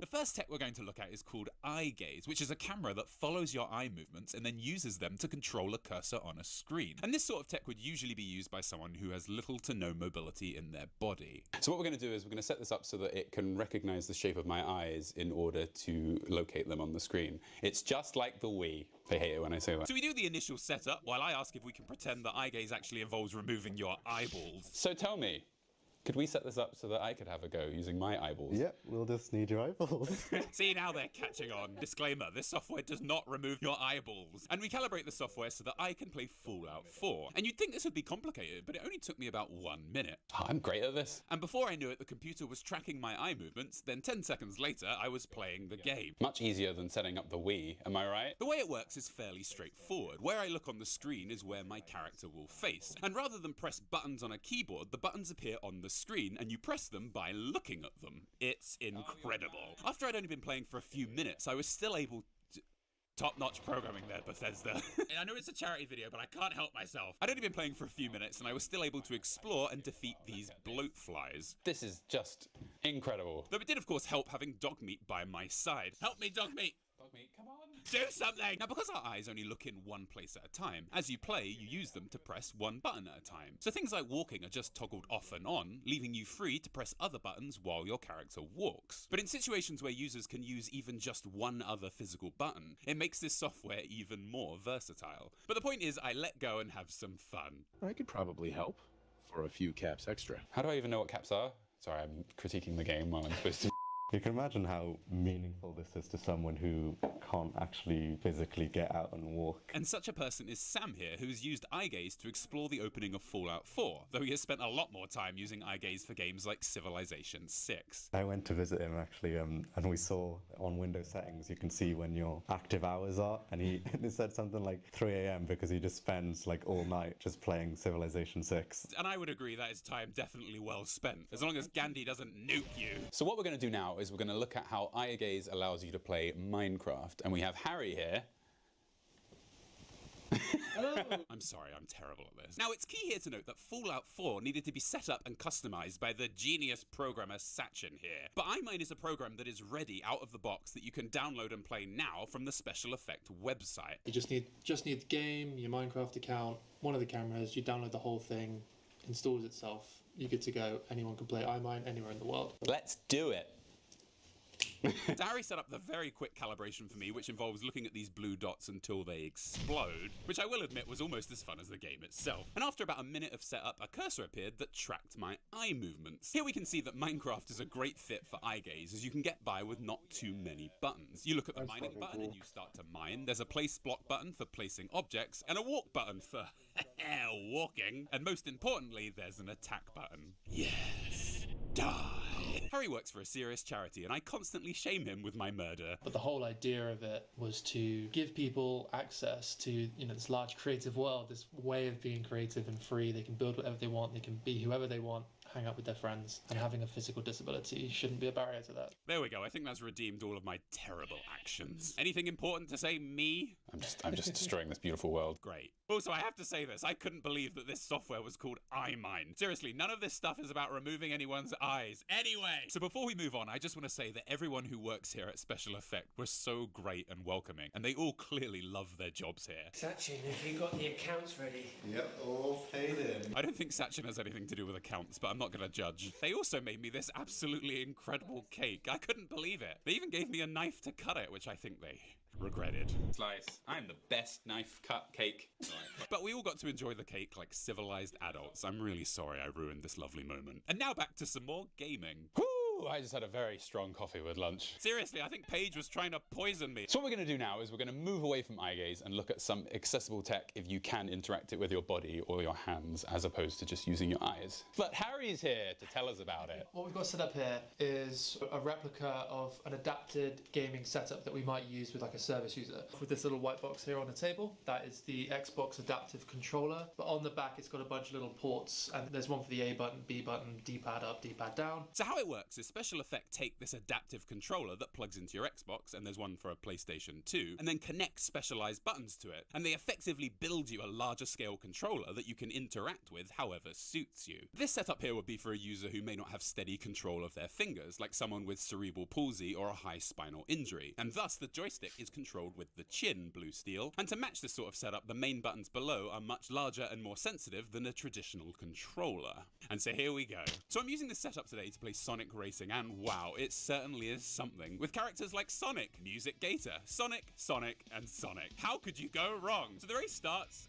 and... Wait, no, I'm reversing. After that terrible start, though, things got back on track, and it all worked perfectly. See, what's so good about these setups is they aren't that different from what we already know with traditional controllers. Oh my god, I'm in first place! But also, this setup should be able to work for any game with one joystick, like most racing games, 2D games, and a lot of Switch games. It's simple, but it gives so many options for so many games, Blue Steel. And best of all, because there are so many different buttons and orientations that you can put each button, any user can have their own unique setup, as Harry here explains. What the occupational therapist will do when they go to someone's house, they will be assessing where people have movements, what size button, what size switch, where the joysticks could go, so that we can get the absolute maximum out of what little movements people may have. And I joke about this game, but overall I had a really great time using this setup. And yeah, here we go, I finally got an item, and it's a...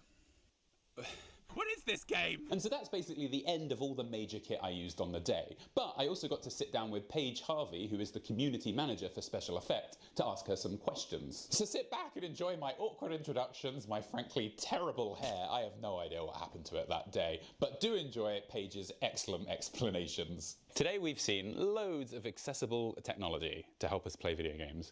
Can you tell me a little bit about how much this costs? For the people that we help, absolutely nothing. It's never going to cost people anything. When you are disabled, there's a lot more costs that come along with that. So you're talking food, transport, home, like having your heating on more often, things like that. So the services that Special Effect provide are completely free. So how is it funded then if it's all completely free for the users? We're funded entirely by our supporters, so we don't have any, sort of governmental grants or anything like that. But what we have is an incredibly dedicated group of supporters and fundraisers from within the games industry, from streamers, from YouTubers.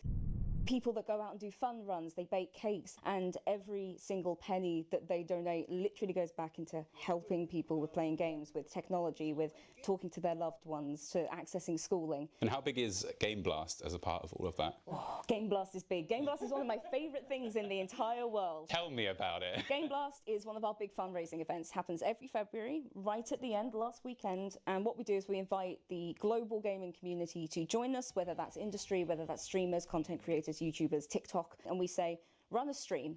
Do what you normally do, but do it for charity. And that's where we come in. This Saturday the 25th at 5 PM GMT, I'll be streaming Fallout 4 to raise money for Special Effect, to help them get all of the accessible gaming tech you've seen today to the people that really need it. And if you're a streamer, even if you're not, I'd encourage you this weekend to do a stream for Game Blast. All the details you need to do so are linked in the description below. But you can donate to Special Effect right now using my Tiltify link in the description. And this will be the same link that I'm going to use in my stream to raise money during that. There was one last thing though. I asked Paige why Special Effect primarily use all this technology and time on video games, and she gave such a fabulous response, I've saved it until the end. So a lot of people, when they think of games, they think of, shooty games and things like that, and, people being alone in their rooms.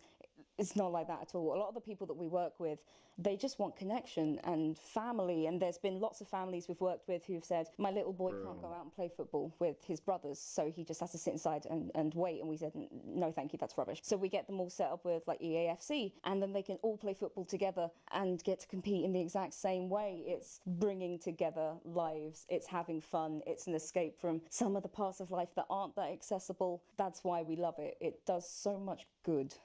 Honestly, listening to that does make me a bit emotional. But it's all true, gaming to me is the most amazing medium out there, and making it available to everyone is something completely invaluable. So thank you all so much for watching. Thank you to Special Effect for hosting me, and thank you to all of you that are going to come and watch my stream this Sunday at 5 PM GMT on this channel. I'm not very good at ending videos. Bye!